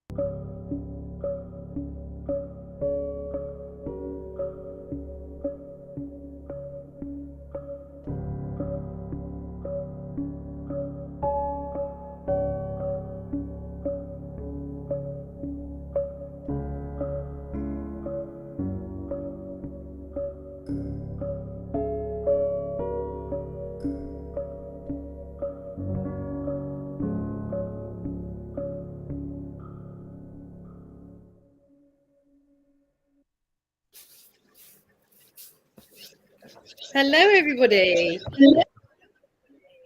Hello, everyone. Hi, Jackie. Hi. Hello. Nice to see you all. I'm assuming that we're live right now, so I'm going to just start talking.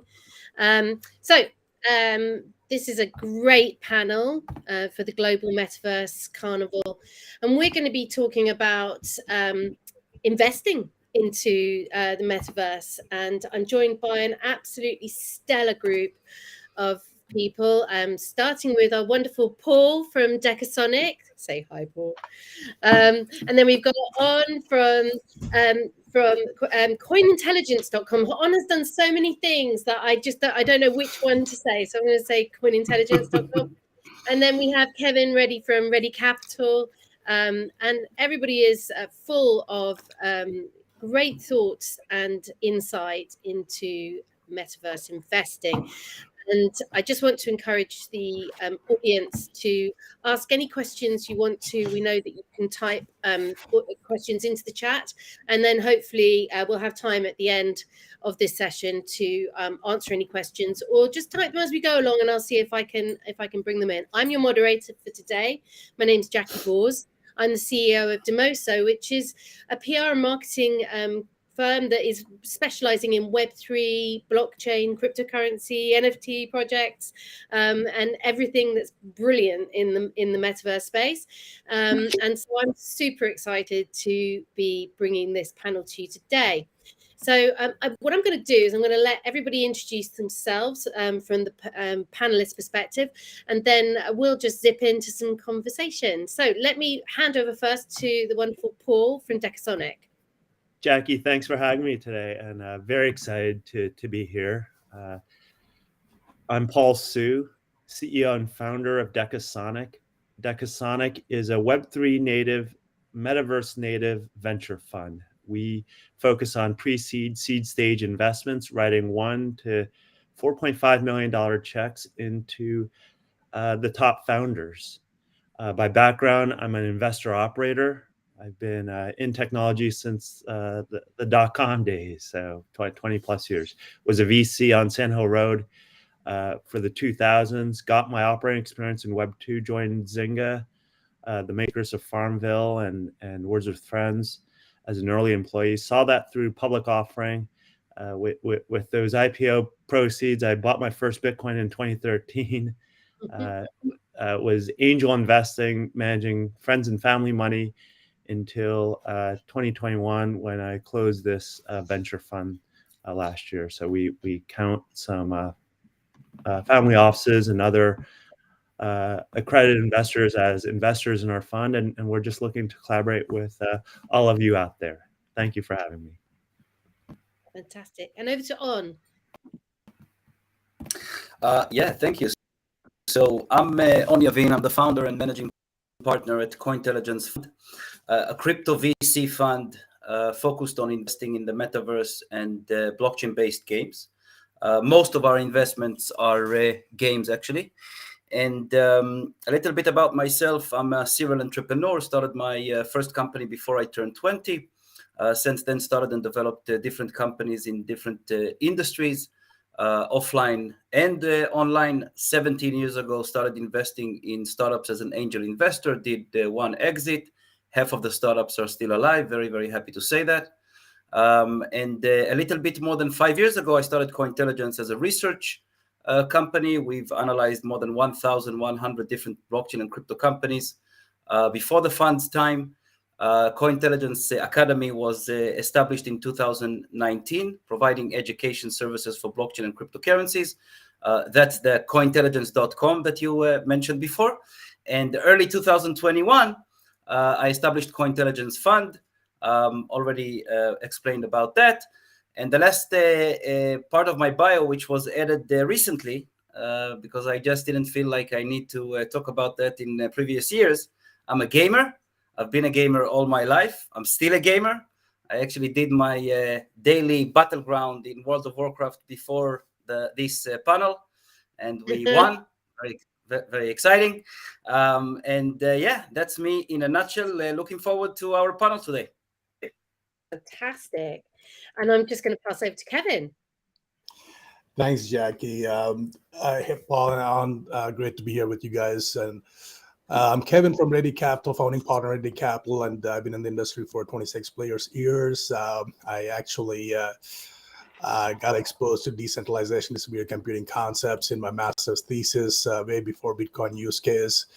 Went to management consulting, strategy consulting with Pricewaterhouse, Accenture, and Booz. Made partner there, and also was a founder and CEO of Cognitive Enterprise Security startup in Silicon Valley. And following that, being an angel investor and advisor in a Web2, high-tech startups, and started doing more. Again, I've been played with Bitcoin, and again got more involved with as an investment advisor in 2015 with the DApps ecosystem growing there. And past 3 to 4 years, been mostly focusing on investing and advising mostly in GameFi, SocialFi, economic models with Web3 enablement, kind of bridging the gap between Web2 communities and bringing them onto Web3, Metaverse, or pretty much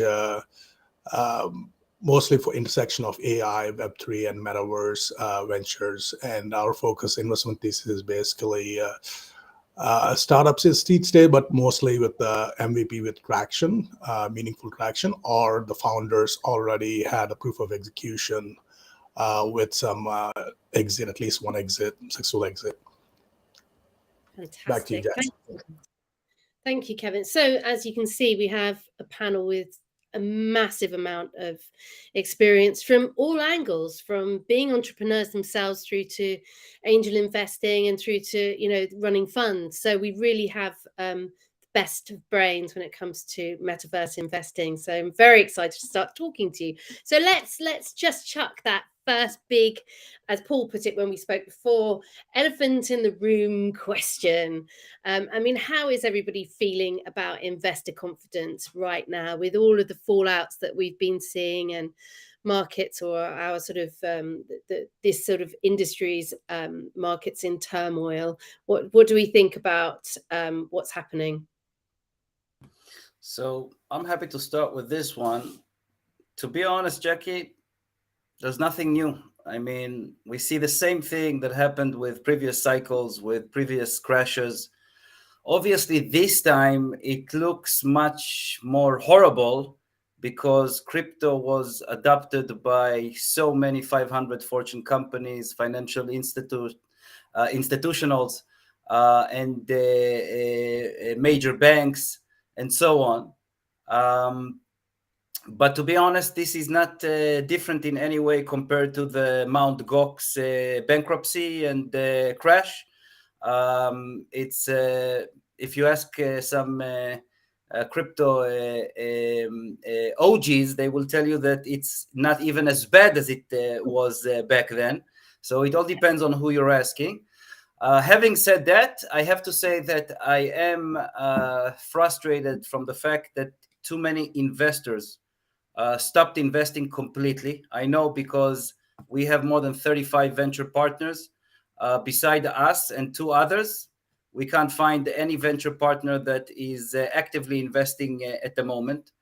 So that's we're actively investing on. So, yeah.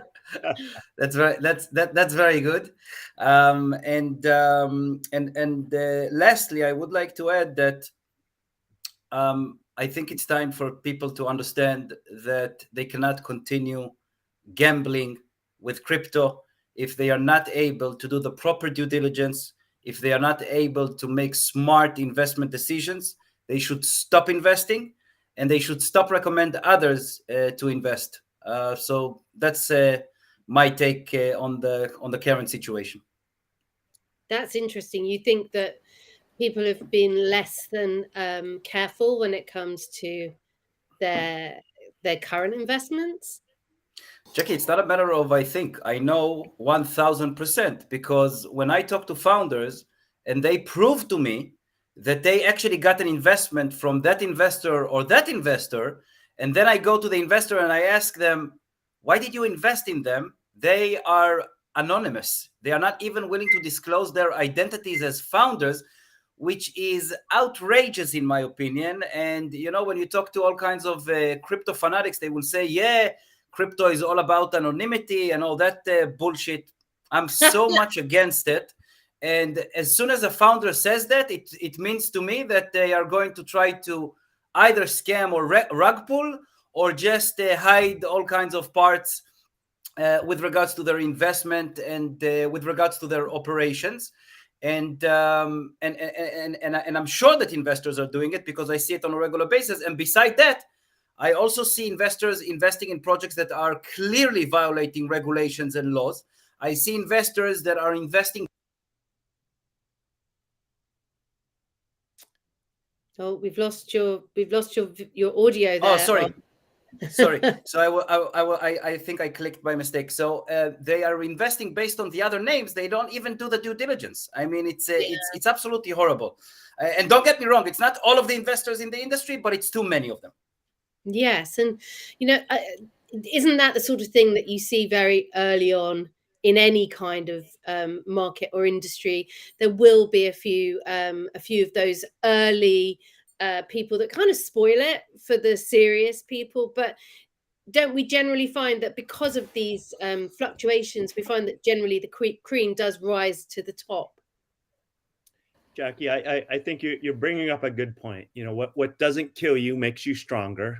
The four of us have been battle tested through prior market cycles, but both in blockchain, but also in general technology, whether it's 01 or 09. This will happen again. So for everyone out there, take the lessons right now. Learn from your own mistakes. That's knowledge. Learning from the mistakes of others, our industry, that's wisdom. What gives me optimism and why we're still continuing to deploy is that the mega trends for metaverse, for Web3 adoption is still intact. The corner of the industry that relies on speculation and leverage, that's probably going to get washed out. In other areas of Web3 and metaverse, phygital, loyalty NFTs, membership NFTs, commerce for digital goods. On said it best. He was playing his game, but before he logged on to that adoption of gamers coming into the metaverse, gaming impacting the world is still intact, and that gives us optimism. Yeah, I mean, you just look at the gaming industry as it stands alone, it's worth much more than Netflix and all of the Hollywood film properties put together. So, that's just as it currently stands. And when you look at how games are evolving into Web3 gaming platforms, then that's a whole new stage. So that's, a very exciting part. So you feel like there is much more opportunity to be had. I mean, I think definitely I remember the 2001 and the 2009 crashes, and I saw some amazing things come out of those. Is that kind of where you're going, Paul? The best venture funds were created during downturns like today. There are opportunities of a lifetime. The healthier ecosystem is intact today. People also forget that innovation is an exercise of failure 99% of the time. It's that 1% breakthrough that requires leaders with our respective expertise, like ourselves, to roll up our sleeves and co-build with our founders. And that opportunity is never bigger than it is today. So well said. And certainly, I mean, I was just speaking to a really exciting new startup, which is 26 seed investors behind it. And, the principals have come from GTA and 2K Games. And, it's a really stellar team. And one of the things we were talking about this morning was the fact it's so important to go with the credibility of the team and the founders and everything that they're trying to create, because there's a lot of really interesting and good things happening in Web3, and it's a shame that we've seen a lot of media cynicism and speculation that doesn't really help in this current climate. Yeah, absolutely, Jackie. I mean, basically what An and Paul was saying, to add to that, basically it's like any other bear cycle, right? Obviously, in the crypto, this is the worst bear cycle we experienced, and obviously the last year FOMO investing is not happening, and nowadays pretty much all investors I know, we're all doxing the founders and making sure that actually these founders actually can execute with some exit, or at least a proof of execution with showing us that they can actually develop the product and the idea they are sharing, and get some actually traction and build a business around it, right? Even some meaningful traction, slightly, even the community focused traction. And that's something that definitely going to be for the next couple of years at least. Again, in the bull cycle, we obviously will, there will be again some FOMO investing in 2025, probably around that time. Until then, I think it's as Paul was saying, we've seen again and again, and the best companies are built in the bear cycles, right? Most resilient founders and leaders, and they're the ones who try to be multi-decade, companies. So I think for us as an investors, it's less noise in terms of deal flow, more, and also we get to take a little bit, there's no pressure on the FOMO side, and basically we are, the investment cycles are longer right now, and also we're looking for a lot more due diligence. So any founder right now who are looking to approach an investor, better to be prepared with the not just white paper website, but proof of execution that you can actually build, develop your idea into a product and get some traction. So yeah, let's dive in a little bit more into that. I mean, what are you looking for when it comes to your investments today? I mean, On has referred to doing much better due diligence. And what sort of due diligence would you be doing? Our due diligence has been actually, even in the last year, it's something similar. We've always been, over multiple cycles.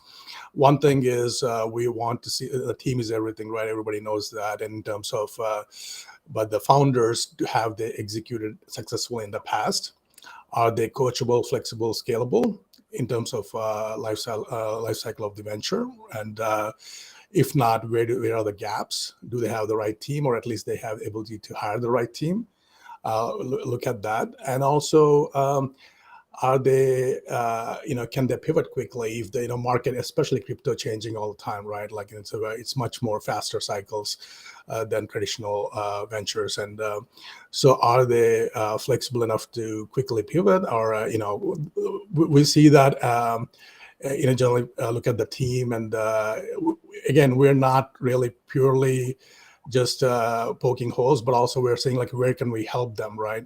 Where can we actually kind of fill in the gaps, as long as they're dedicated and resilient and really in it for the long-term innovation-focused teams that they can scale with the markets and put with markets mainly.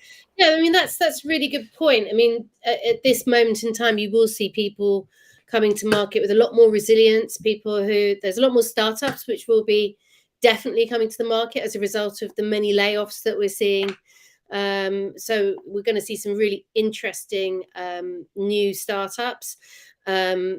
What stage are you starting to invest? You mentioned MVP stage.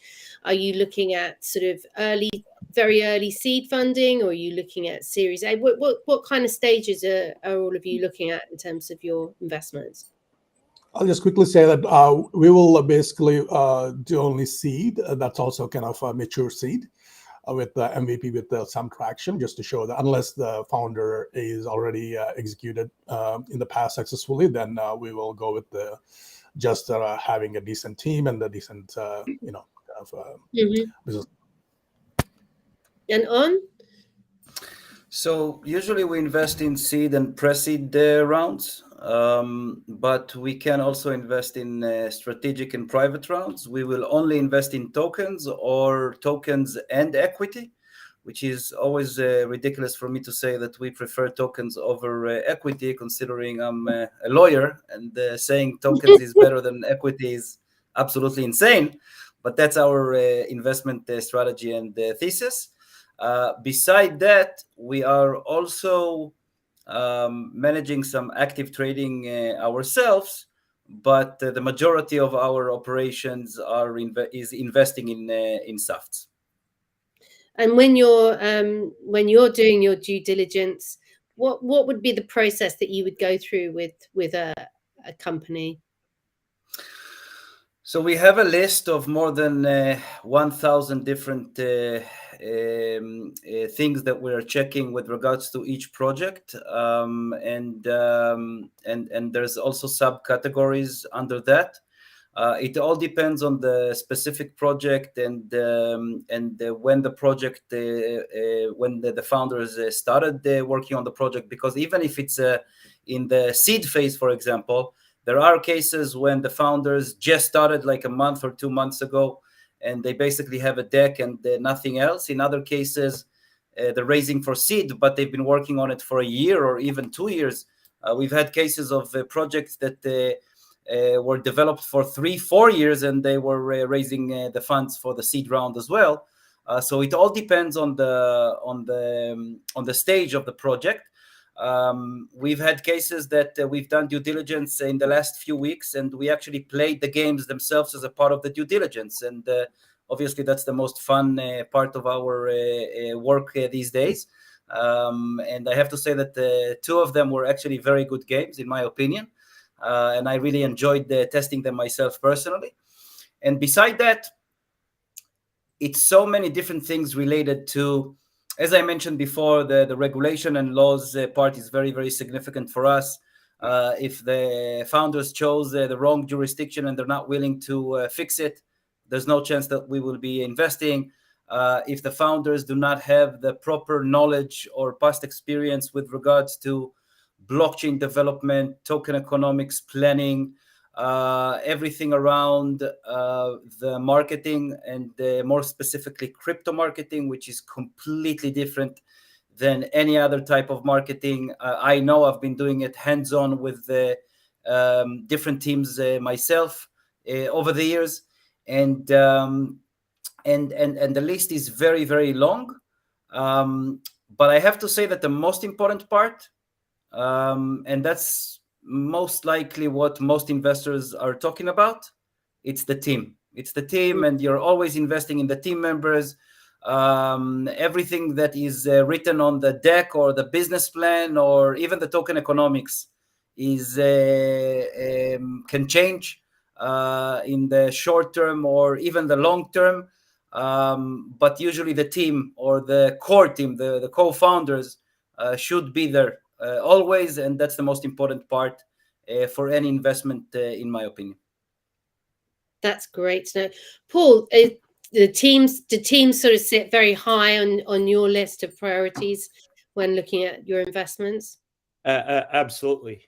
I'll add that the double click on team would be for us superpowers, and because venture is such a industry of power laws, exponential expertise does matter. So the difference between a top 1% performer and a top 0.01% performer is making the Olympics versus winning the gold medal. And I know Kevin and An also have their world-class track records. I think we're used to passing on 99% of the deal flow that comes in because that bar is so high.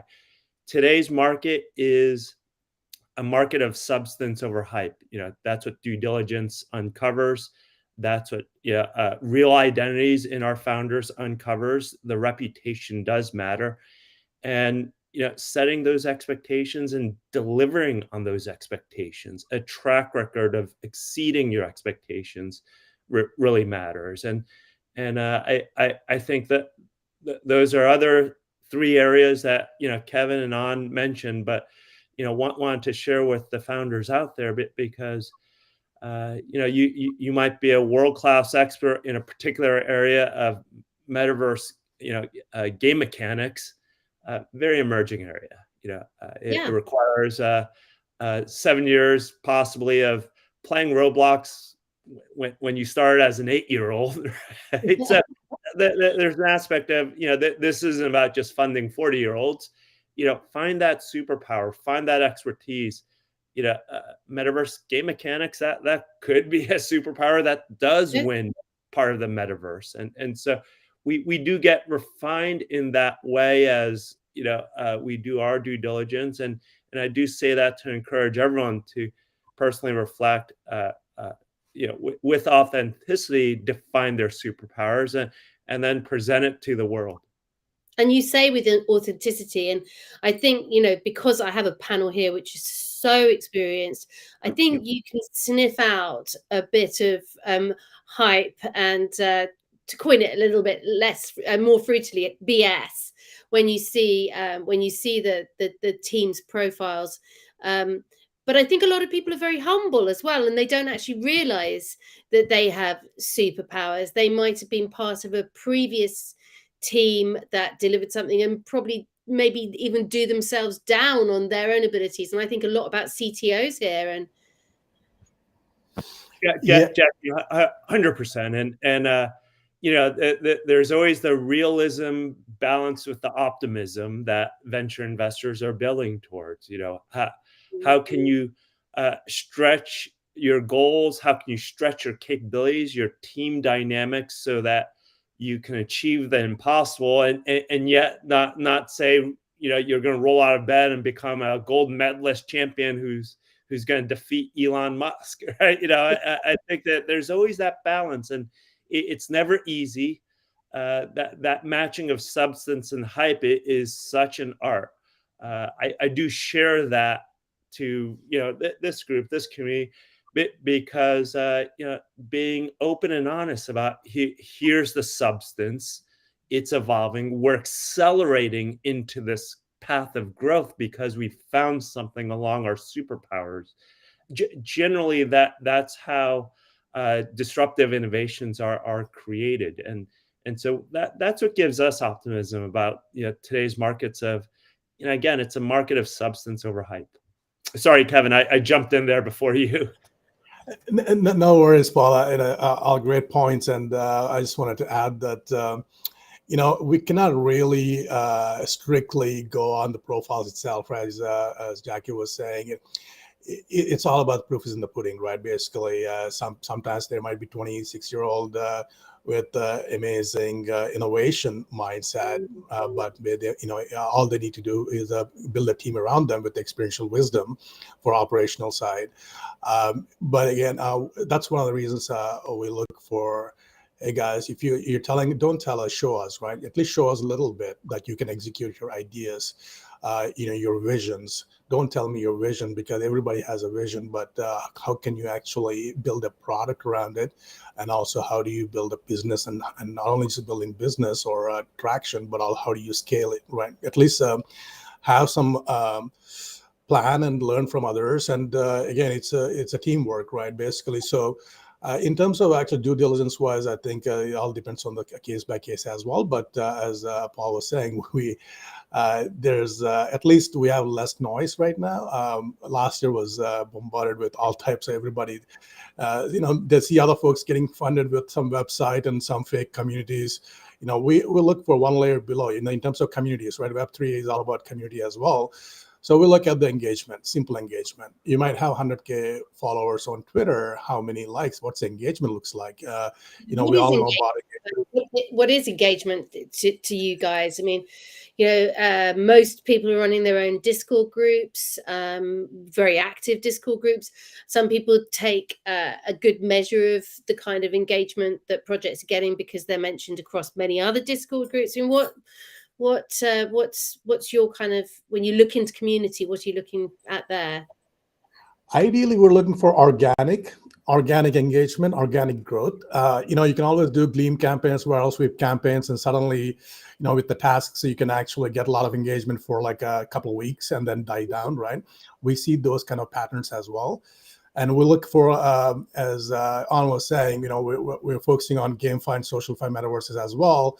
And as you were saying, basically gaming projects, they're actually almost a gateway into metaverse. They are the ones who has the highest transaction volume right now on chain. And in terms of size-wise, Web2 is a $250 billion industry, which is music and entertainment put together, movies and music put together, right?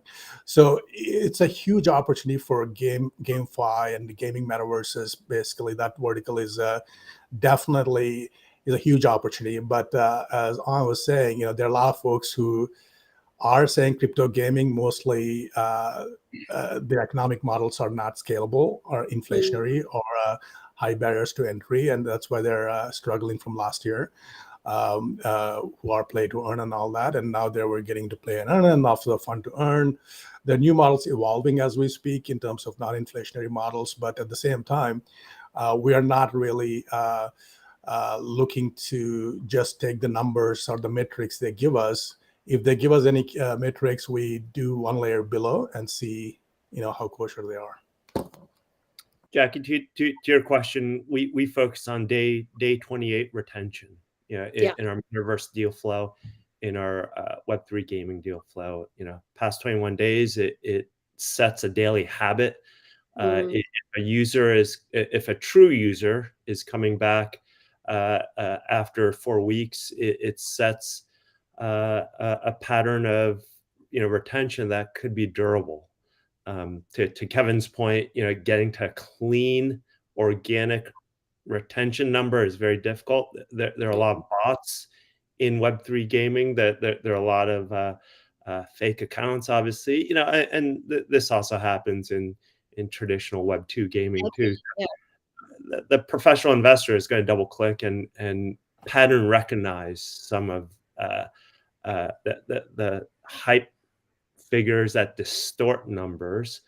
What Kevin was also saying about today's markets and operating environments is that there are fewer distortions. When capital is scarce, idea wins, execution wins, and not how much you could raise in your venture rounds from an Alameda Ventures and distort the market, right?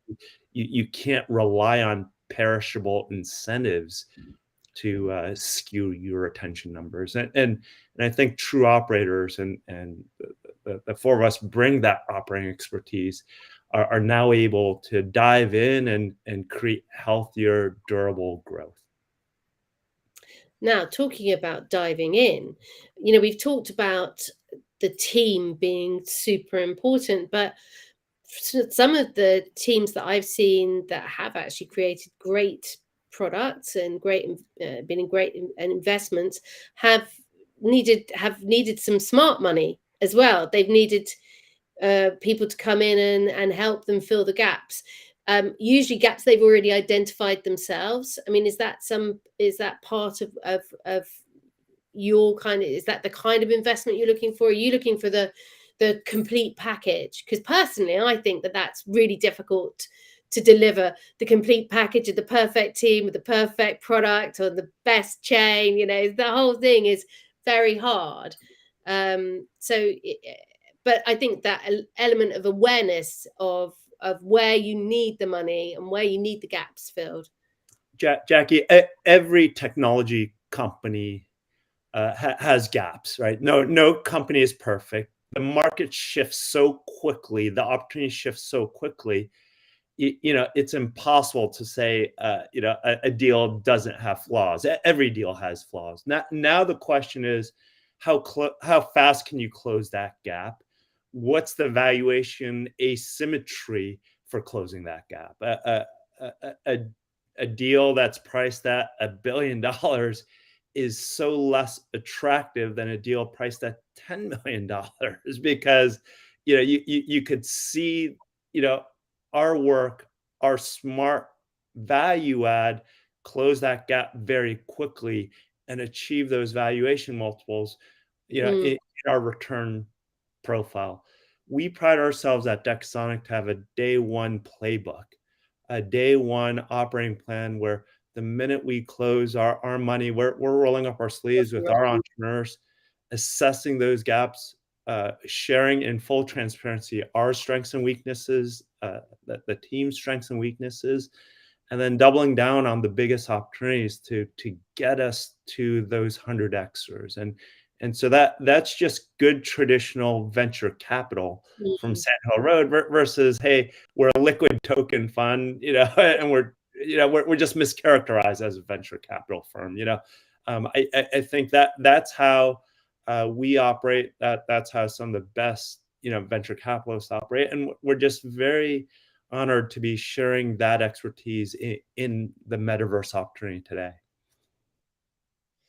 I'd like to add to what Paul just said, that, and actually I'd like to warn founders that are listening to us, because unfortunately I realized I myself and my team members are very, very active. And when we invest in a project, it's not mandatory, by the way. We don't tell the founders that it's a must. It's completely up to them.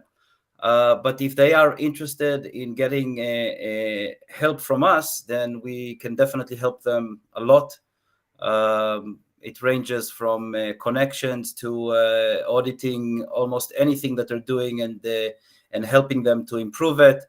Everything around crypto marketing, as I mentioned before, which is so important. And it's up to them to decide if they want to get the help from us. But I have to tell you that from my personal experience, especially in the last few months, and especially following all the crashes and the bankruptcies, most investors out there will promise the founders the moon, and they will disappear on them as soon as they realize that they have better options, that they are not going to see profits so quickly from this or that project. And even worse than that, there are some investors that are promising the moon and they're not able to deliver anything that they promised. It's so outrageous, and it really upsets me when I see it. And in the last month, I've seen at least 7 cases like that. And when I talk to the founders and I ask them, okay, but why aren't you being a little bit more aggressive and demand it? Because you actually have evidence in writing that they promised you the moon and they promised to help you with this and that. They're not even responding to your messages, not to your emails, not to your texts, nothing. So why aren't you being a little bit more aggressive? Then they don't know what to say. They're too embarrassed and they're in like a shock. And I completely understand them, because some of them are so young. They don't have the life experience and previous cases that they can rely on, and they think that they are doing something wrong. Or if they will demand the investors to fulfill their promises, then they will be hurt from it, which you can understand why they think that, but it's really horrible in some cases. But you've brought me on really nicely to a place I was going to talk to you about, in terms of, obviously the people coming to you have a proposition where they think everybody's going to benefit from. So they should be doing their own due diligence on the investors that come into their front room as well. What sort of questions do you want to hear from people approaching you, not just showing you what they have, but also what they are looking for? So Jackie, it all depends on the time period. If we are in the bull market, the founders will interview the investors, and I'm using the word interview because it's like the investors are trying to apply for a job. Seriously, I mean, they will ask so many questions. They will want to know exactly how the investors are going to help.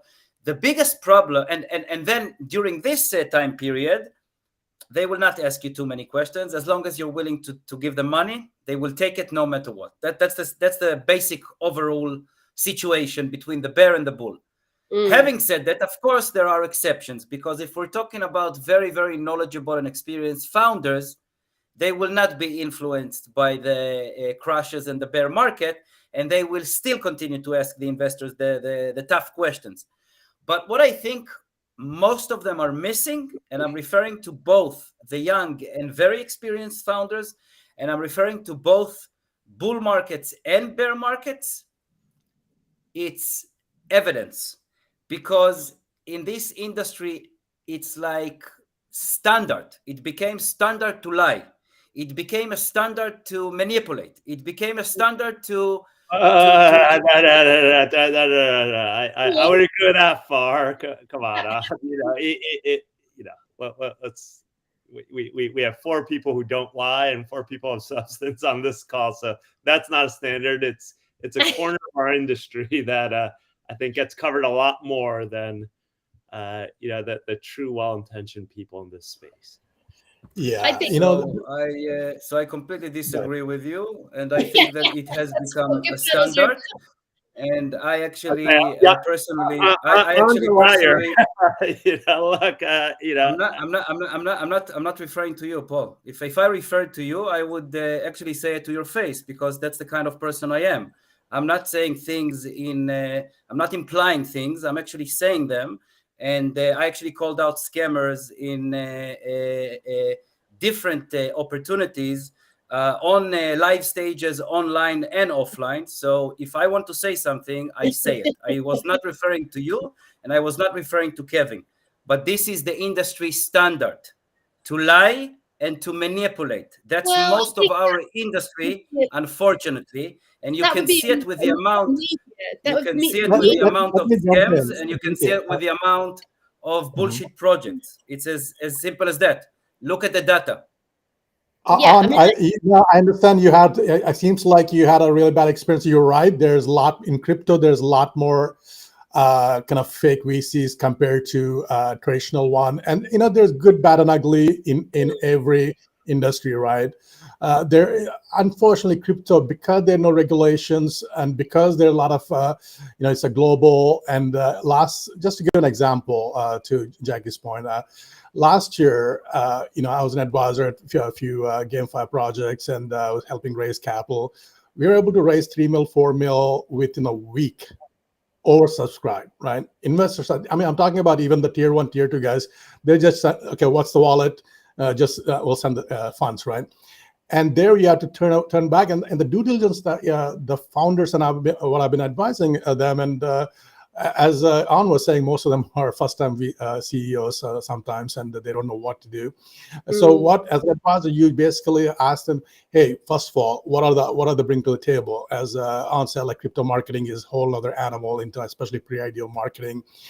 You know, what type of, you know, choosing the right market makers, or where to list, right? You know, what kind of marketing budgets and what kind of fees are reasonable for CEX listing fees, and all these things, right? Basically, if the investors have connections into good marketers, influencers, and KOLs, and any CEX with the favorable deals, those are the things that we ask them to kind of, again, to An's point, obviously some of them promised and actually turned out to be, they did help other projects, but sometimes, you know, when things started going down in the market, they also started disappearing as well.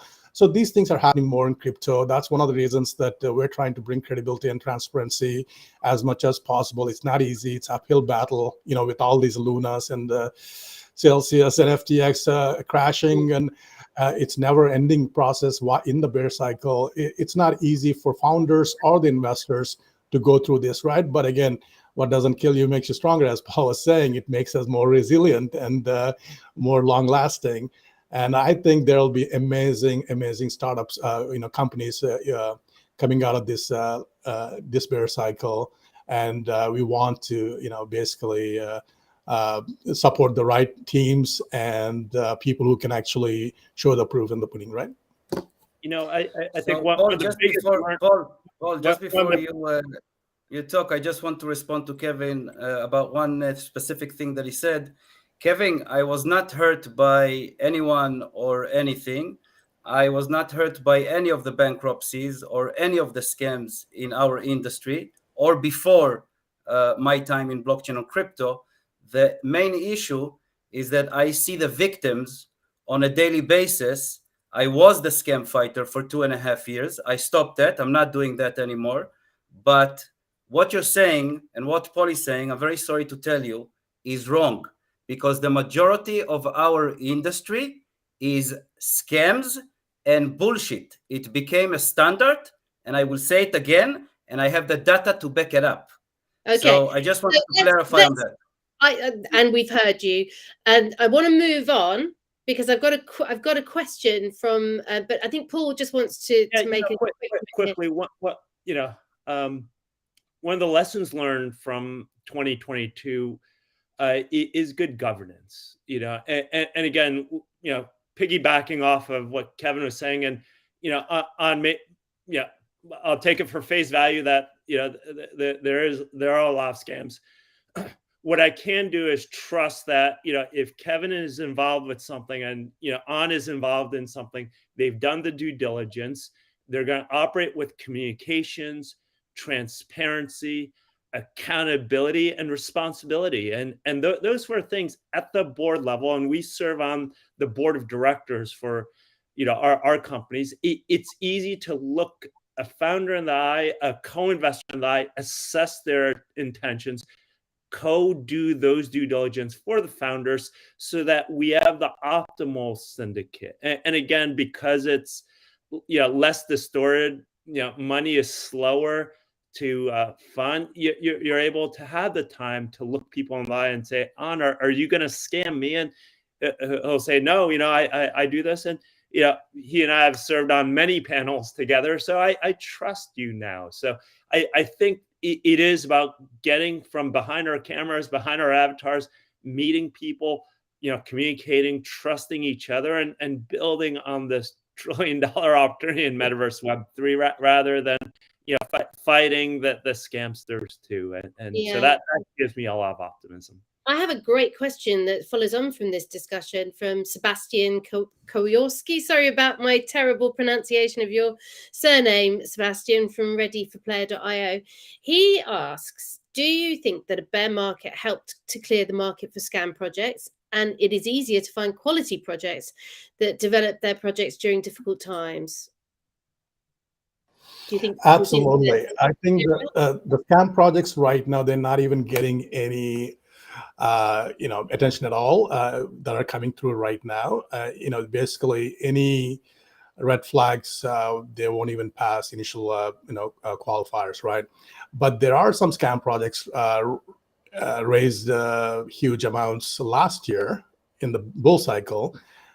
Some of them are still surviving. Some of them did the rug pulls already, and some of them using their treasury like their own personal portfolio and buying real estate, all kinds of things on their personal names. I'm seeing all these kind of things. And you're right. The crypto is a lot more scams than traditional. Coming from traditional side, all of us, we have certain integrity, certain standards and everything. And crypto, I'm highly disappointed. And I'm trying to figure out, like, the blockchain is all about transparent, provenance and transparency and accountability. And we're not able to push that in the projects. And I'm pushing that in my own way with the checks and balances. And also, to Paul's point, board is important. And most of the projects, they don't have boards, really functioning boards. And even FTX itself, they don't have a real functioning board, And as we know, top tier traditional VCs invested, tens of millions of dollars without even participating on the board, right? It's part of the risk management, of course, but I'm pushing for board, a healthy, balanced board on any future investments in crypto. That's one way we can actually make sure that there's nothing shady happening. Awesome. So let's look at the people who are looking to raise money. When it comes to their pitches and their approaches, what stands out to you as something that really, what kind of projects are you looking for, and what kind of pitches are you looking to receive? I'll pop that to Paul. Yeah, we underwrite 100Xers at the pre-seed seed stage, and just like .com and Web2 social mobile local, the two biggest areas where you find 100Xers are companies who solve key bugs or companies who build killer apps. Key bugs today in the metaverse, are probably around the area of infrastructure rendering, bandwidth constraints, devices, compute power. How do you push that to the edge? The overlay of generative AI into metaverse assets, gameplay, token design are all key bugs And so every pessimism can be turned into an opportunity. To On's point, scams are big, and that's a key bug that we have a term sheet out on a company that is leveraging AI and ML to better solve security. On the killer apps, those focus on use cases, and there are use cases around phygital, around loyalty, around membership NFTs, next gen ticketing. We run a concurrent list or a real-time list of 40 potential killer apps, similar to what email did in the .com and mobile casual gaming in Web 2. So very optimistic about solving the problems with key bugs and where the next gen wants are with killer apps. On what's for me, for me, it's very easy and straightforward because, as I mentioned before, we are completely focused on the metaverse and more specifically games. So right now, we're not even reviewing anything else beside the games. And of course, they have to be very, very high quality projects. And as mentioned before, the teams have to be very high level teams, and they need to check the long list that we have. But I will tell you that the biggest change, in my opinion, if I compare it to a year ago or 2 years ago, is the fact that now we are looking to invest in much more progressed projects. Just to have a deck is not enough for us anymore. And beside that, I think that the biggest upcoming issue, which was discussed for a very, very long time, is the fact that regulation should catch up pretty soon. Definitely after what happened with all the bankruptcies. And I'm suspecting that we will see regulation much sooner than expected. Again, not if I compare it to the fact that I've been waiting for it for about 5 years, but I'm talking about recent times, and I'm hoping to see serious regulation kicks in next or the following year.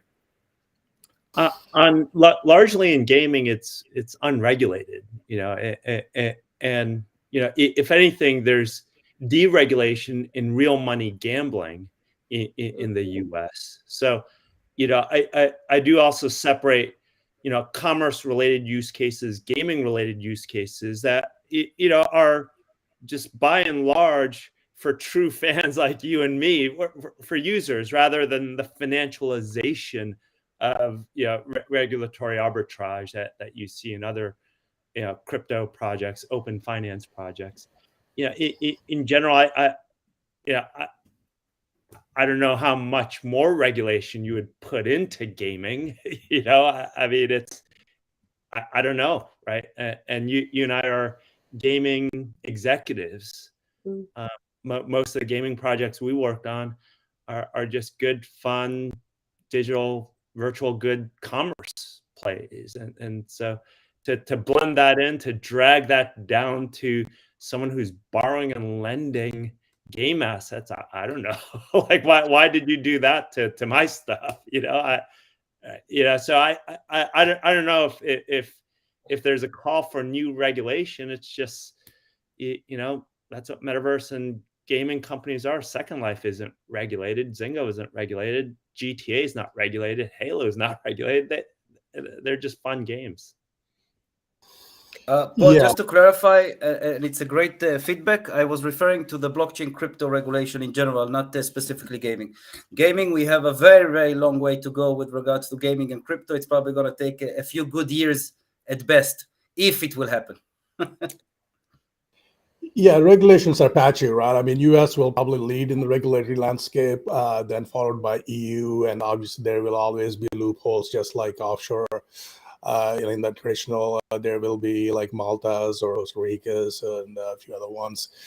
So basically, to answer your question, Jackie, we're looking at intersection of AI, blockchain, and metaverse, right? With the Web3 and GameFi, SocialFi economic models in terms of the apps ecosystem, but also looking at infrastructure ventures, especially interoperable metaverse infrastructure or shared Oracle infrastructure across metaverses or multi-chain, data bridges for verticalized metaverses. So depending on that, but again, my past few years, I've been focusing on GameFi and SocialFi more. So as gaming, saying that's where the engagement is. There are a lot of people selling land, virtual land, but without any utility.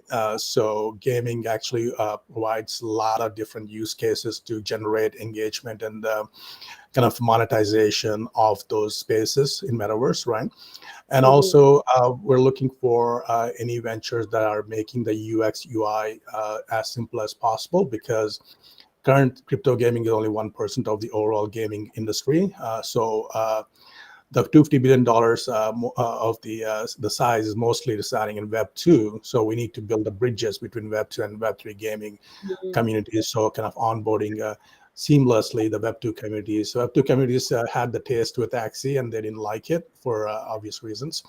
And we need to come up with a better, without asking them to connect to MetaMasks and transfer these tokens here and there, we need to have better interfaces and also security, right? In terms of whenever there's a bridge, most of the DeFi hacks happen on the bridges, right? On chain, it's pretty secure, but when it comes between the bridges between the front end and the back end of the chain, basically, that's where the loopholes are. The security, anything around security and the user interface, I think that will be interesting for us as well. Yeah, I'm seeing, for those of us who are old enough to remember the incoming of Web 2, I'm seeing an awful lot of parallels between the new innovations that came at the beginning of Web 2 to the innovations that are happening now with Web 3, particularly around infrastructure, security, interoperability. Yeah, so fascinating times. Final question, because we are running out of time. Do you invest in anything other than Metaverse projects? Anybody? Answer is absolutely no. Blockchain, Web3, and Metaverse for us. We're very focused on those three areas. So even if you saw a great Web 2 that had potential to bridge into Web 3, would that be an interesting project for you? Web 2.5, Web 2.1 is always the emerging practical execution around how do you get mainstream adoption. If it doesn't fit our criteria, we always share it, pay it forward with other great investors like On and Kevin, for sure.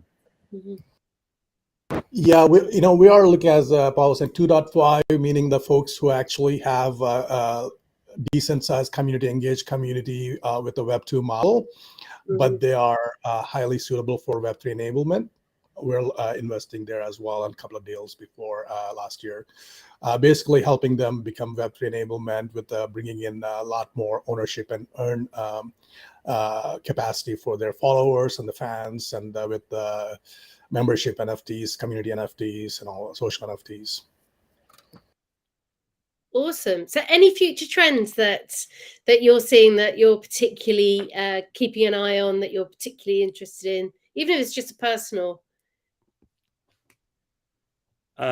Digital goods, fashion that has real world surprise and delight, and then the corresponding digital twin into the metaverse, and vice versa.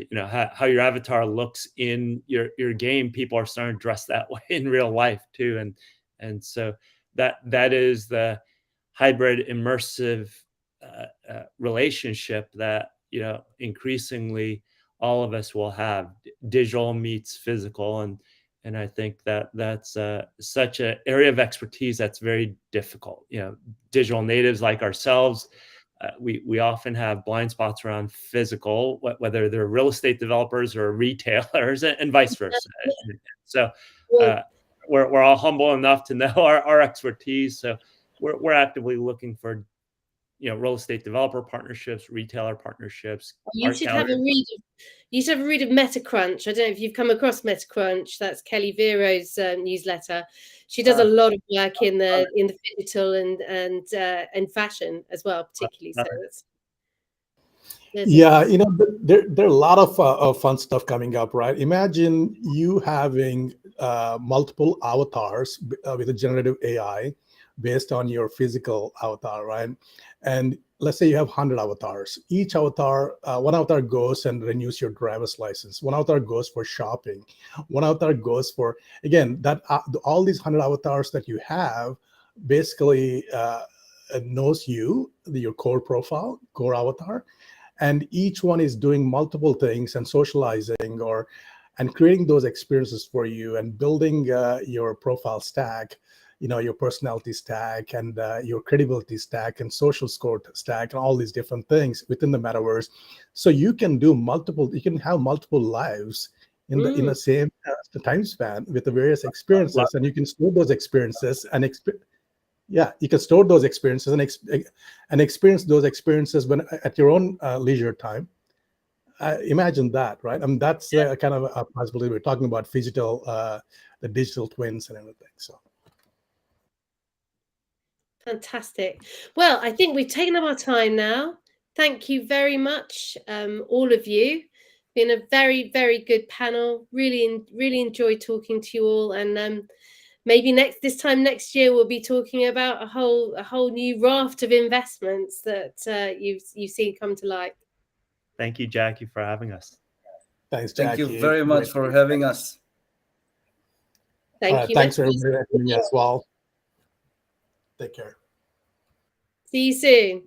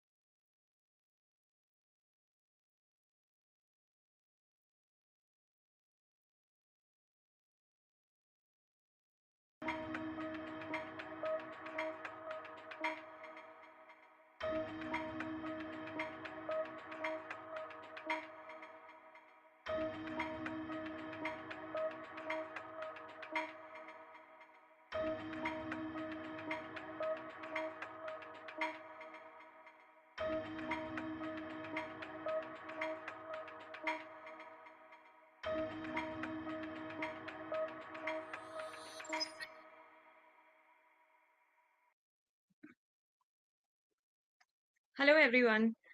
Before I start the session, let me just take some time to introduce myself. I'm a native merchant. I'm the lead ecosystem ventures for XPC Tech. XPC Tech is the blockchain fund of XDC blockchain system. We are a $125 million fund investing mainly into Web3 projects. Till date, we have invested in more than 40 plus projects, accumulating to more than 50 million plus. Our main focus areas are NFT, Metaverse, DeFi's, DAOs, digital custody, everything that relates to Web3 is what we invest in. Our founders are the co-founders of the XDC blockchain, so we have the tech expertise along with the financing expertise. So let me take you through today's session. and my topic is how venture capital evaluates Web3 startups. I'll just take a minute to share my screen.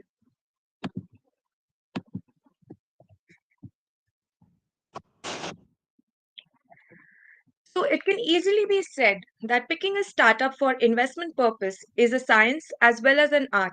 However, the investors in the Web3 space face increased challenges of picking the winners among the new sectors, letting go of the hype surrounding the current events, the misinformation, and the holding investment through the period of volatility. Most startups fail, but those that succeed deliver 10 to 100x returns, which makes the venture capital field all about power law distributions. With this, let's move on to discuss more about the venture capital in the Web3 space. Let's understand why are VCs so interested in investing in the Web3. The first one is massive returns. The token economics underlying the Web3 projects have outsized returns as compared to the Web2 investments. In the current environment of crypto winter, given the markdown on the valuations of the startups, it would be an interesting entry point for venture capitals to invest at a lower rate. A recent example is A16Z investing 20 million in Coinbase in 2013, which is worth over $12 billion as of date. So you can see the kind of returns that the venture capital industry is generating in the Web3 space. There's a lot of liquidity and transparency also surrounding the Web3. The Web3 tokens can be traded online, so there is a lot of liquidity for the venture capitals, considering they do not have a lock in period. The project is built on chain, so the key metrics are always transparent, and the investors can keep a track of the capital, where it is deployed, what is the mark to market, everything is very transparent. Also, their investment amount serves as an additional source of revenue for passive income. Imagine staking your tokens, doing yield farming, liquidity mining. All these returns generate somewhere between 2 to 25%, and the rewards are distributed daily. This incentivizes the VC to hold their investments for a longer period since they are anyway earning passive returns.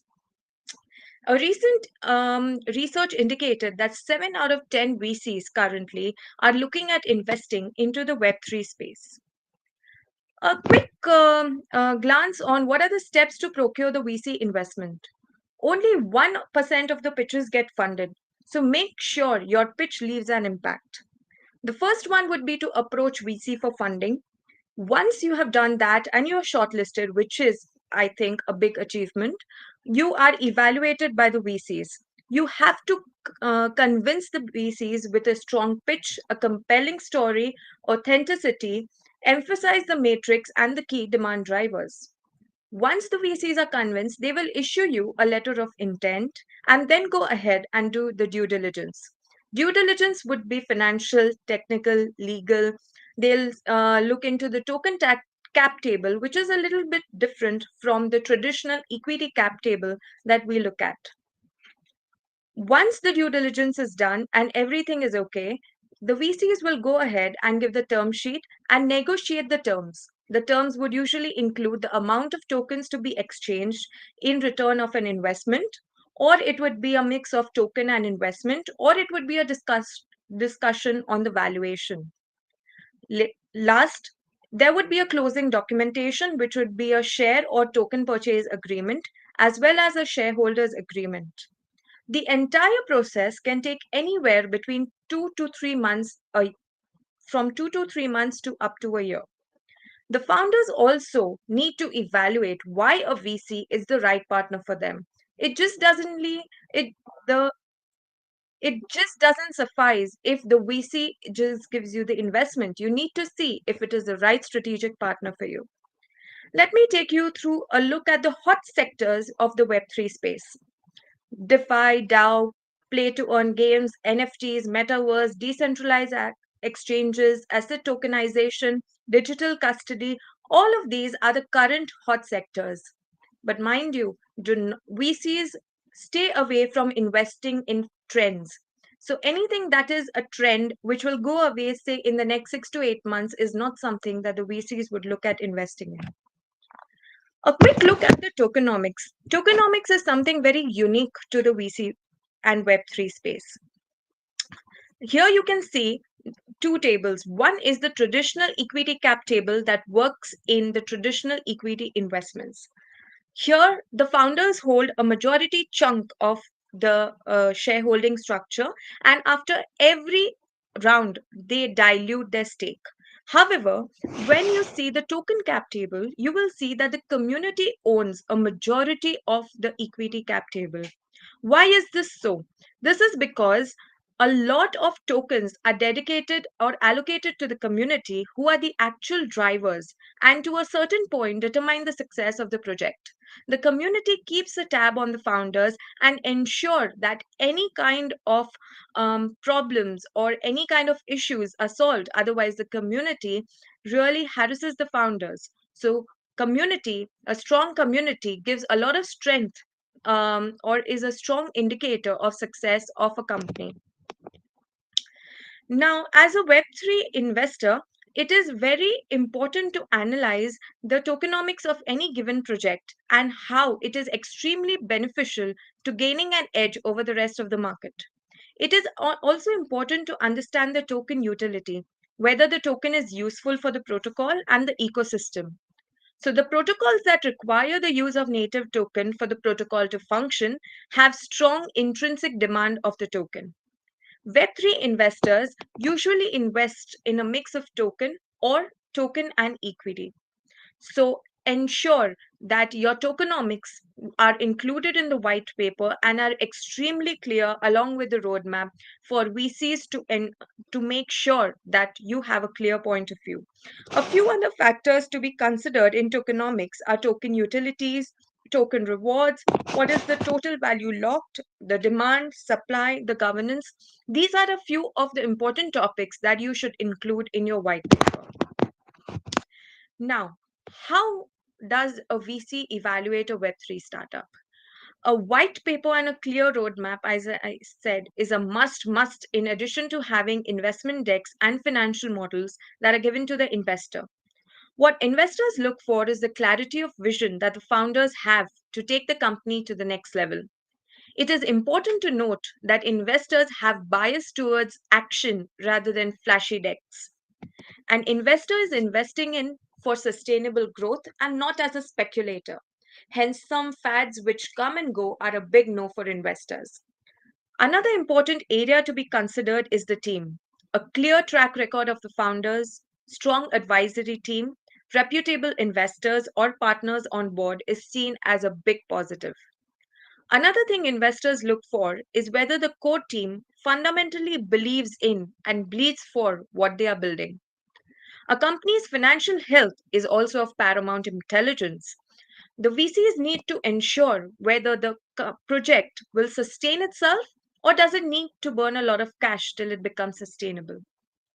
Typically, in a current crypto winter, the VCs would be more interested to fund startups that are asset light and require capital for around 1 to 2 years, mainly as working capital needs, before it becomes sustainable. So, real world utility adding 10x value to its target audience is the key here. Also, another thing to note is the competitive landscape. The sector that you are working in, how are your competitors doing? Are any of them unicorns? What is your plan to become a unicorn? These are a few of the things that you also need to include in your investment deck in order to ensure that it catches the eye of the VC investors. The next one is core tech. A couple of points here. So, the main one is the product versus protocol. As we know, the Web 2 internet runs on protocols, and trillion-dollar companies have been built on top of these protocols. However, despite so much of value flowing through it, the internet protocols have no intrinsic economic value. In Web3, the protocol is often separate from the product. So it is very important for investors to know whether the token that they are investing into is tied to a dApp or a protocol. Another important point is composability. When investing in protocols, one of the main factors of consideration is how composable the protocol is and the ability to stack together smart contracts permissionlessly. The more stuff that gets built on top of your protocol, the more valuable it becomes. Community. I can't stress on this enough. Community is one of the most important moat in the Web3 space. It is essentially a game changer for any project. Strong community support gives reassurance to the investors that the founders are delivering on the promise. Founders should allocate tokens, incentivize the community members, and actively respond to their community concerns and requests. A very strong point for consideration by the VCs would be if the startup has any patent or exclusive license allocated to it. Choosing a company that protects its product or will result in less competition is always advisable for a VC. This is just to make sure that the others cannot simply copy what the startups have to offer. Quality of the tech team is another very important consideration for VC startups. This is because everyone can probably build a product, everyone can build a service around the Web3, but how sustainable it is, how does it have a lot of bugs, is it crashing very often, how is the UI UX, that also plays a very important role while evaluating the startups. Next is the customer and the partnerships. This is another important factor. A strategic partnership with a very big brand, existing customer base with recurring revenue, the size of the target market, all of these are very, very important to consider before shortlisting the project. A project should be solving a genuine need. The VCs would also do some kind of primary as well as secondary research to understand what is the market sentiment regarding the product. And a product should be such that it sells itself. Not a lot of capital should be deployed in marketing and sales activity. If the customers like what the service, the product is offering, there would genuinely be demand probably in future without a lot of money being spent on marketing and sales. Market timing. The time of the product launch is of utmost importance to ensure that the product keeps growing month on month. Example, in the time of crypto winter, it is not advisable for the projects to list their tokens on trading since the sentiment is not as good to promote active trading and get liquidity into the market. Also, in the recent times, we have seen more projects, startups, and companies collapse more than ever. This opens up multiple opportunities for projects currently more into the digital asset custody, hardware wallet space. So, if you have your eyes open, you might just be able to enter into a very attractive space at the right time. So, a good question to ask is when a regulation is passed, what could be some project or areas that could benefit from it? What could be the project or areas that can be adversely affected? Does your startup depend on any other project? Example, your startup might be giving insurance for DeFi products, which can only succeed if DeFi succeeds. So these are a few questions that you need to ask yourself and probably put in your investor deck before coming to the VC and prepare yourself for the questions that they might ask. So, a short summary of how the VCs evaluate Web3 startups. Let's understand and let's agree that valuation is not the end game, nor is it an indicator of success. A more important question to ask is, does the project have any real world utility? And does it create any economic value? We should embrace transparency with regards to the custody of assets. Clean track record, strong references demonstrate trustworthiness. And lastly, focus on building a great product or a service, and valuation will take care of itself. Thank you.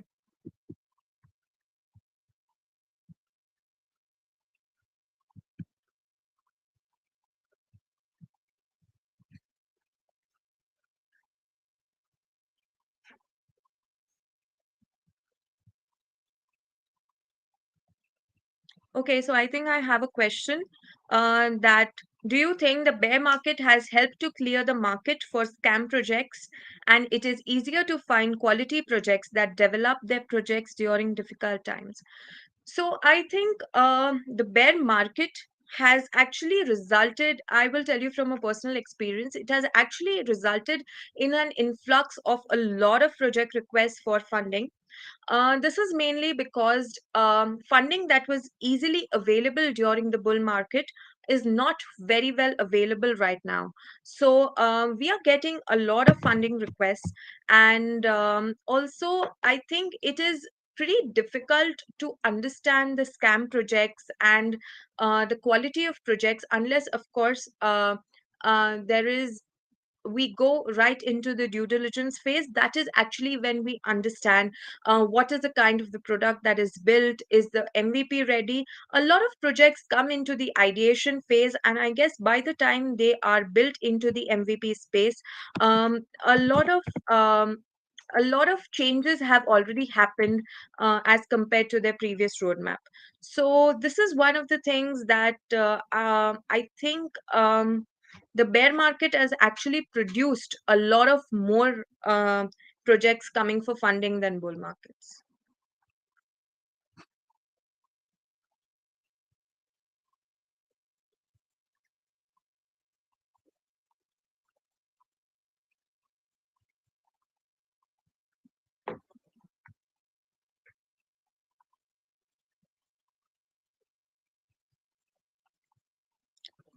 Okay, there's one more question.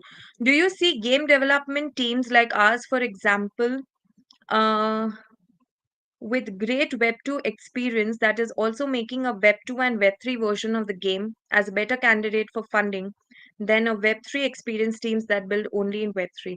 Okay, so we have got a couple of um, funding requests which were initially Web 2 companies. Those were a lot of them were into Spain and Portugal, who were Web 2 gaming companies and who are now moving on into the Web 3 space.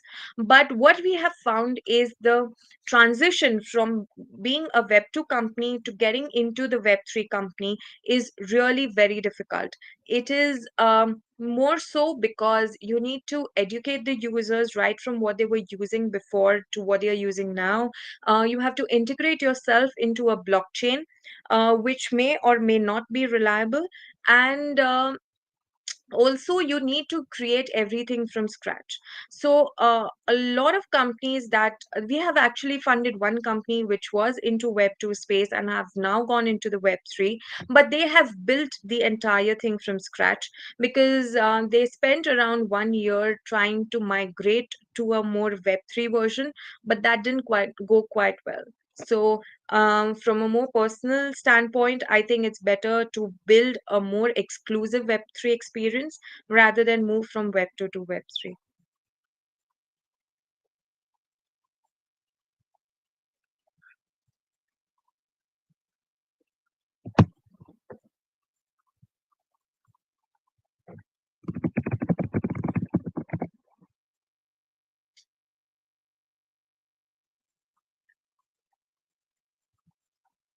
Okay, we have one more. Out of the hot sectors that you mentioned, which is the target sector for your company? Okay. So, XVC Tech usually invests in Web3 companies which are integrated on the XDC blockchain.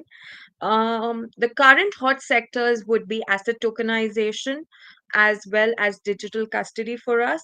Of course, we are more open to DeFi, DAO, DEX, all of these projects, but currently we are more concentrating towards asset tokenization and the digital custody space.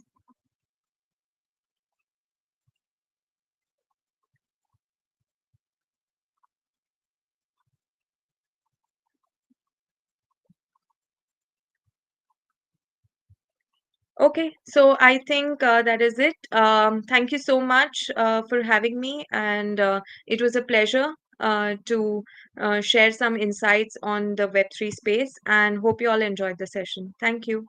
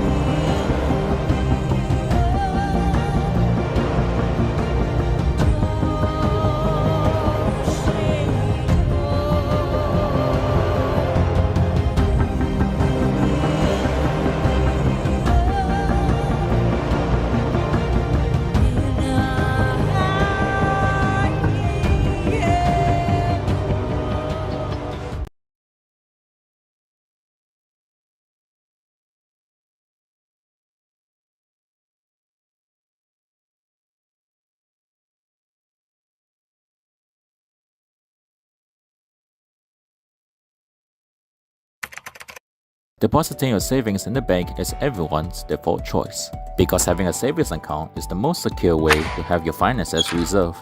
However, they tend to offer very low rates of return. After keeping your savings there for such a long time, you can't help but wonder, can't the returns be just a little higher? Well, here at Liquid, we believe you deserve more.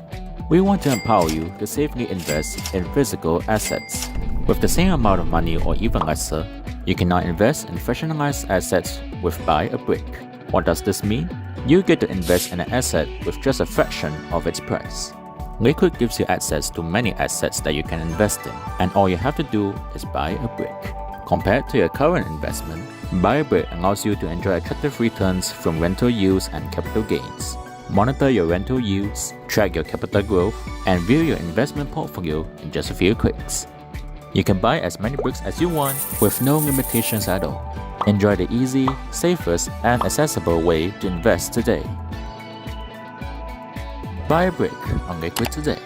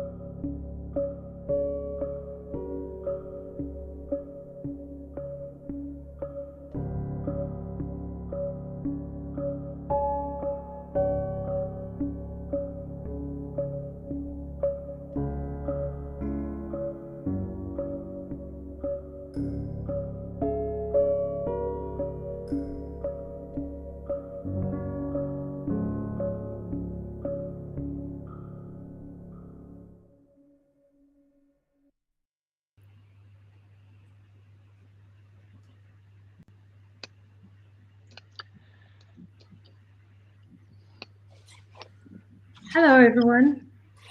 Hi. Hi, guys. We have a lot of familiar faces on the panel. Thank you so much, everyone, for joining tonight, and thank you so much for Metaverse Club for hosting us. This night's topic is going to be all about the future of the metaverse, and I thank our wonderful, exceptional panelists so much. We have people on very different time zones, so it's good morning for John. I think it's afternoon for Pauli and Batis. And Esco, for you as well, it's morning, right? Yes. Good Hi, morning guys. from New York. So, Esco, I thought we had an agreement that you're going to sing for us to start the panel tonight. Oh, I see. Okay. Just I so think I everyone wanted. knows who's the singer. Okay. Good morning. Good morning, or good morning from New York. Good afternoon, good evening, wherever you are around the world. My name is Esco. I'm a singer, songwriter, producer, inventor, and also entrepreneur. I've invented a new consensus mechanism called proof of reception with some leading computer scientists around the world. And Ala, if you'll help me with this demonstration, the proof of reception consensus is very simple. You have to let me know what you want me to do, and you have to let me know what you'll give me for me doing what you want me to do. And then once you receive it, and I receive what I want from you, that creates the finality of the transaction. Unlike proof of work and proof of stake, there's no third party miner or staker. So we self-validate one another. And that's the perfect consensus for the metaverse because it's like the real world. So Ala, if I sing a song for you and I customize one of my original songs for you, what will you give to me in return? I will happily clap, and I think everyone's going to join me. Okay, so your smart contract is if I customize my song for you, you will clap. So that's your NFT, or what we call portion. And my portion is customizing my song. So one of my songs that's coming out soon is called Only Option. And I'll sing it for you, Ala. Make me your only option, Ala. Woo! So you received my song. I received your claps. Your finality. We received each other's values, and that's minted onto the immutable truth, which is the public network that you guys see today. So that's a demonstration of my song and proof of reception. And hope you guys like that little snippet. And you can listen to more if you Google or look on Spotify. Thank you. That was super cool, and I love how you explain it in very simple terms so everyone could actually understand. Now we can do that at a party, right? Let's do proof of reception right now. But I would love for you, all of you, to take a bit of time to introduce yourself and you know why you think you're here. What would you like to contribute with? But you know, a little bit about what you do at your day job, or maybe it's a night job or a morning job.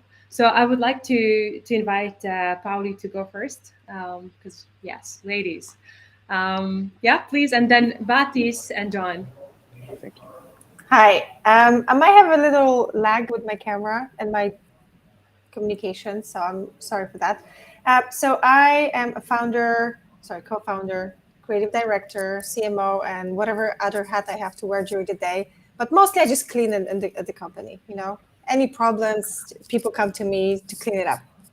That's my role. We are building a mythology franchise, starting with the game. Then we also are going to do immersive environments for people to enjoy, because now we know with the COVID and constant lockdowns, people want to travel. They don't really have a place, hence the metaverse feeling that you can actually be somewhere else than at your home or whatever you are locked in at the moment.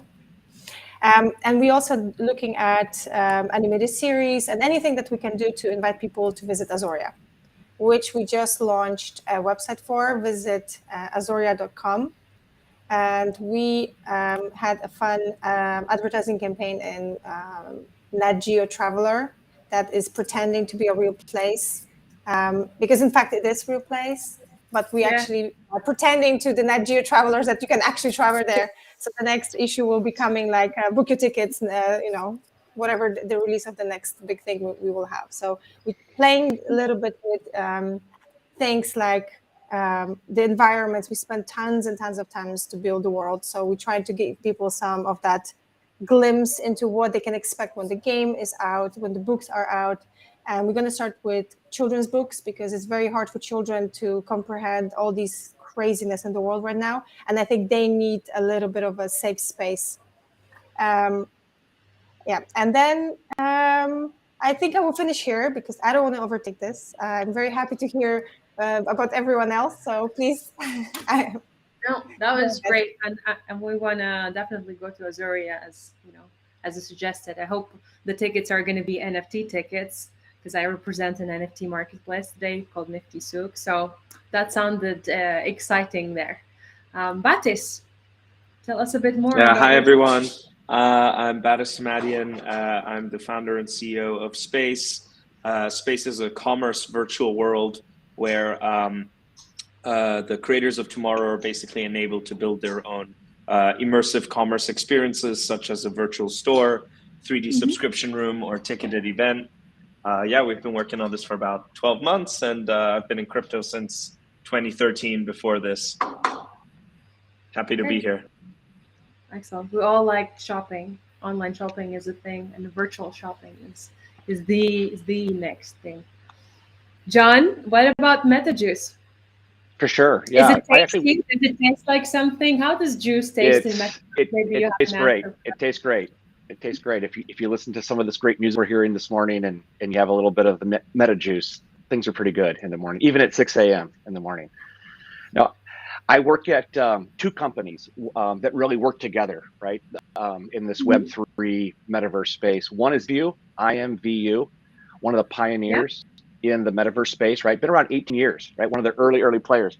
It's actually one of the largest social global metaverses, right? You got millions and millions of monthly active users, about 1 million daily active users, all creator led. So the entire economy, all the virtual outfits, avatar shapes, rooms, nightclubs, everything, all run by users, right? 13 languages supported. So a big, vibrant environment. Then we created MetaJuice, I'm the president of, and MetaJuice is really bringing InView from the Web 2 space into the Web 3 space.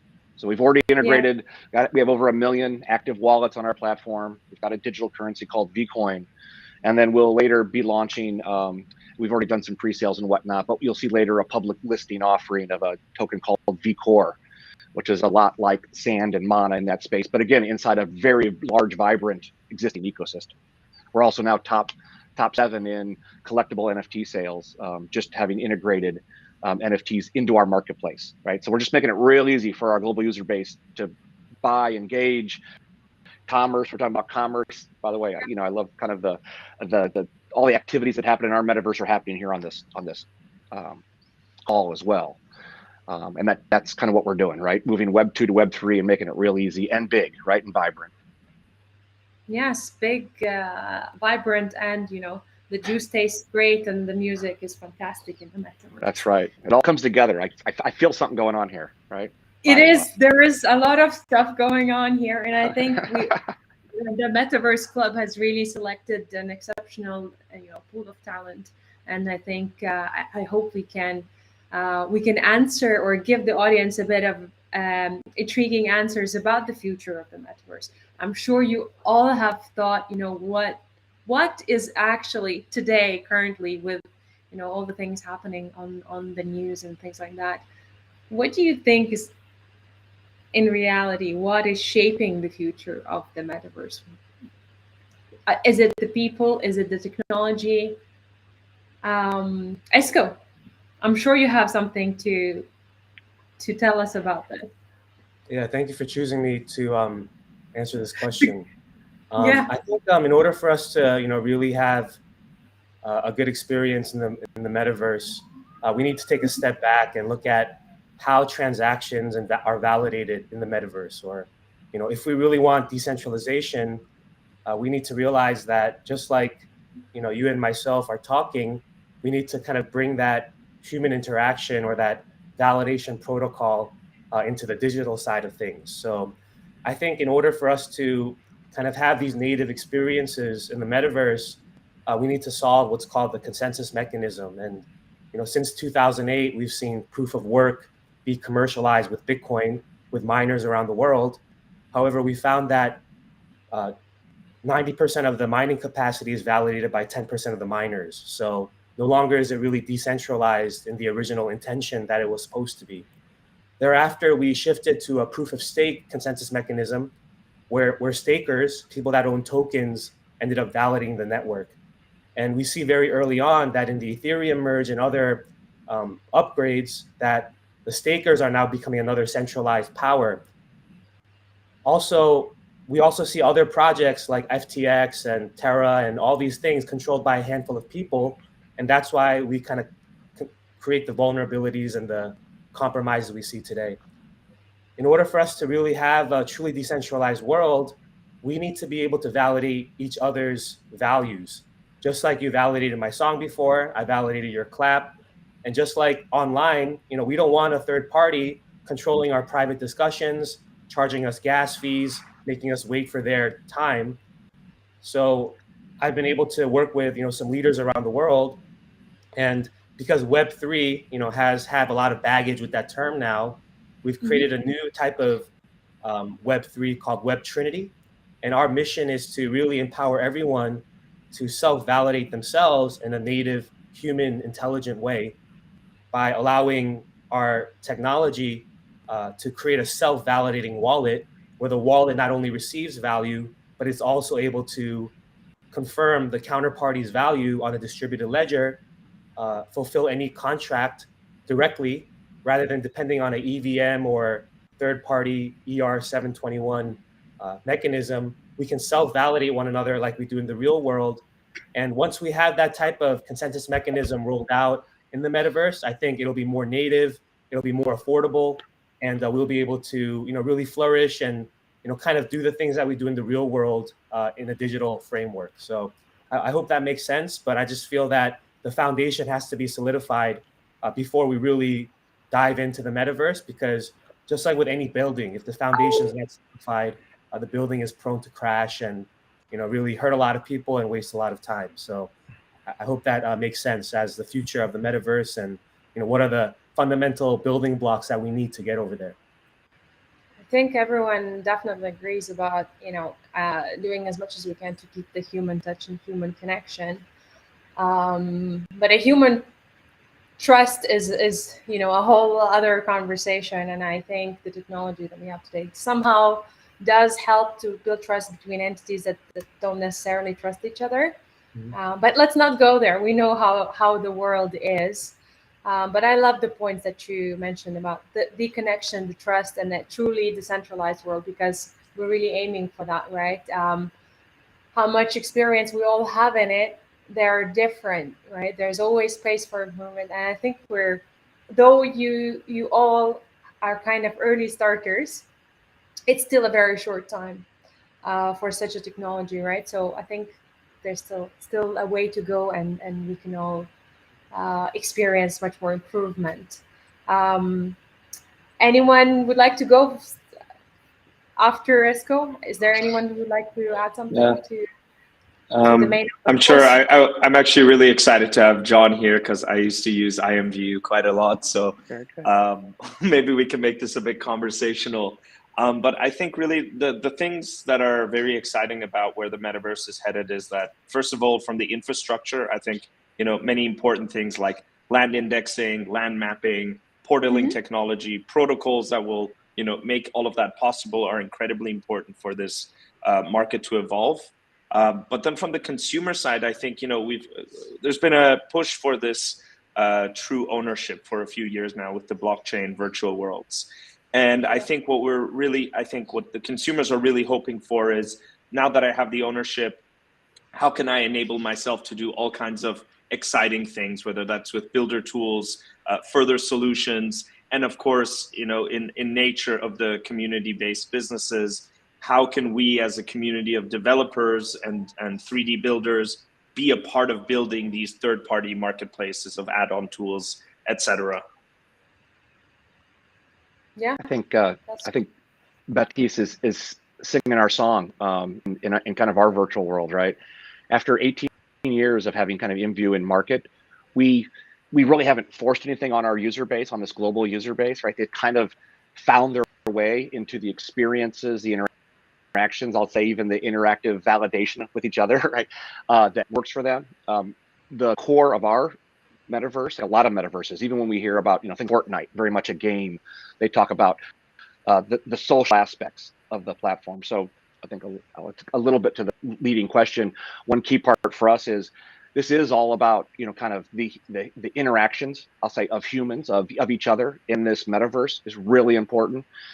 In some cases, these global users want a third party to help keep things fair, honest, clean, make sure that the transaction went down. Other times they want us to stay out and just pay each other and other transaction things, or self-validate with each other and enjoy each other's time in the metaverse.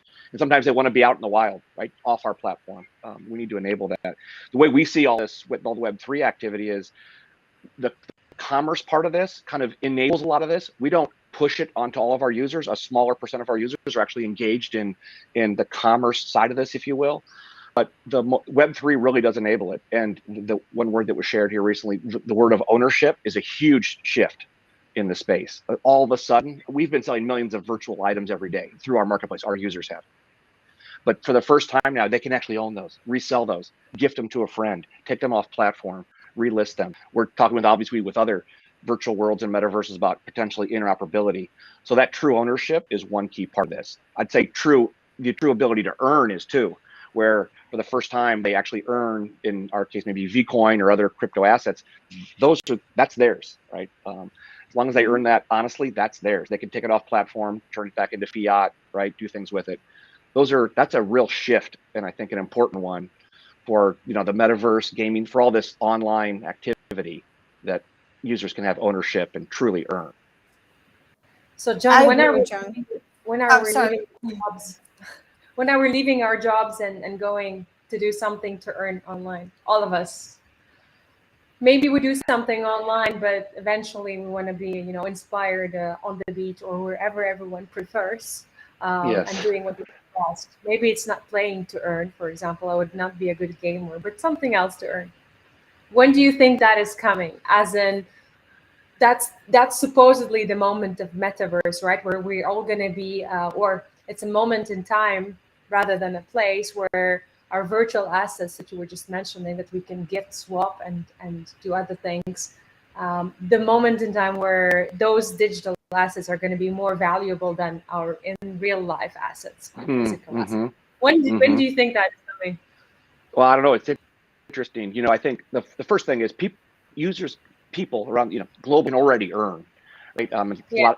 Some of them have quit their jobs. Some of them, we literally, they've earned millions of dollars of value over their time, being a part of this ecosystem. But to your kind of larger question, not everybody is earning yet, or not all earnings are happening in this ecosystem. It'll be interesting to see. I think certainly some global parts of the community will spend more time, right, an over-indexed amount of time in the metaverse and earn more in the metaverse than they may in the other parts of the real world. But I think others may I think there's still going to be a lot of human interaction that has to go down to in this real world. But there's no question more and more activities, even as we're here all kind of online. I can see this, next go around, we're maybe in metaverse form, right? Maybe we're in avatar form, maybe we're in rooms dancing around, right? And so I just think it'll continue to evolve, and be larger part of our lives. I don't think it should take over our lives, just to be clear, right? Or we shouldn't stop with the human interaction by any reason, right? But I hope it gives us back, the time to do whatever we prefer. That's what I was going, and that's what I aspire. When I grow up, I hope this is how my life is. I do only what I love. Pauli, John. Oh, sorry. Go ahead. I was just going to ask something. Go ahead. You're next, Batis. So I was just saying that I agree that I think what truly pushes Metaverse to continue with strives with the technology and any aspect of that is the true ownership that we are talking about. Because as we know, even my project is being based on the premise that we are all gamers as the founders, and we were super frustrated that we spent countless hours we spend money on assets, and by the time we are okay, we're done with this game, I have nothing left. Like all this time, money, it's all gone. It's in the ether, right? Pun intended. But if you look at what gamers really want, is they want these assets to be theirs because it's theirs. They spent time, they found it, they crafted it, forged it, whatever, however they got it. They got it fair and square, even via looting. I allow that in gaming. But if you look at after the value, when you close that device, you have nothing. So we wanted to change that. We wanted to shift that. So the way we're building our game is a hybrid of Web 2 and Web 3.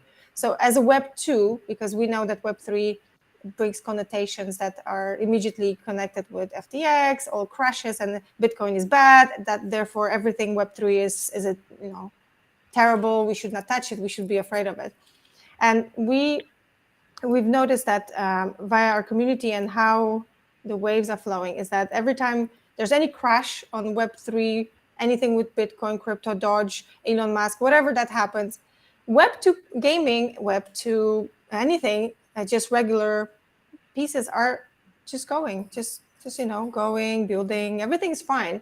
And if you look at how we started to restructure our business, is we're creating a game that you can download just in a on your app store or on your Android Play Store. I think I don't use Android that well, so I apologize.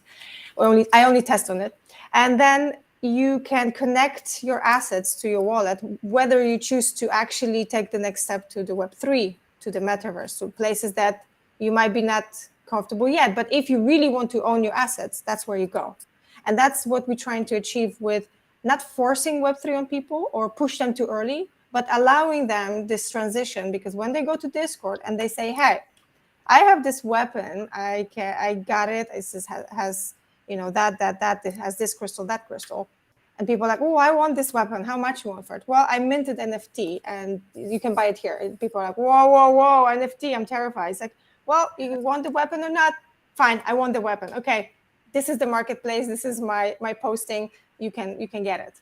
So we're trying to give people options. And we know that if you are successful in Web 2, people from Web 2 will move to Web 3. And also Web 3 people will jump on more on that idea because they will be feeling like, so they crossed the chasm. It's not only for us, the niche community, it's for everybody. So now we are even more interested. So we're trying to do like an infinity kind of loop. So people come from one set, from the other, and then they meet in the middle, in that golden middle that everything is possible for them. And I think what will push people more and more is that need to own things, because it's very hard nowadays to just say, I own a piece of land because it's so expensive. I own this watch or I own this car because prices are going up. Recession is glooming and looming on us for the last few months. And people at least can own or have a feeling that this is mine and I can do whatever I want with it. No one's going to tell me that I can buy it, sell it, trade it. This is mine.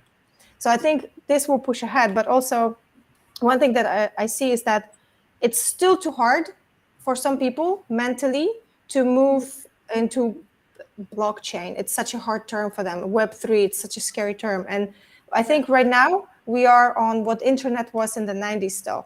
There's still not enough for everyone to be feeling comfortable to put www. And people are still waiting for this to be like, oh yeah, blockchain, yeah, whatever. I have Bitcoin, I have this coin. Yeah, I know this. This is easy.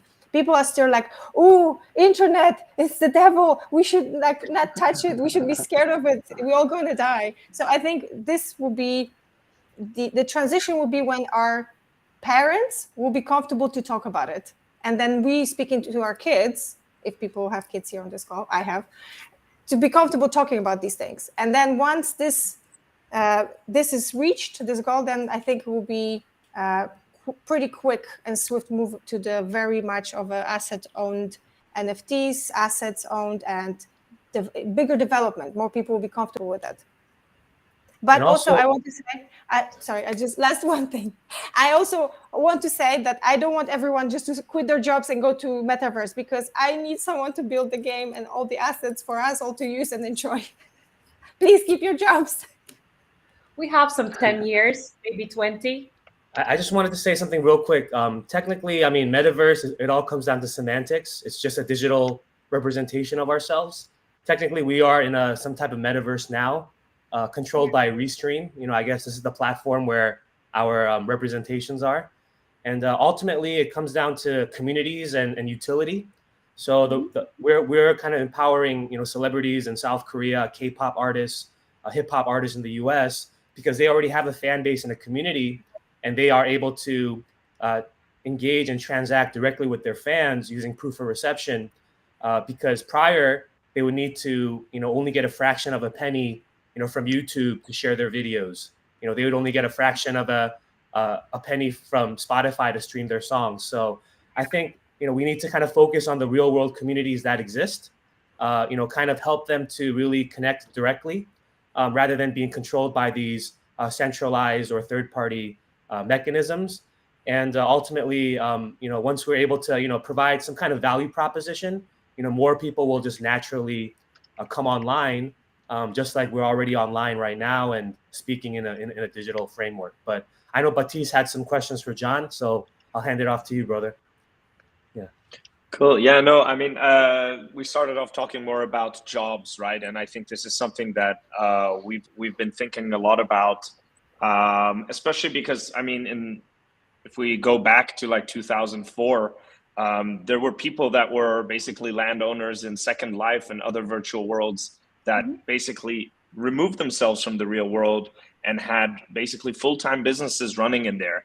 And in some cases, people even were representative salespeople inside of these worlds. And I think that's definitely on the comeback. It's just a question of how the execution will be and how to enable it again in a more expansive way. So what I wanted for the audience is to ask John about it, because I know they've been thinking about this for plus 18 years as well. Yeah. Yeah, no, the as you might imagine, the global community at InView, or I think a lot of these metaverses, especially the ones that are more, or virtual worlds, especially the ones that are more open, meaning you can kind of build out your own experiences and dynamics. I feel like, like nature, like they find a way. They self-organize. They've created, I'll just give you an example. There's, two women in London that have created a virtual nightclub on our platform that they run.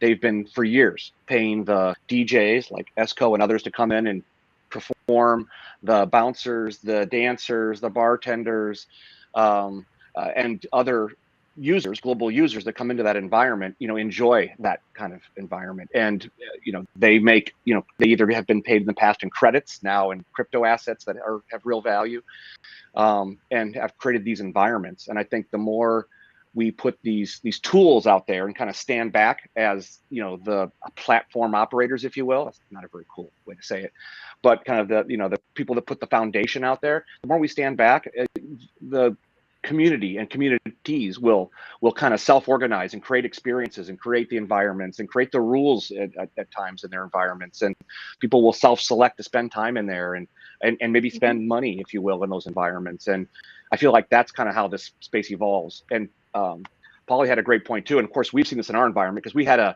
metaverse business first and now we're Web3. So when FTX goes down or Luna Terra happens or something, that doesn't affect our users. I mean, those really, that we don't have, they're not, hardcore crypto traders in our environment, right? Who only came in to speculate on that new cool dress that was made by some, designer. They spend millions of dollars on virtual dresses and outfits and goods, but you guys know what I'm saying? They're not driven by that. They're more driven by their Friday paycheck they get, or their, stimulus check or something. That as far as e-commerce is involved, those things are more likely to drive them than or inflation than some macro thing that we see in our, Web3 world. But John, I as a person who is, I'm starting to merge my journey from Web 2 and Web 3, and I'm trying to others Awesome. like brands to kind of take the first step. Yes. I appreciate the stories of $1 million virtual dresses because it attracts the attention. And then people who are curious enough, they go and do a bit of research and they start understanding the basic concepts and all that. So this is most probably, stories like that are most probably the reason why I am here. I'm not sure what brought you here into the space. That would have been a great first question to ask you, but maybe we can take it offline because I think everyone has a great story to tell. But John, what you mentioned about a nightclub kind of naturally goes into the next question that I have. And the question is about, is the metaverse world safe and fair? You mentioned bouncers. So we are already at the point where a nightclub in metaverse needs a bouncer. Why do you think that is? What's with the human nature? Yeah, I'll give you kind of two parts to that, just because it's a little interesting how the space has evolved. The first thing that it was used for is InView, our platform. We didn't have a way for a nightclub owner to charge entry fee. So they actually used bouncers to kick people out that hadn't paid the entry fee. So it was less about bad behavior, if you will, and more about, you needed someone at the door kind of taking the cover, if you guys know what I'm saying.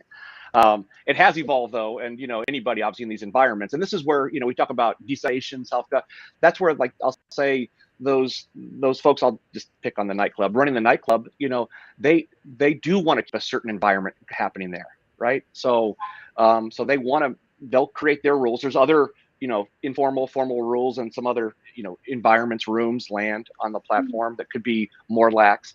But they might want to self-control that, right? I mean, it's just like there's some environments in InView where people are just sitting around discussing a hobby. Well, they may not want people from the nightclub spilling into their room and doing things too. So yeah, there's some of that. The way we think about it, honestly, is that there's a spectrum of environments that users, the community, are going to want to engage with. Some are more controlled and more safe. So on our platform, if somebody rips off somebody else and it can be proved, our customer care team will help correct that problem on our platform. There's other environments where, hey, you take your assets you've earned and owned off platform and you trade them with somebody, and you're like, oh, somebody ran off with my, they were going to help me build my room, but they didn't. They just took my virtual goods. Maybe we can't help you. It's a little bit like the Wild West a little bit, right? There's everything. There's towns where there's sheriffs and they're there to help and create a certain environment. And then there's the Wild West you can go out into and you're on your own, and choose where you want to spend your time. And it's totally cool and open, Esko, I'm sure you have something to add about self-validation here in this context. I feel it. My protocol is connecting to yours, and definitely. I can sense that you have something. Yeah, please share. I mean, the way that we look at self-validation is we just, we look at the biological functions that exist in our human anatomy. So as I'm talking, we all have our mental wallet or our database, right? That as we confirm the word, I said hello, that hello in real time, you're validating with your sensory mechanisms, and then you're storing that into your mind. So similarly, for us to really use proof of reception for self-validation and to make sure that there's no double spending, there's no fraud, there's no security vulnerabilities, because we have this distributed ledger environment in Web3 with distributed ledger technology. For the first time, we can see each other's values in real time and confirm that you have what you intend to give me. So with POR, it's simple, where before we sign our proof of reception signature, we have the power to see each other's value. And then, as John mentioned, we can create customizations for the value. Do we want that value to be revealing our identity? Do we want that value to be transacted for a certain amount of fiat? Do you want that value to be exchanged for data or some other type of asset? And once that is self-validated by the counterparty, that is the only way that that value is transferred. So, just like for us, if we, put something to cover our ears where we don't want to listen to you, we're not going to we're not going to have the reception of that value. I think the idea here is, just like John mentioned, we're here to create a tool set so that people can customize their preferences into the transaction, determine how they want to interact with one another, and then put the security measures there so that fraud and theft and all these things don't happen. Because once again, until you receive the asset within the consensus mechanism we created, the transaction is not finalized. So as you receive it, that is when the transaction is minted and recorded on the ledger. If you don't receive it, it just goes back to the status quo that existed before. So we're just, really people that, value human interaction, and we're trying to make it as simple as possible to validate transactions, saving costs for John to run his network and have a lot of these functionalities. It's very costly, but what about for the rest of the world that wants to be involved? How do we include them? We need to figure out how to decentralize the computing power across our devices, and figure out ways that we can use a digital construct to help the poorest of the poor, as long as the richest of the rich. And to kind of conclude this thought, we've been used in the Ukrainian crisis so that Ukrainian refugees can self-validate the geolocation of where they're located. If they're in Eastern Ukraine, they can prove that with their phone. In some cases, they have an NGO ID to prove that they're a unique person in need, to prove their refugee status. And once they prove that to a donor, the donor is able to self-validate and receive those credentials and be more comfortable to send money to them directly, rather than using the intermediary that traditionally takes 50% away from the the contribution of that donation. So, as I said earlier, the more we find utility, the more that we empower communities, the more this digital paradigm will flourish. But I hope that helped answer your question. You did, and I appreciate the example, with the technology actually creating some very tangible social impact. I think that gives us a lot of hope, that going forward, hopefully all the admin fees that you mentioned. Hope. ESCO is an acronym. It stands for Every Situation Can Offer Hope.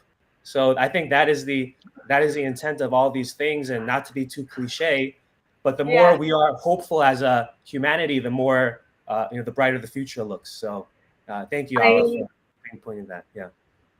Thanks. I mean, hope is fantastic. We mentioned a lot of challenges and obstacles, but what I really love about Pauli's game and the environment that she's creating is that Pauli, correct me if I'm wrong, but you're teaching kids how to behave in the future that is coming up, and how to be, I will simplify it, how to be good. Am I right? Tell us a bit more about this part.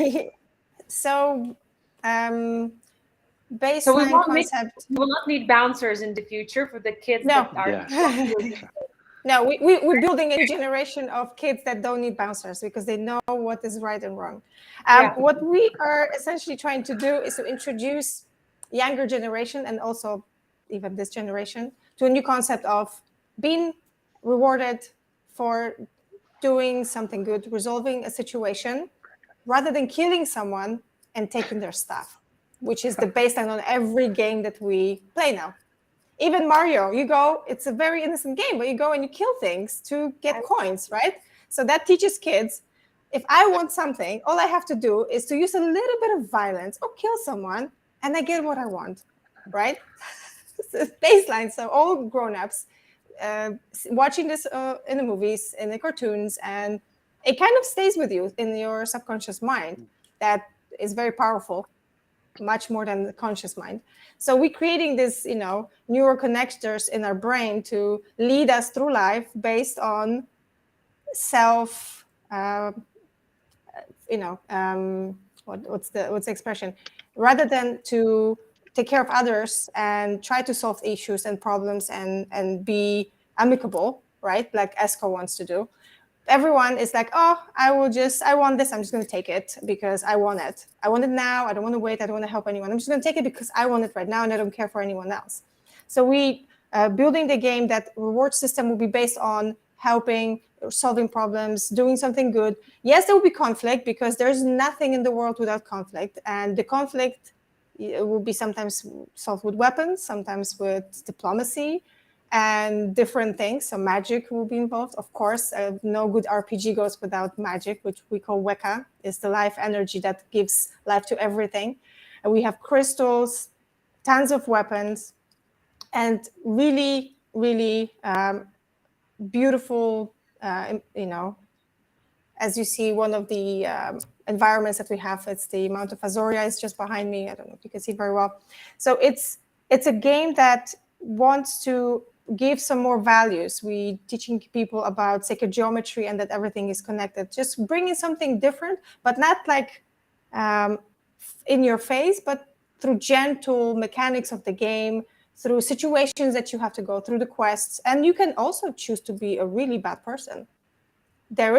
We have two options. You can be following the light, or you can follow the darkness too. You're just going to reach different conclusions of your game. So you can choose to be rewarded for good behavior, or choose to find some different things in your path and maybe have more hardships because you're not choosing the right way.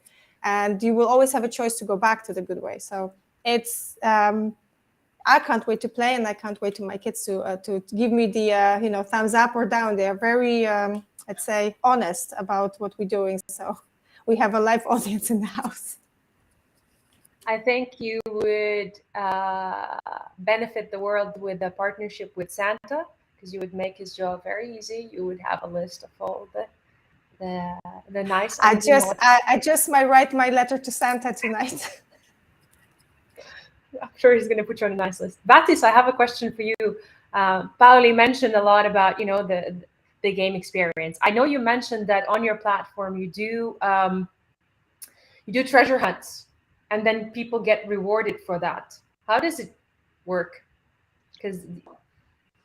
Oh yeah, sure. So I mean, treasure hunts are just part of many kind of like live marketing campaigns we do to engage people beyond just the shopping thing. I mean, what you would compare it to is maybe in commerce platforms, there's been like Easter hunts or solving riddles or referral marketing campaigns. What we tried to do with the first treasure hunt that we did a couple months ago with Polygon was to kind of like explore the different stores, and it kind of led to a cool pivot idea where we were like explore the history of commerce store experiences architecturally.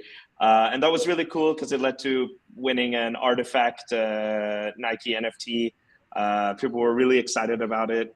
And there was some good learnings that came out of it actually, which is that there's a second kind of thing that in a way is a fun gamified commerce element where rather than exploring everywhere, it becomes kind of more like a slot game where you basically you get tickets or use our space rocks, and if you know those claw games, you have like a direct chance each.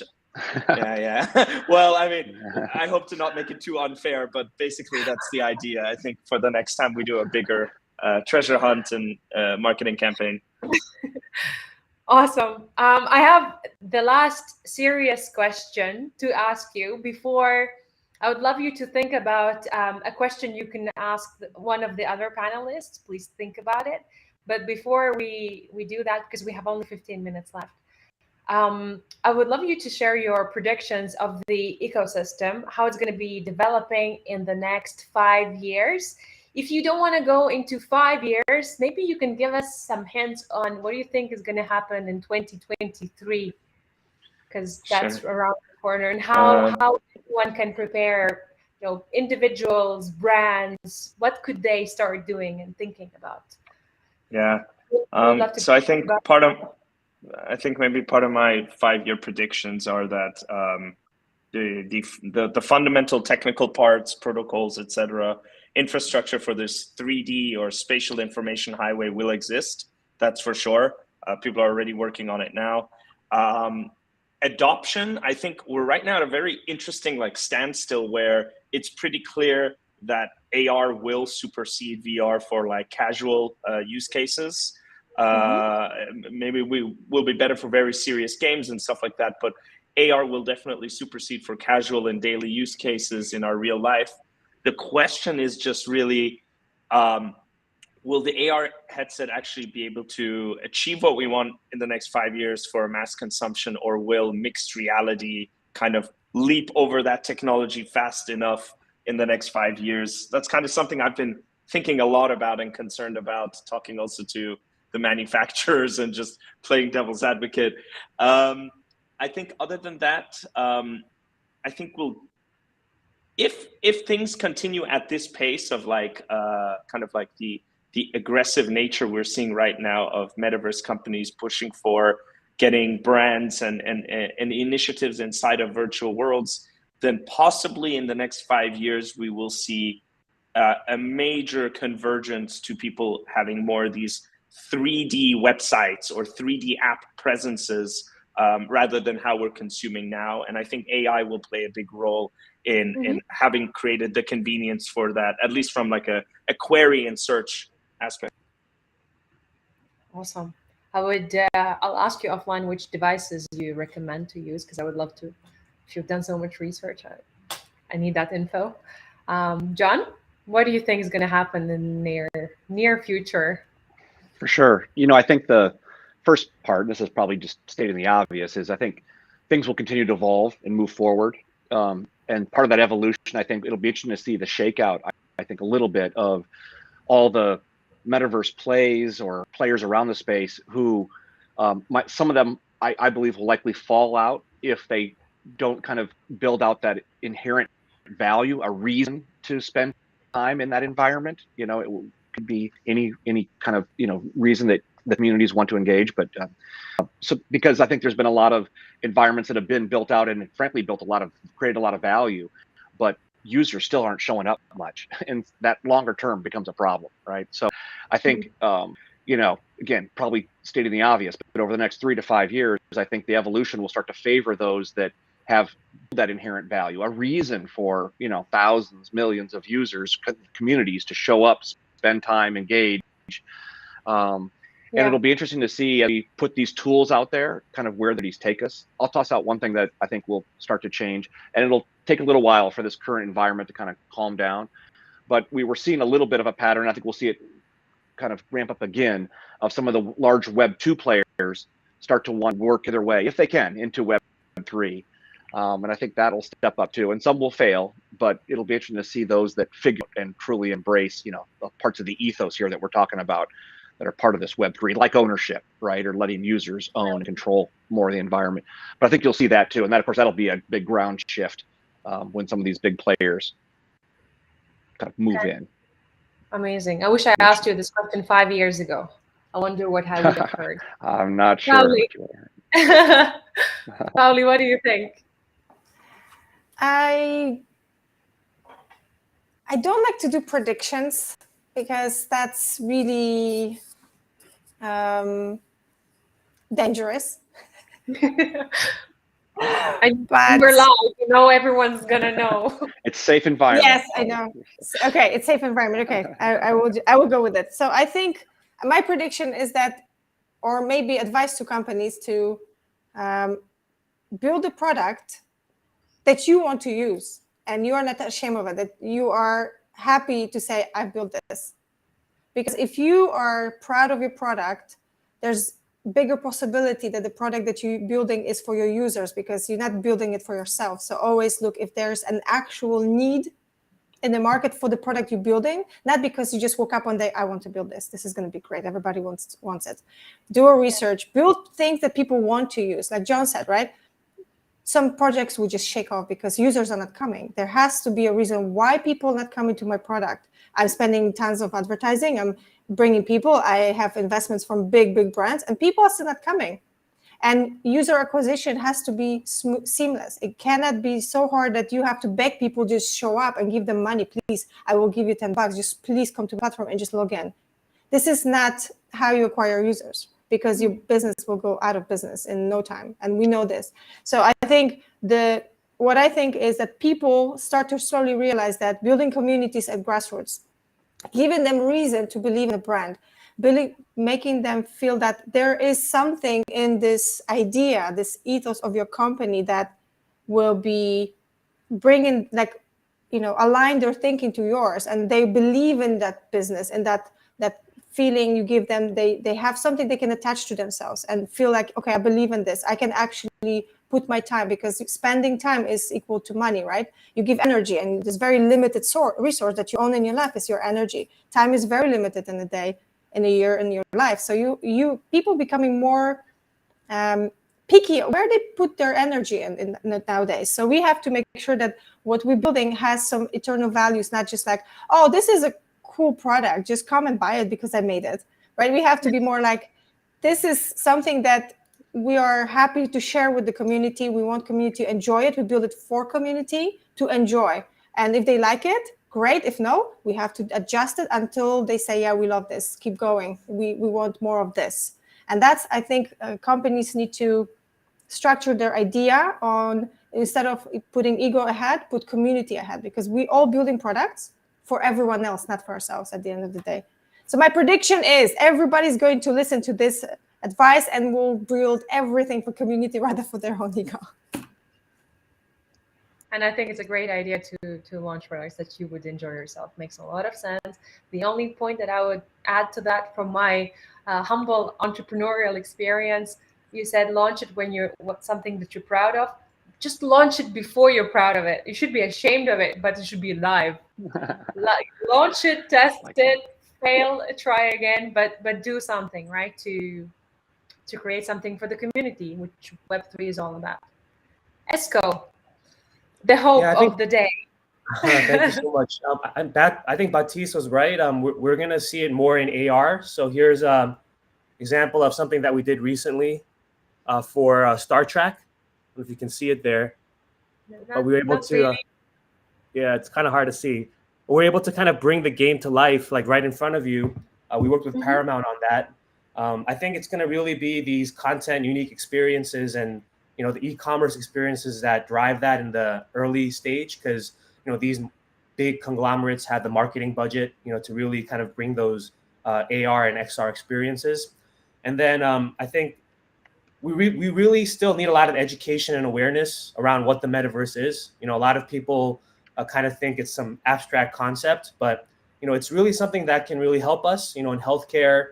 Potentially caregivers can be able to go into your body and kind of use nanotechnology to, kind of move and cure, different things within your body. We'll see kind of more of these kind of real world use cases come to life. And I think Paulie brought up a good point. The fundamental asset for all of us is our time, right? So I think, the more that the metaverse and Web3 and just this entire industry in general creates less barriers to entry, the more we'll be inclusive.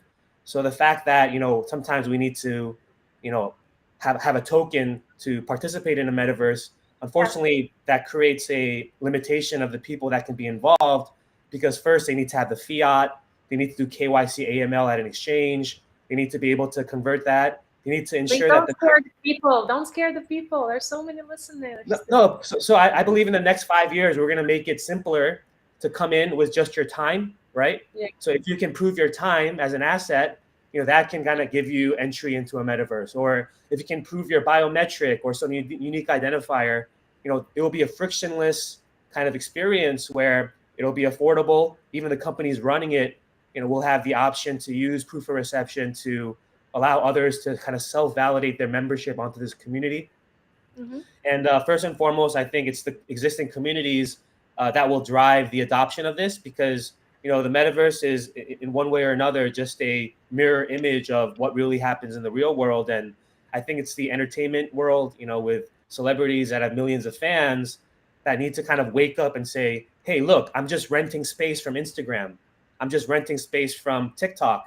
Why don't I create my own world? And why don't I just empower my fans and the people that care about me to validate this world, versus giving away all of our data to a third party and that makes billions off of us. So it really kind of takes that fundamental step of education, awareness, and just opening our eyes to what happens behind the screen. And then once we realize those injustices of kind of digital exploitation by third parties, us kind of figuring out how to free ourselves and free our time to ultimately be digital natives. So that's kind of my thoughts in the future ahead of us. Yeah. Speaking of empowering the artist, I just wanted to that's obviously the story behind any NFT marketplace and ours as well. We're basically created to empower artists here in the Middle East, but clearly we're going a little bit outside of the borders of ours.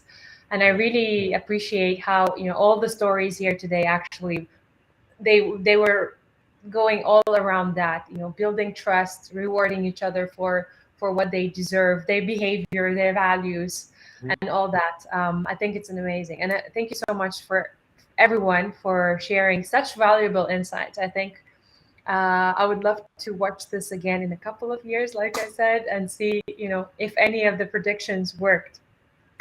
We have a couple of minutes, 5 actually, but I wanted you to take the opportunity, because I know the brains that you have, you're blowing my mind. So I know you probably have some questions to each other. Does anyone have one? Because I have questions to all of you, but we don't have enough time. I guess one thing that it's always, go ahead, please. No, I was going to ask Ala a question. Maybe she can share kind of her take on the metaverse, or how you see NFTs and Nifty Souk and others playing in our ways. We're turn the tables on you here for a minute. The 5 minutes are yours. Please. 5 minutes. I kind of brought it up a little bit. I'm just, it's everyone has their own opinion. I feel like when you're in an industry, you speak of metaverse from your own perspective, right? So fashion brands think, metaverse is going to be this place where everyone worries about what people wear, and they're going to come to us later to buy their digital assets.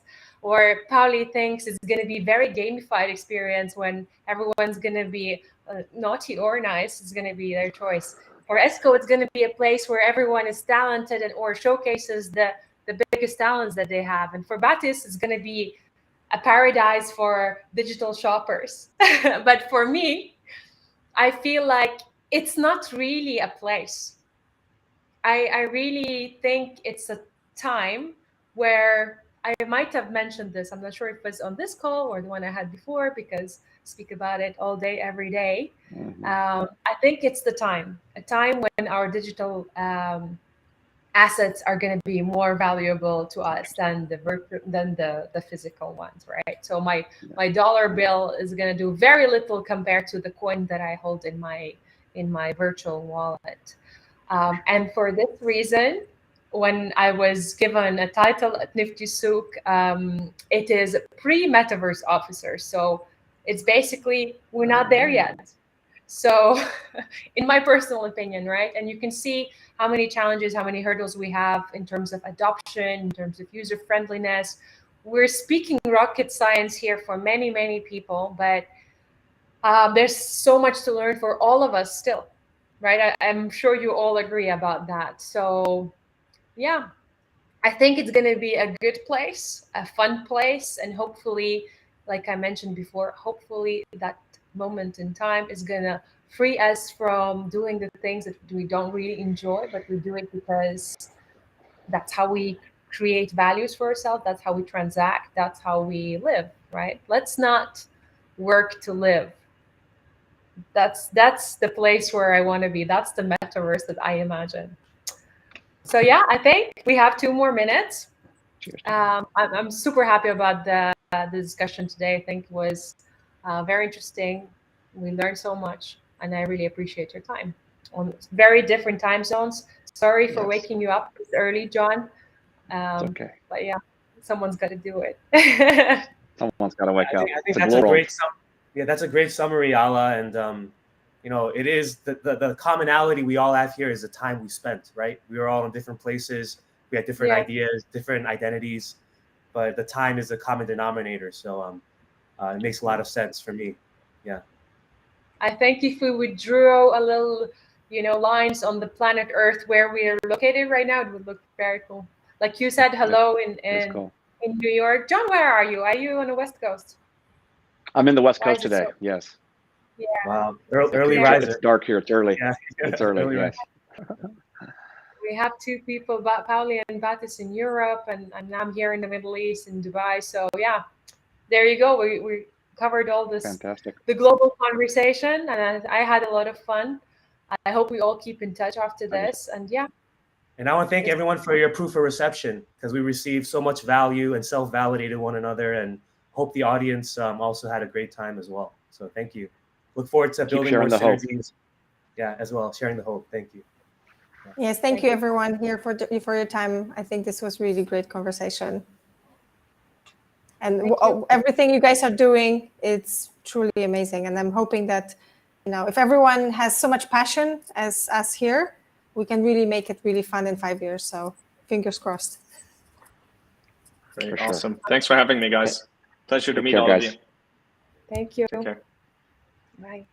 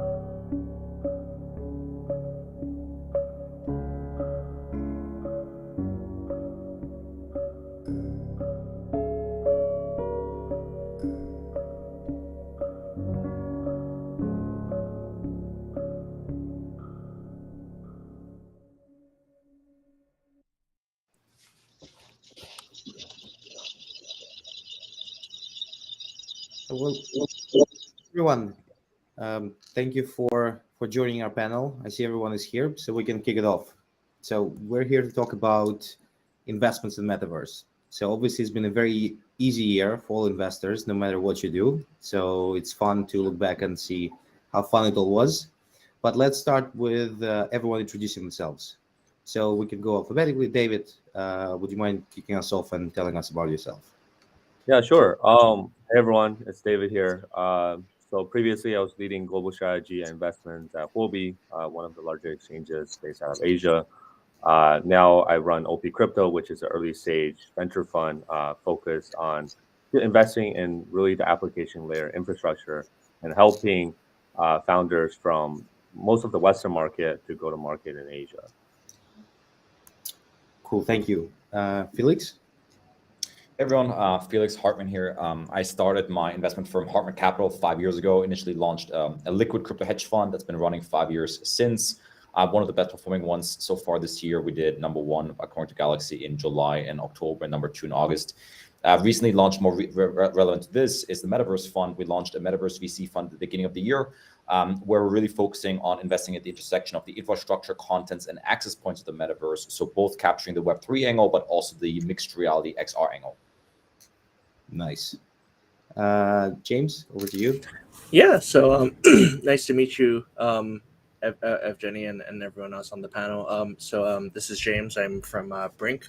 We're a global venture accelerator. Earlier this year, we were funded by Animoca through our Series B round to really work more Web3. I'm the associate program manager for the Sandbox Accelerator program. Nice. So it sounds like you guys are pretty deep into that space. So on my end, I run 37 Capital, which is a DeFi yield fund. So we provide liquidity on chain to generate yield. And lately, we've been spending more and more time with Metaverse-related assets because obviously they're becoming more and more financialized as time goes by. So it's exciting to talk about this now because Metaverse as a concept has been around for a while. Recently, Meta laid off a bunch of people, And when I talk to my friends who are outside of crypto, they still don't really understand what Metaverse is. Some view it as a Ready Player One movie. Some view it as, you know, the next Facebook. So it would be great to start with understanding what Metaverse means to you guys and how you think about it. So we can keep it all very, very casual and chilled. So, you know, David, maybe you can kick us off, and then you guys can jump in with your thoughts as well. Yeah, I think it just, when we're living in a digital first world, right? It just pretty much all assets, everything that happens within sort of the virtual world, consists of really what the metaverse entails, right? So I think anything from just assets within the metaverse, with whether it's real estate or digital collectibles, are all sort of investable assets, right? But other than that, I think it's a whole interactive experience that every single person will be able to experience within the metaverse, and that sort of experience creation and curation has a lot of sort of investment opportunities as well. Whether it's allowing people to play a lot of these sort of instead of controlling a controller and a virtual character in a game, a lot of times you're just yourself, and then you're able to mobilize a lot of what you want to do in the new world and be able to create new realities, right? So I think that's how I see it, and yeah, would love to hear the thoughts of others. Yeah.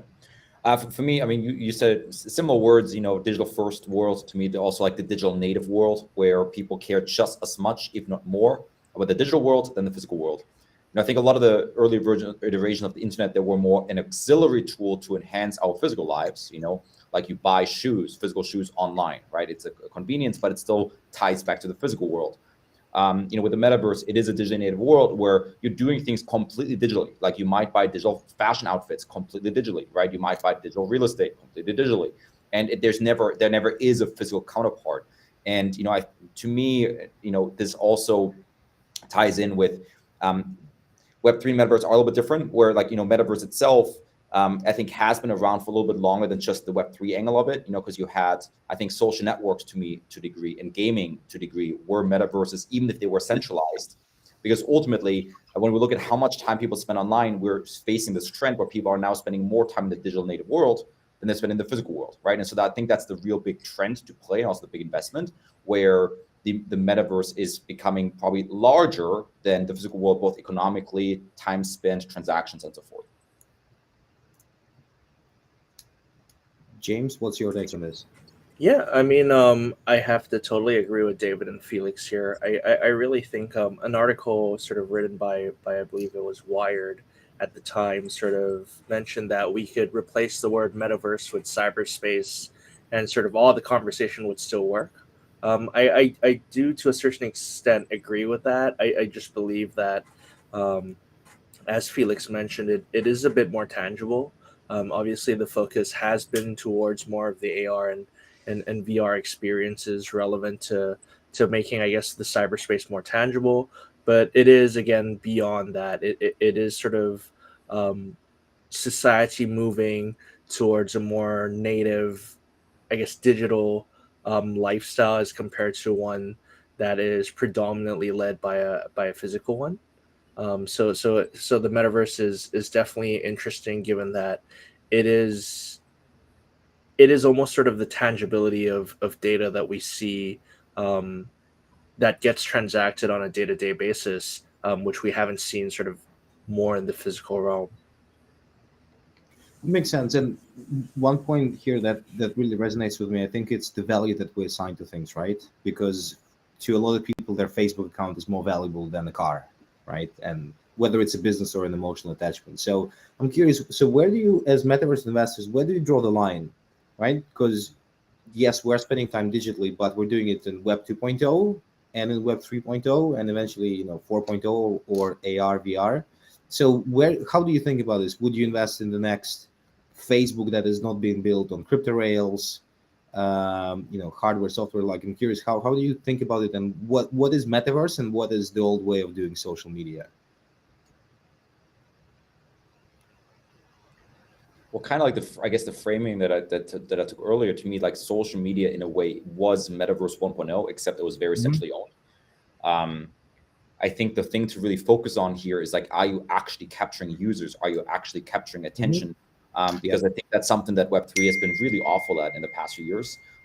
Is that, you know, we built so many, you know, primitives, but then maybe it's 300 users, but $1 billion market cap, right? And that's even what some of the first metaverse, decentralized metaverse place, whether it's Decentraland, Somnium, Sandbox, and so forth. I mean, they've all come under fire for having a lack of users. And so I do think it's super important from an ethical perspective that a future metaverse, or at least the infrastructure, the rails on which it's built, is decentralized, because I think none of us want to live in a Facebook-owned world or Meta-owned world that is just as economically important as the physical world. I mean, that's at that point you're becoming, you know, a really more nation state than anything else. And I do think it's appropriate to look at metaverses as nation states. But that being said, for me, it's really important about like, how are you actually capturing users? What are the organic activities that they're doing, or are they just being incentivized to, you know, be active on those platforms? So then, speaking about users, what is the size of the metaverse market today? And again, I guess depending on different categories, right? Whether you classify Instagram as metaverse or not, obviously. But I know, James, maybe you have a take on this, given that you're potentially pretty close to some of these multiverses. You know. Yeah, for sure. I mean, I think really sort of, if we were to draw sort of a parallel from the Web 2 world or from the Web 2.5 world, just doing a quick search on Google, there are 37 million channels on YouTube. Obviously, that doesn't equate to 37 million people, but really, what the Sandbox and Brink have been really interested in is the open metaverse and the potential of this user generated content coming through through the internet and through Web3 to reach the masses. And if you just look at YouTube with their 37 million channels, potentially that's 37 million people that could be onboarded onto the metaverse, creating their own content. And I think that's sort of really the difference, where content was centralized originally, starting with TV broadcasters.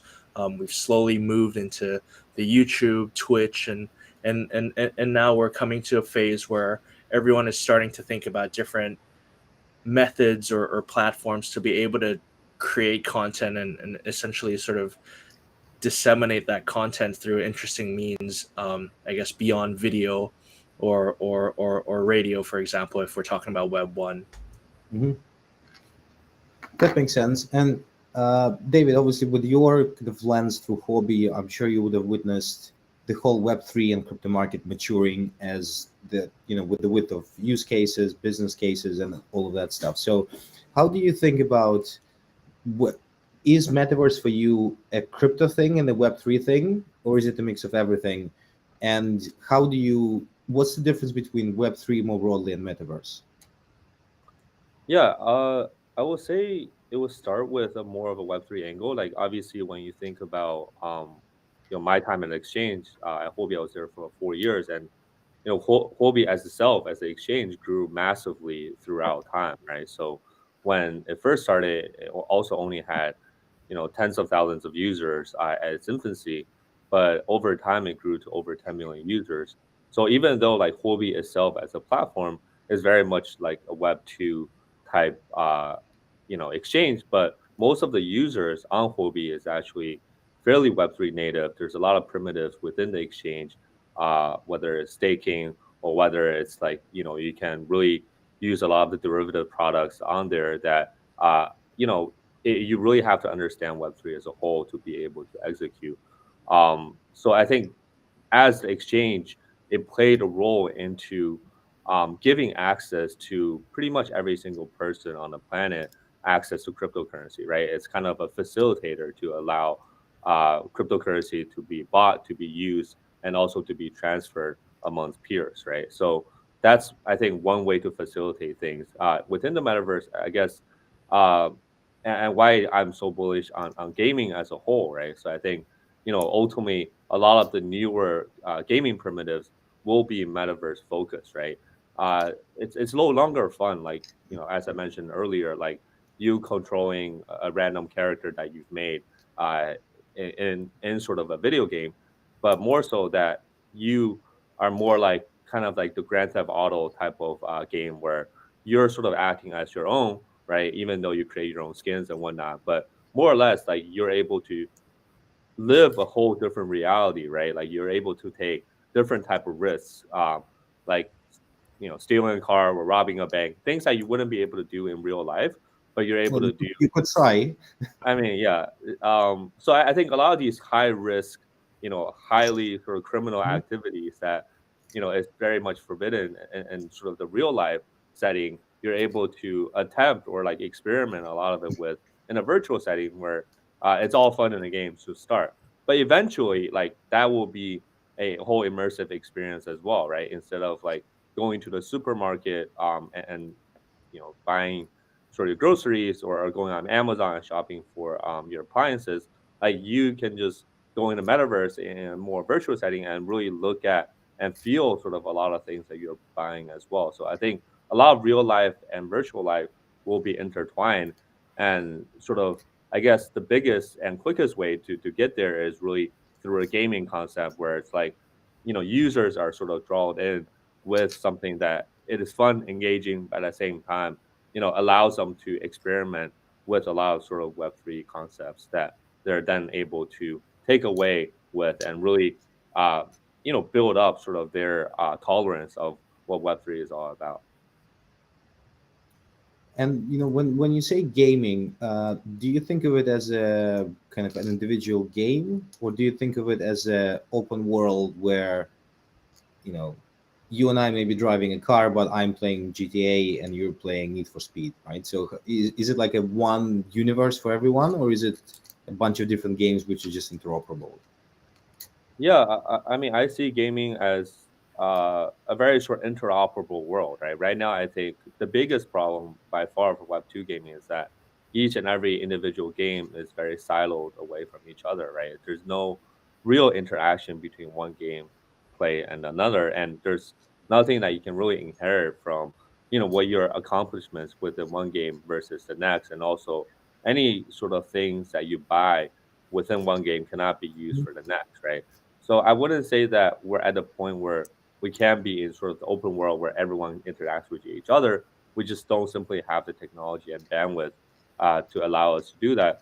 But I do see a world where you're playing multiple games where you're interacting with multiple people in sort of a multiplayer format that people are then able to engage each other in different game settings, use different toolings that they're able to use from one game to another, and I think that's also like easier for a gameplay standpoint, right? Like a lot of sort of the gaming interface can be open source in that like you don't have to start from square zero to start a new game or to even build a new game, right? A lot of this I think can be compounded upon each other, and like anything that's built for one game can be used for the next, and like any sort of accomplishment that you do as a player in one game can be used to the next. Like a lot of this can then allow you to have a more immersive gaming experience that can really engage and retain the user base better, right?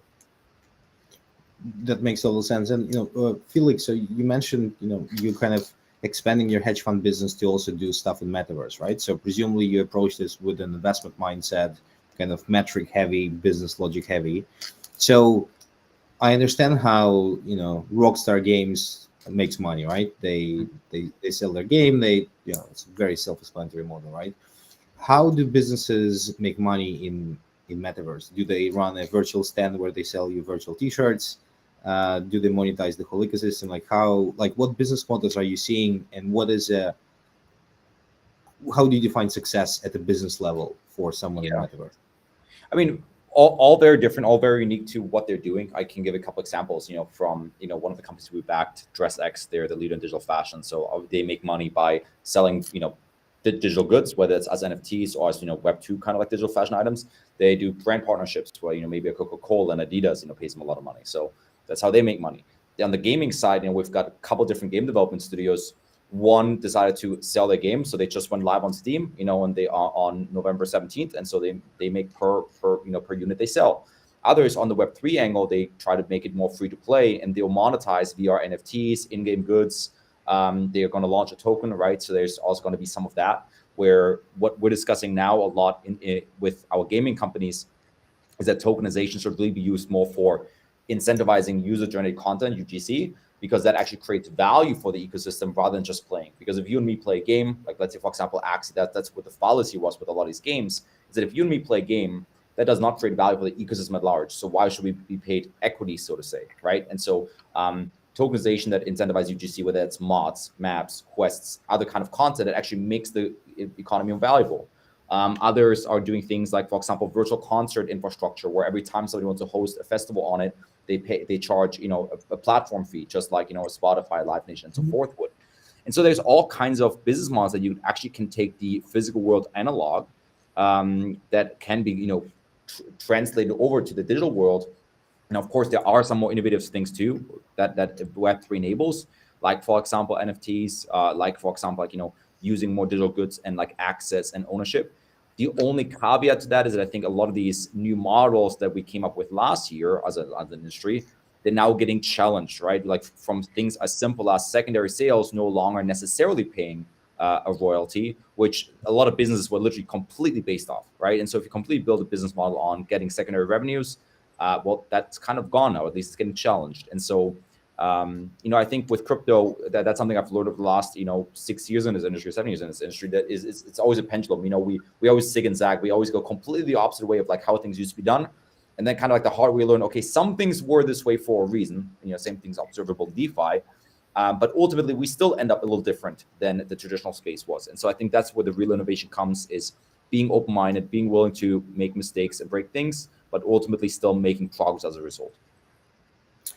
Makes sense. And with regards to the in-game items, you know, you kind of have people speculating that, you know, the specific monster in Axie will be very valuable, or a sword, or I don't know what else, right? I remember looted from whatever, a year and a half ago. But the whole point of gaming is that it should be very accessible, right? Yeah. So do you believe that these in-game weapons and other items can never be, you know, 10x in value? It's, well, they're actually touching two different issues there. One issue that most of my game developers agree with is that items that impact the success of the game should not, or items that affect your effectiveness of playing the game should not be for sale. Why? Because then you simply turn every single game into a play-to-win game. Sorry, pay-to-win game, where you just buy the most rare sword, you buy the most expensive Axie, and you're going to win every single game, right? And that kills competitiveness. And while that is a quick, successful cash grab, which many mobile games have done, it does usually lead to a sooner death, right? And so what most of the game devs say, like, when we sell in-game items, it's really more for aesthetics, right? So it could be, for example, like it could be skins and so forth, but also what's getting explored more and more, which makes the difference between games and the metaverse, is that many of these have their core game, right? Their core game loop, but then they're also building social experiences all around it, where that doesn't impact the core game loop. And so they can sell mini games within that social space. So for example, one of our companies, XLab, they have a game called Veil, which is a first-person shooter, but then you have an armory where pretty much before the games, after the game, you hang out there, you can play chess, you can play hockey, you can play all these things. And those are small upgrades and things that they can sell, where again, it doesn't impact the core game, but it still adds fun value and so forth. Good. And technology, right? So it's been identified as obviously an existing issue. So, you know, James, with your hat on as someone from the accelerator world, how do you think about tech? When will it be ready to go at scale? Well, I mean, that's always an interesting question, isn't it? I mean, we're seeing in the news every day of interesting tech coming up, especially more recently with the Chat GPT coming out. Well, everyone in our office is currently playing with that. Well, we've been playing with it the entire day today. So it's really mind blowing where tech is and where it was just a couple of years ago. Obviously, as someone with a bit more game dev background, if you just compare Unreal Engine 4 and 5, sort of the level of technology there is mind-blowingly different. The applications that you can build on top of that, it's getting there. But I think as Felix mentioned before, we are a little early, both on the software as well as I'm more of a believer that we are slightly a little earlier on the hardware side of things. We are slowly getting there, obviously, with Meta working on their Oculus headsets, and and other companies out there such as Unity, Niantic. These guys are working on the AR technology. It's something that we'll see almost on a daily basis, on a weekly basis of interesting technologies come out. It's really just applying them in the right scenario, such that it makes sense for the average user to start using them. I mean, it is very cool, but to a certain extent, it is very gimmicky. Given that, for example, I own an Oculus headset, but I maybe touch it about once a month.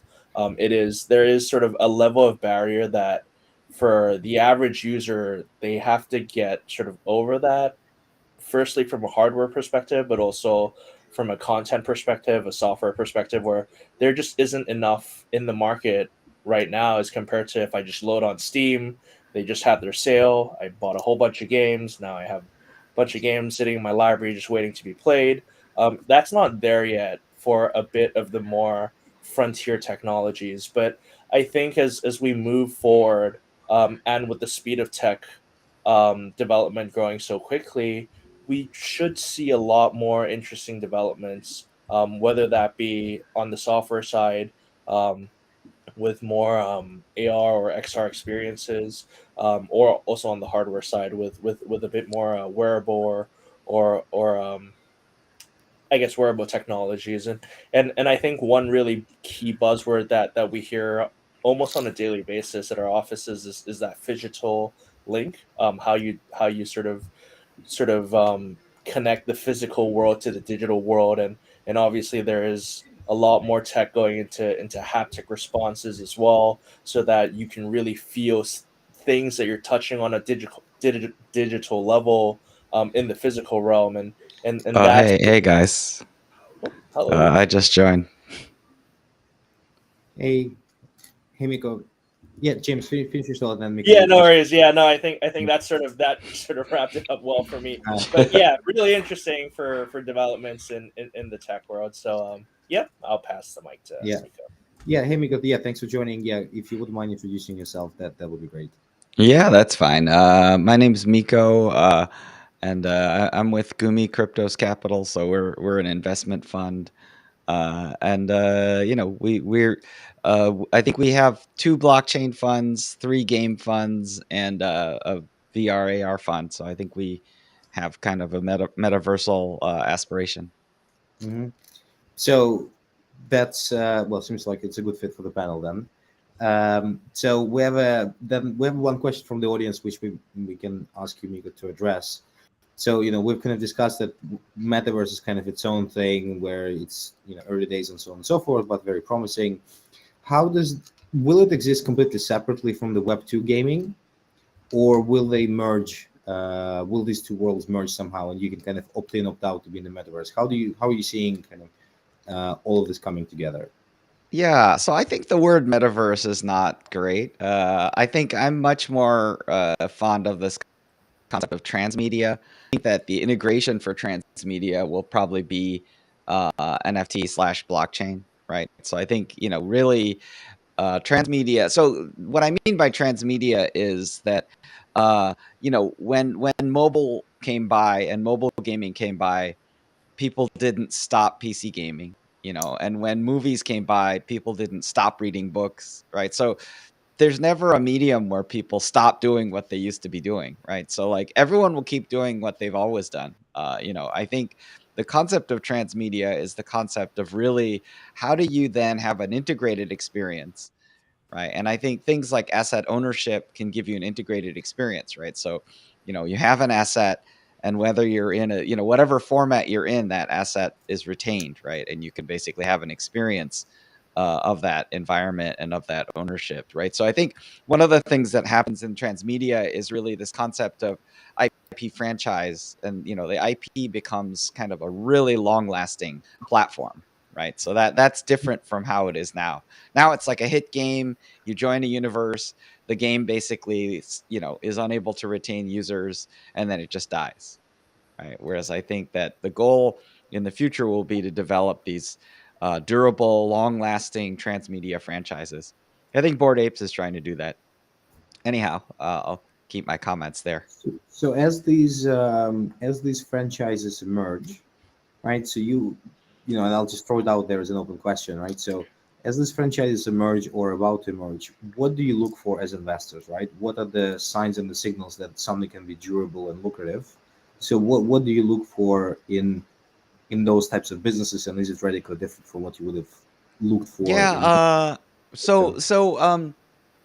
One of the clues to IP is to look at the top IP franchises in the world. So if you look at the top IP franchises, the number 1 is Pokemon, number 2 is Hello Kitty, number 3 is Mickey Mouse and Friends, and then Winnie the Pooh, and then below that it's like Mario, right? So if you look at the franchises, the top 5 are all cute. Below that, you have actually Star Wars, and then you have Marvel, right? So if you also if you look at the top IP franchise, if you look at the top 7, it basically goes Japan, Japan, Disney, Disney, Japan, Disney, Disney. So that's the ranking, right? So those are all some interesting clues about where global IP comes from. But I think we definitely look for things that are cute. I think they have mass appeal. We think the mass appeal thing, it's probably going to skew in the direction of like multi-platform. So it's probably going to be more like Unity rather than Unreal. Those are just the some different ways to look at mass adoption. Anything to add, guys, in terms of what you guys look for?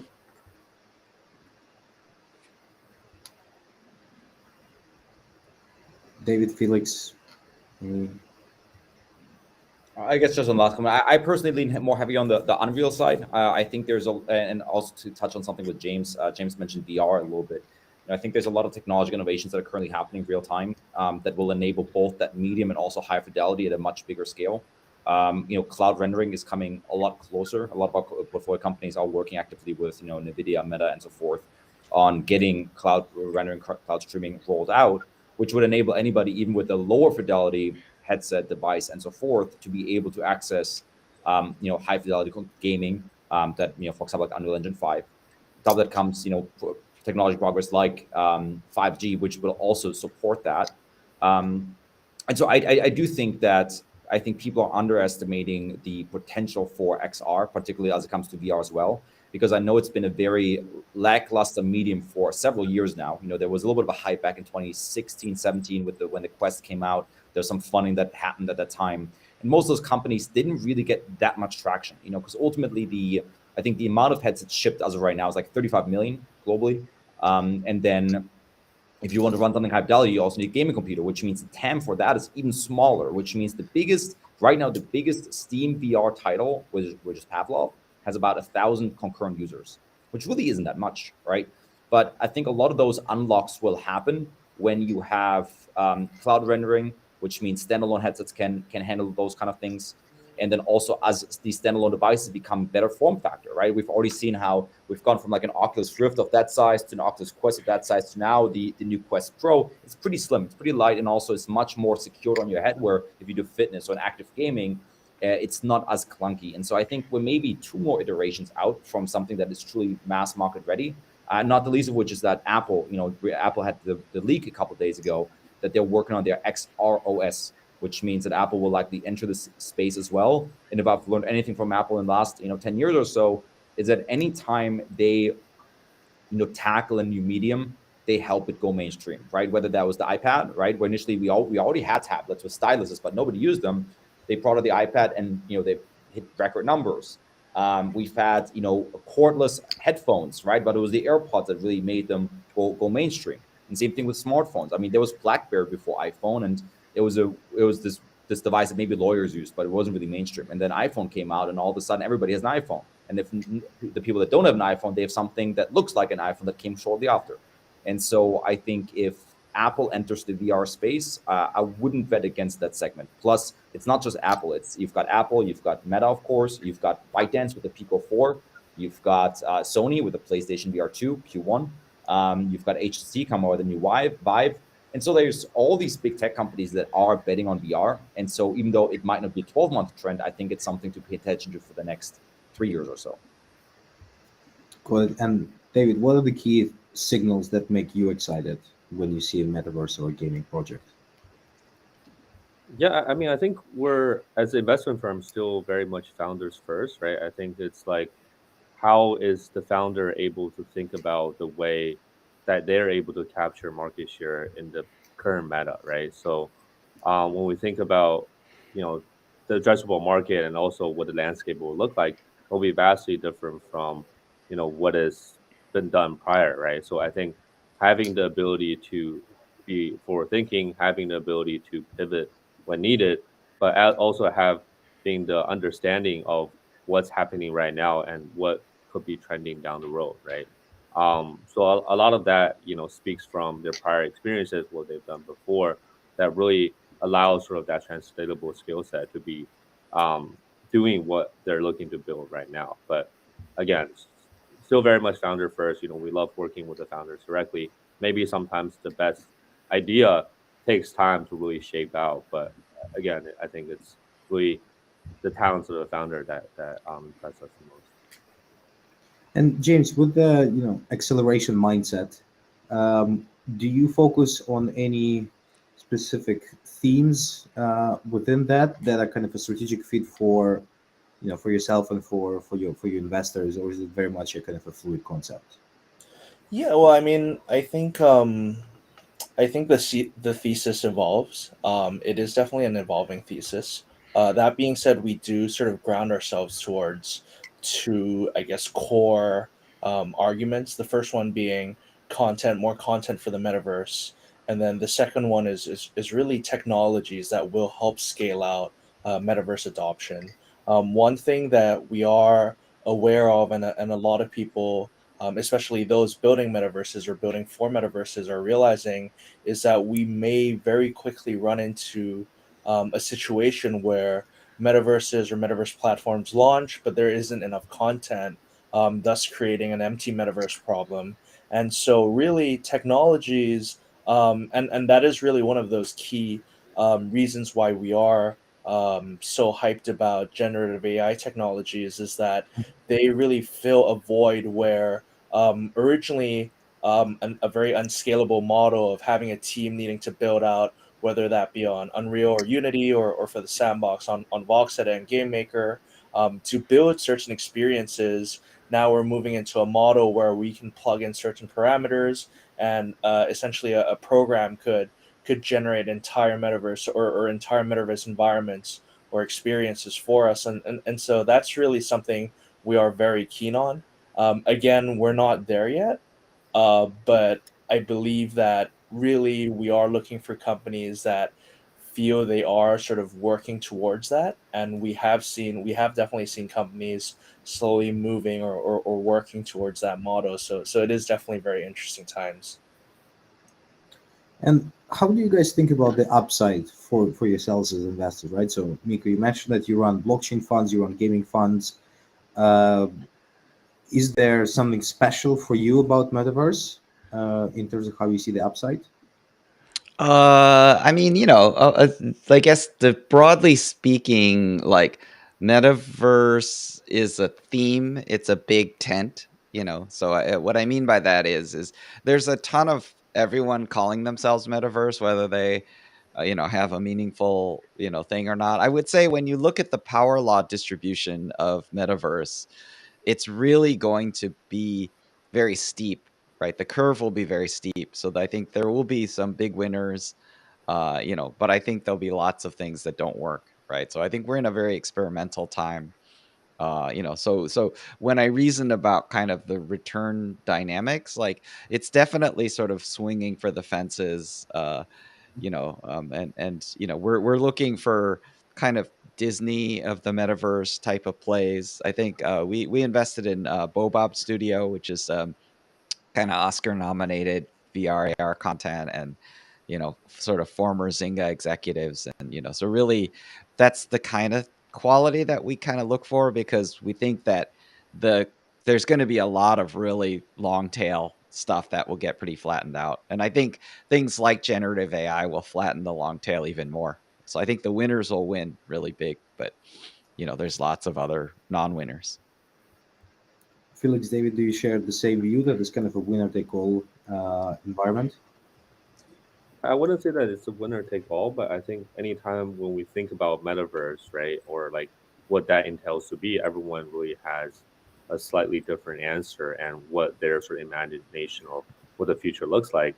And whenever there's sort of uncertainty with what is going to happen, that's where the upside lies, right? Because there's still so many things that's yet to be built out that haven't been built out, so that there's plenty of investment opportunities. And once it does, that's where the monumental upside and sort of gains come from. So I think at the end of the day, right, like upside is only equivalent to like how much things haven't been done yet that need sort of investor funding to be able to help them ultimately get there, right? So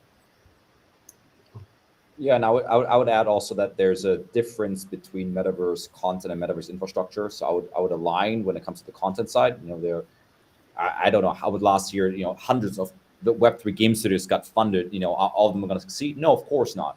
There's even a high probability chance that virtually all of them are going to fail. Because many of them have insane burn rates. They maybe most of them don't have live games yet, right? So content is very tricky. Plus, then the question becomes, are incumbents going to take over that segment as well? For example, like you said somebody ex Zynga, ex Ubisoft, and so forth. Like, will incumbents come in, or is it going to be more like DeFi, where it's completely new mindsets, completely new approaches that win that segment? But taking that all aside, there's also a lot of metaverse infrastructure that I think has a more reasonable risk return rate from the angle that there is that not significant. Well, there is significantly less risk than just betting on an IP. And on top of that, they still have meaningful upside, right? So, for example, one of the companies we backed, Shapes XR, they're like the Figma of XR. Like it's prototyping tools to create apps in XR, right? Where they already have market dominance, and it's not like an IP where it's like, will people fall out of love with the game? No, as long as the tool is useful and valuable, they'll keep using it, right? So it's a little bit of a different dynamic. And so I would say one can balance that risk reward profile of a metaverse fund by weighing those two. How much infrastructure are you doing and how much content are you doing? And jumping on the point about DeFi, because something I'm very curious about, is DeFi, at least in the previous cycle, was kind of the biggest steamroller that got us through DeFi summer, right? Then we have NFTs and so on and so forth. So for Metaverse to be successful, does it need to be composable with DeFi and existing Web3 financial infrastructure? Or could this be completely isolated universes which don't really touch each other? I think it's kind of not an either or. Like what I mean is that explicit composability, there's definitely experimentations like DeFi Kingdom. I talked to a game called Stable Battle that uses stable coins. So like there are these super explicit integrations. Like I don't really think that makes a ton of sense for the mass adoption user, right? Like really to be actively doing DeFi inside of a game environment or integrating. When you talk about integration, it's sort of like, are banks integrated with shopping malls, right? Like they're not, right? But do shopping malls use banks, right? So like in a sense there's so DeFi could be looked at as sort of a financial system for the metaverse, but that they're kind of working together without explicit integration, right? So I don't think there's a need for I would say the only kind of explicit integration where would be necessary would be things like a wallet exchange metaverse, right? So like you want to have one common user experience where you can exchange items across games and environments, right? So that feels like an integration point, but beyond that I think it's a largely non-integrated phenomenon. That's the way I would see it. I would say more integration can be better from the angle. I've seen too many Web3 games. They say like, oh, we're going to launch our own NFT marketplace. We're launching our own exchange. We're launching our own layer one blockchain. How many games have their own layer one blockchain? And kind of defeats the purpose. Where then you're not there's no way that layer one is decentralized. You probably just paid someone to host a couple servers yourself.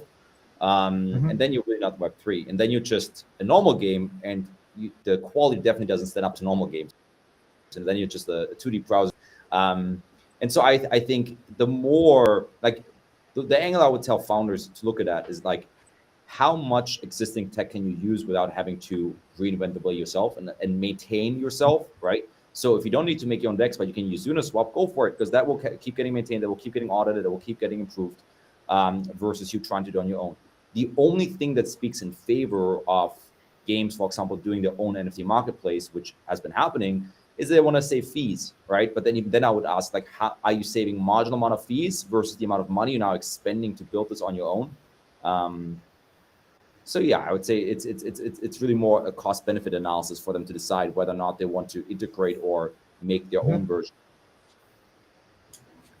Yeah, I'd just like to add to this. I think it's a really interesting viewpoint because alongside running an accelerator program, I also founded my own blockchain gaming company, and I guess to sort of to defend sort of a lot of games out there, and perhaps sort of the rationale behind trying to build our own things is it's because it's very different, especially if you compare it to traditional games. I would say almost 95% of the games out there, multiplayer games, have this Chinese wall between the in-game economy versus the real world economy. And this is something that probably comes up on our docket every day in terms of what are the potential effects if we try and, or if we, given that Web3 has broken down these walls, and now we have assets that do engage or that do hit the real world economy, how that affects um, really the effect of the game. And at the end of the day, people want to have fun. Developers don't want to be in a position where they need to think about whether they could build something because they have the concerns of the real world economy around it. That being said, gaming companies and a lot of studios that are building Web3 games should definitely have this in mind. That is one thing that I do see that is quite lacking. I'm jumping in between roles here right now. Game studios definitely do sort of need more than your traditional game economists. I do actually, whenever I speak to a lot of founders out there, I ask them, "Have you spoken to a central economist?" And usually they go no, because they don't really like, they sort of go like, "Oh, our game economist knows everything," and I'm like, "Do they really though? Like what happens if someone sort of just floods the market and they're like, oh wait, et cetera, et cetera." So it's interesting. I understand why a lot of games want to build up their own things, just because they do want to contain situations, rather than completely let it go. But I think that's really more of a matter of the maturity of the market. We are still very early, especially with DeFi. It is one of those sectors that I am very bullish about. But it is something that people need to understand, that really Web3 gaming is not about trying to make a profit. At the end of the day, gaming is about having fun.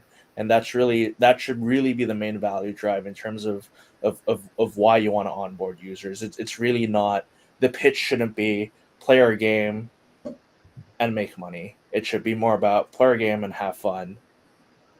But hopefully you can transfer these as you wish to.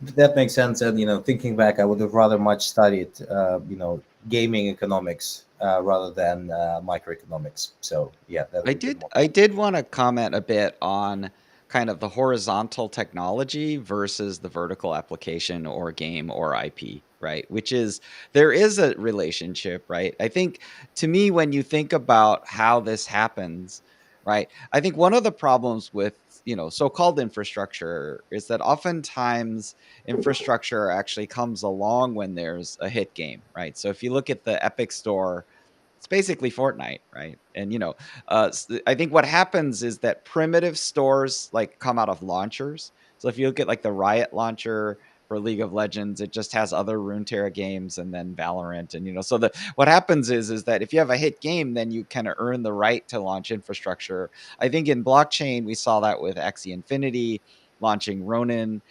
I think that's a case where it's sort of super duper amazing game team, wonderful culture, great company, Sky Mavis, great human beings. They maybe underestimated the complexity of securing layer one, for Ronin. I think Another case study is Dapper Flow. So like Top Shots, obviously runaway IP success through a license with NBA, and so they launched, the Flow blockchain, right? So, it doesn't have to be a blockchain. It could be an app store, it could be an identity system, could be a wallet, it could be anything horizontal, right? But in a sense, there's a relationship between horizontal and vertical, right? So in a sense, like the thing that I think we're objecting to here is if a game isn't a hit game and they're trying to build their own blockchain, they're not really in a position, they're not in the position, they don't have the economic might to launch something horizontal. They may not have the technical skill, right? But like there is a relationship between the vertical and the horizontal. So to your point about making things kind of accessible, inclusive, we have an interesting question from the audience that the person kind of sees a big divide in the internet, in the metaverse, and they're trying to understand how metaverse can be made more inclusive for those who live in the rural areas of emerging markets and not necessarily just in the developed economies. Yeah. I can speak to this. Go ahead, David.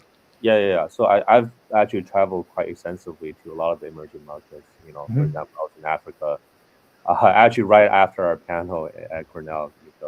Nice. So I was there for about a month in April. I was in Southeast Asia for a little bit over a month in August, and also parts of Latin America earlier on last year.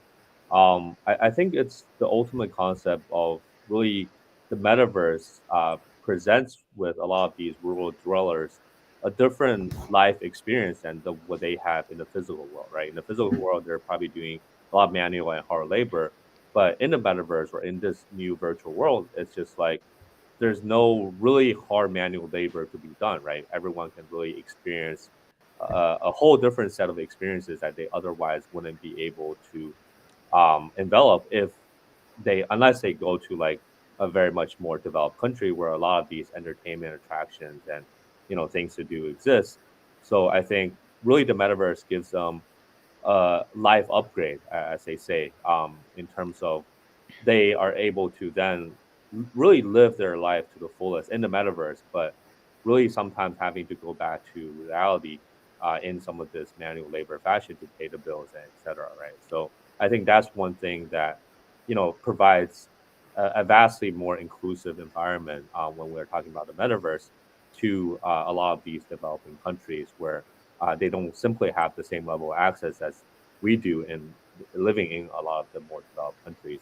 And also, to touch a point on what you guys mentioned about earlier, is how gaming can integrate with a lot of the different other verticals. Is that I think whenever you gamify something, you make it easier for people to really enjoy what they're doing, right? So I think a lot of that can also extend itself to more educational purposes, right? I think when DeFi Kingdoms came out, or a lot of these newer gameplays that kind of envelop other sort of industries, is that it makes it easier for people to learn something, right? When we talk about children's books or we talk about sort of early fundamental basic math, right? A lot of these things are sort of gamified concepts where people are playing a game, but at the same time they're using it to really educate themselves and also just learn from sort of that environment, which allows them to it allows them to, I guess, absorb information in a much easier format, and they're able to really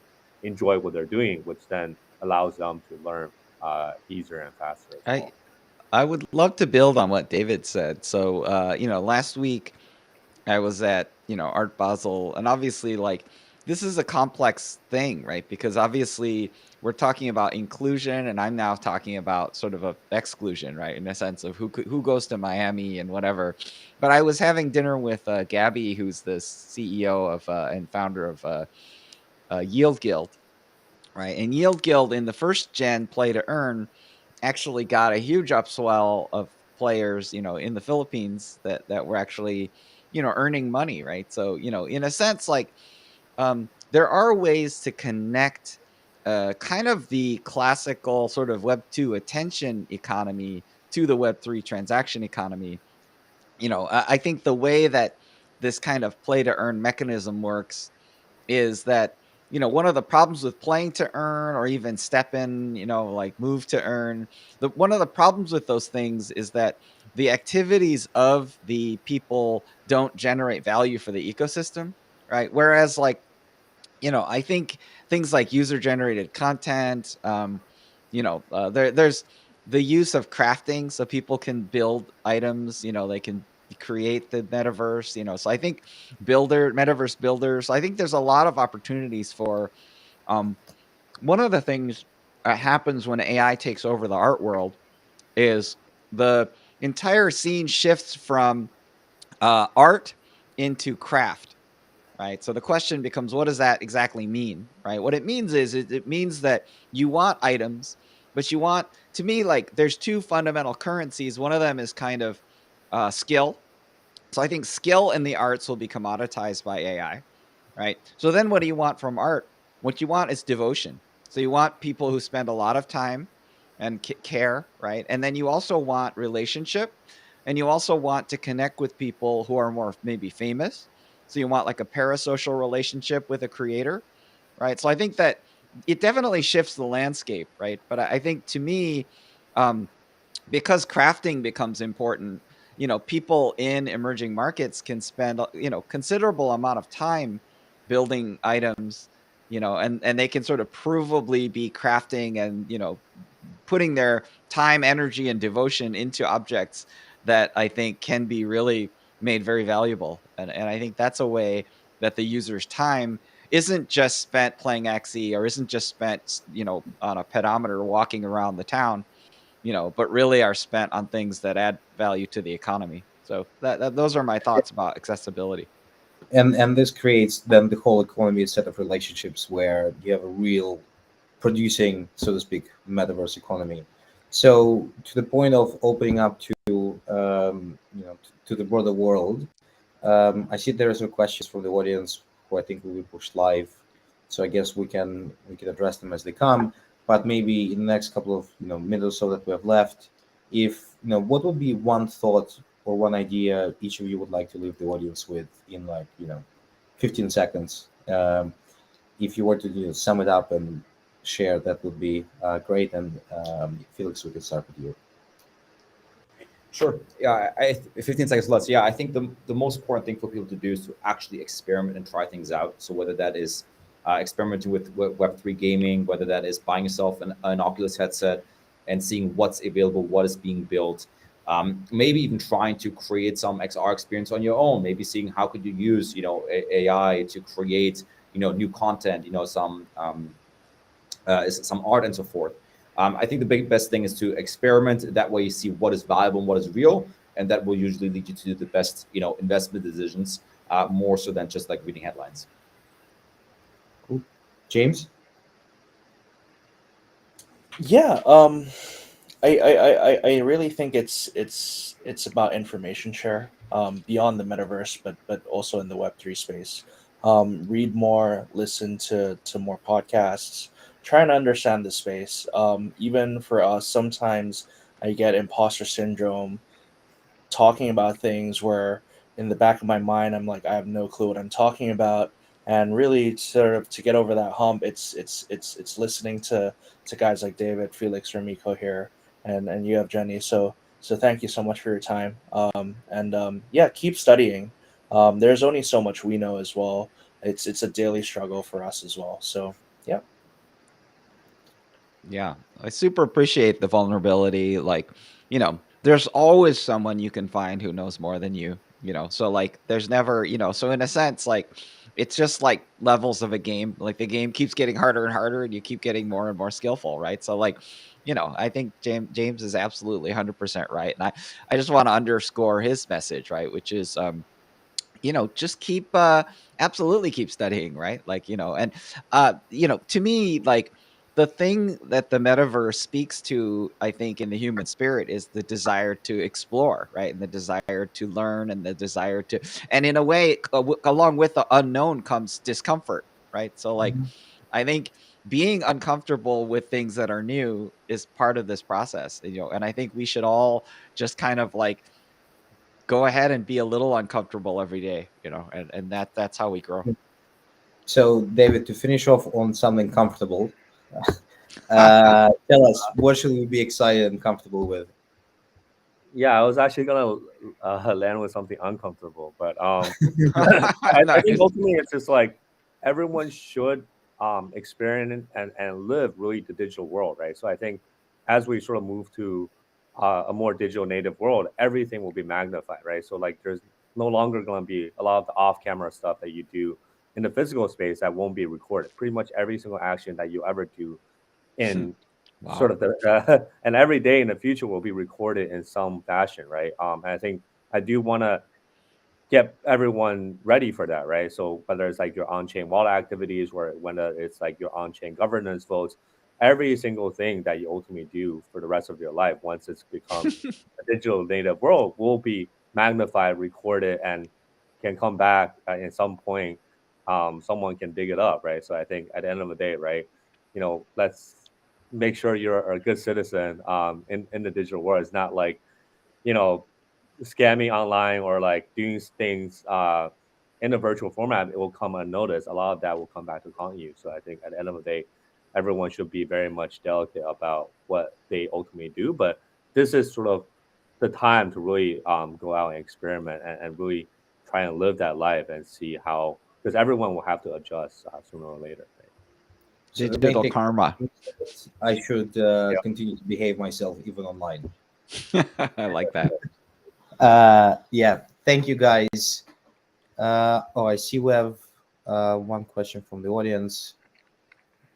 If we decide to exclude by default, wouldn't we be missing out on the multitude of mobile users in rural areas? I want to jump on that just really briefly, right? Which is, I think this idea of transmedia doesn't include mobile users, right? So, I was pushing for kind of a Unity world, right? So, Unity is cross-platform and mobile, right? And the other thing that I think you want to watch too is one of the reasons Facebook wants Facebook wants Oculus is because Facebook doesn't have a hardware platform, right? Which makes them the attacker, right? But Apple has iPhone, right? So, and Apple has Mac, has tons of hardware platforms, right? But in a sense, Apple Reality Headset or XR, whatever you want to call it, like Apple is the defender, right? So if you look at it from that perspective, it's possible that the iPhone will be replaced by these headsets, right? So, so I think, it is a matter of time. It's a matter of price. It's a matter of volume. And, but I think that, I'm all behind what Idris is saying about, don't leave behind these earlier gen technologies and those users. So I think, I think if we're all successful, then everyone will be able to access this value. Makes sense to me. So I assume. Sorry, is there other more questions? It's not very clear. Yeah, I see someone just dialed in. Ken or Ben, do you have a question for us?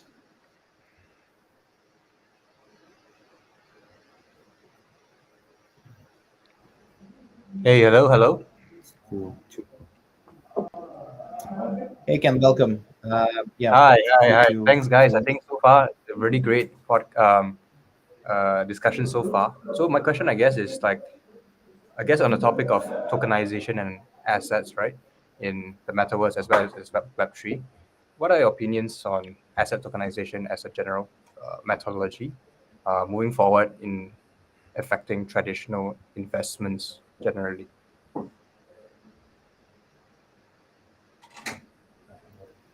Yeah, take it away, guys.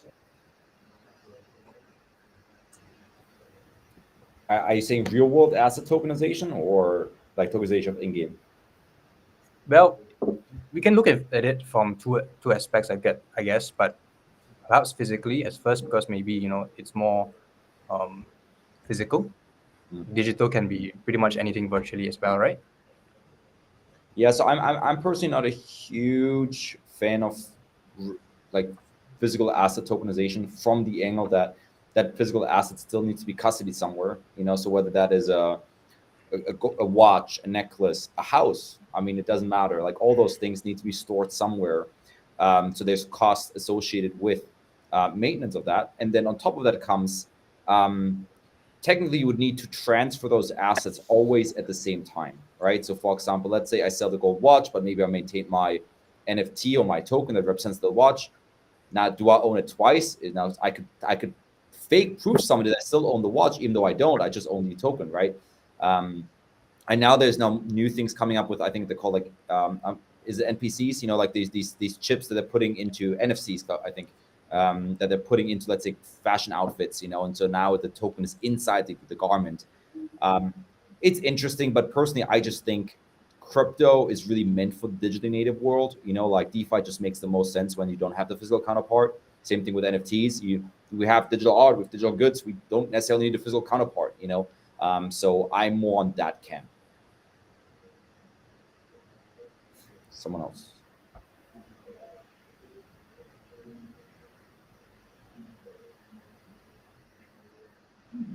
Yep, I guess that's it. There is one. Yep, thank you for answering my question. You got it.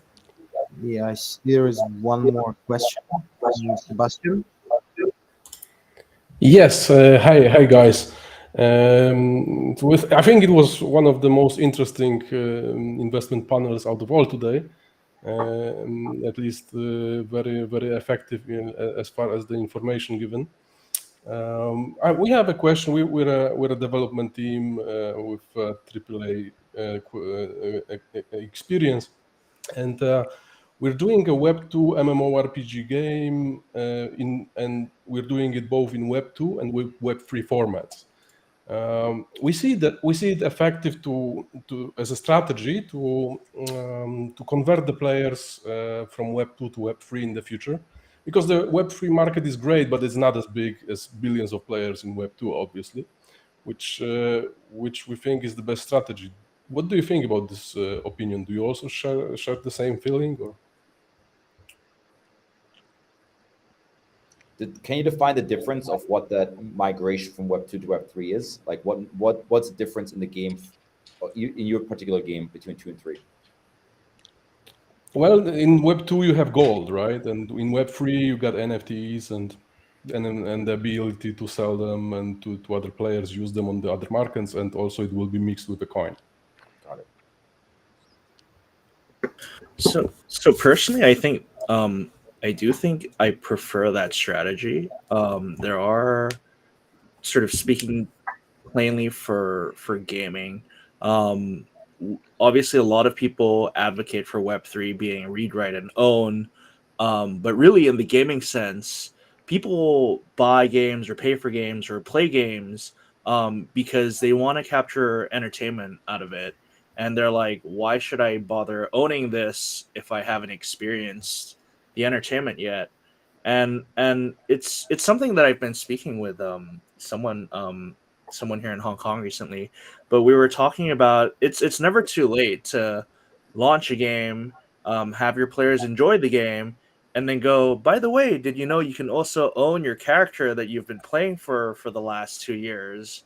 And really, we feel that that's a good strategy to actually slowly onboard users from Web 2 to Web 3, especially because infrastructurally, Web3 systems are still fragile.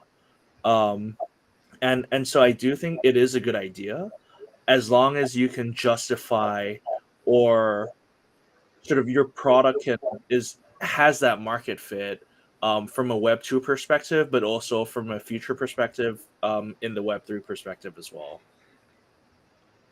Yeah. Thanks. I don't have any questions. Maybe, are you guys coming to the after party tomorrow? Virtual? Is it a virtual after party? in the Metaverse, I assume. Yep, it's organized tomorrow. I looked at the schedule and I see there is an after party tomorrow, sometime in the evening, CST time. Yeah, sounds fun. We'll probably Yeah, look now we have yeah. to. Okay. Now we're on the hook. There you go. Cool. Well, yeah. Thank you for your question, Sebastian, and thank you guys for making the time, for sharing your stories and your thoughts. And I guess we'll see you in the metaverse. Yeah, sounds good. Thank See you guys around. Thank you. Have a great one. Thanks, everyone. Bye-bye. Bye.